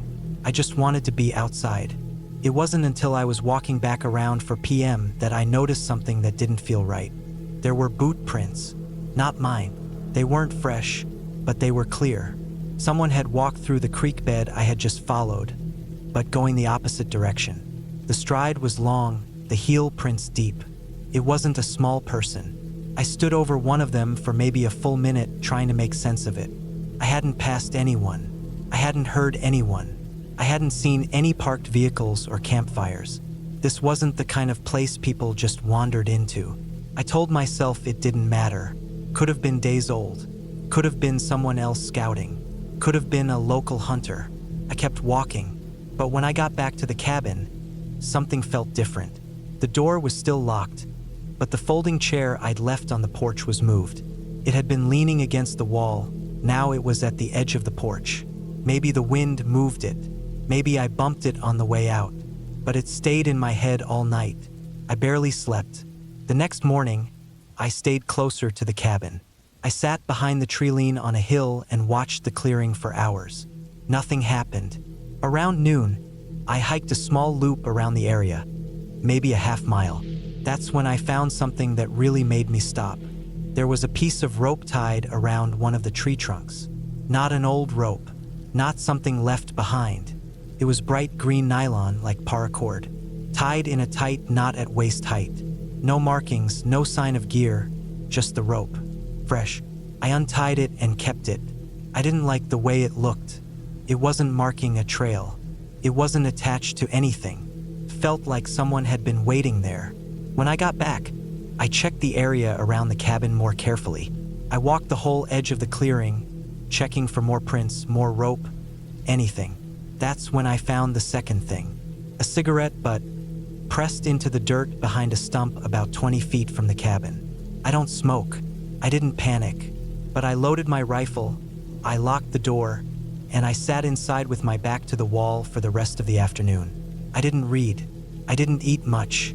I just watched the window. That night, I kept the lamp off. I let the fire in the stove die down, and I sat in the dark with the rifle across my lap. Every 10 minutes or so, I'd walk to the window and peek out.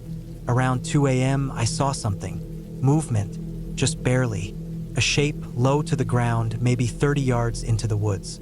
It moved left to right, fast and quiet. Not an animal. Too low for a person walking upright. Crawling. I stood frozen. I didn't turn on the lamp. I didn't open the door. I stayed dead still, listening. My heart was beating so hard I could hear it in my ears. I waited. 5 minutes passed. 10. Nothing. Then a sound right outside. A soft tap on the wall. Then another. Not like someone banging. Like someone testing. I raised the rifle and aimed at the door, even though I couldn't see anything. My finger rested on the trigger guard. I didn't say a word. Eventually the sounds stopped. I stayed awake until dawn. When light came, I walked the outside of the cabin slowly. That's when I found the marks. Small scratches in the wood near the window. Not deep, not animal claws, not random. Lines, about an inch long each, in a neat row. Like someone had taken a knife and dragged it lightly down the wall over and over. I packed my bag. I didn't care how much time I had left. I just wanted to leave, but the truck wouldn't start. I tried the key 3 times. Nothing. No turnover. I popped the hood. Everything looked okay. Battery was in place. Terminals were tight, but there was a small cut in the battery cable. A clean slice like it had been done with a blade. I was stuck. I had no radio, no phone. The nearest road was at least 8 miles down a trail. The nearest town was 30. I thought about hiking out, but I didn't want to risk being followed. If someone had sabotaged the truck, they were close enough to watch me. That day, I built a small fire in the clearing and sat beside it with my rifle. I didn't go inside. I didn't want to be trapped. I stayed outside until dark. Then I went in and barricaded the door with the table and some firewood. No sounds that night, just wind. But I didn't sleep. On the 5th day, I found the second cigarette butt, this one tucked into a crack on the porch railing. Still fresh, still warm when I picked it up. That's when I knew for sure I was being watched. Whoever it was, they weren't trying to rob me. They weren't trying to talk. They were just watching, playing, waiting. That night, I took the rifle and crawled into the crawl space under the cabin. There was a loose panel near the back, just enough room to lay flat with the barrel pointed toward the trees. I didn't light a lamp. I didn't eat. I just watched. At around 3 a.m., I saw them. A man, walking through the trees. No light, no backpack, just a dark jacket and a hat pulled low. He moved slow, careful. He walked the edge of the clearing, pausing every few steps to look. He came close to the cabin, stopped by the porch, turned, scanned the woods. He had something in his hand, not a weapon, camera. He raised it and took a photo of the cabin. Then another. He stepped closer and took a third. Then he walked off, slow and quiet, into the trees. I stayed in the crawl space until morning. On the 6th day, I packed everything. I strapped my bag tight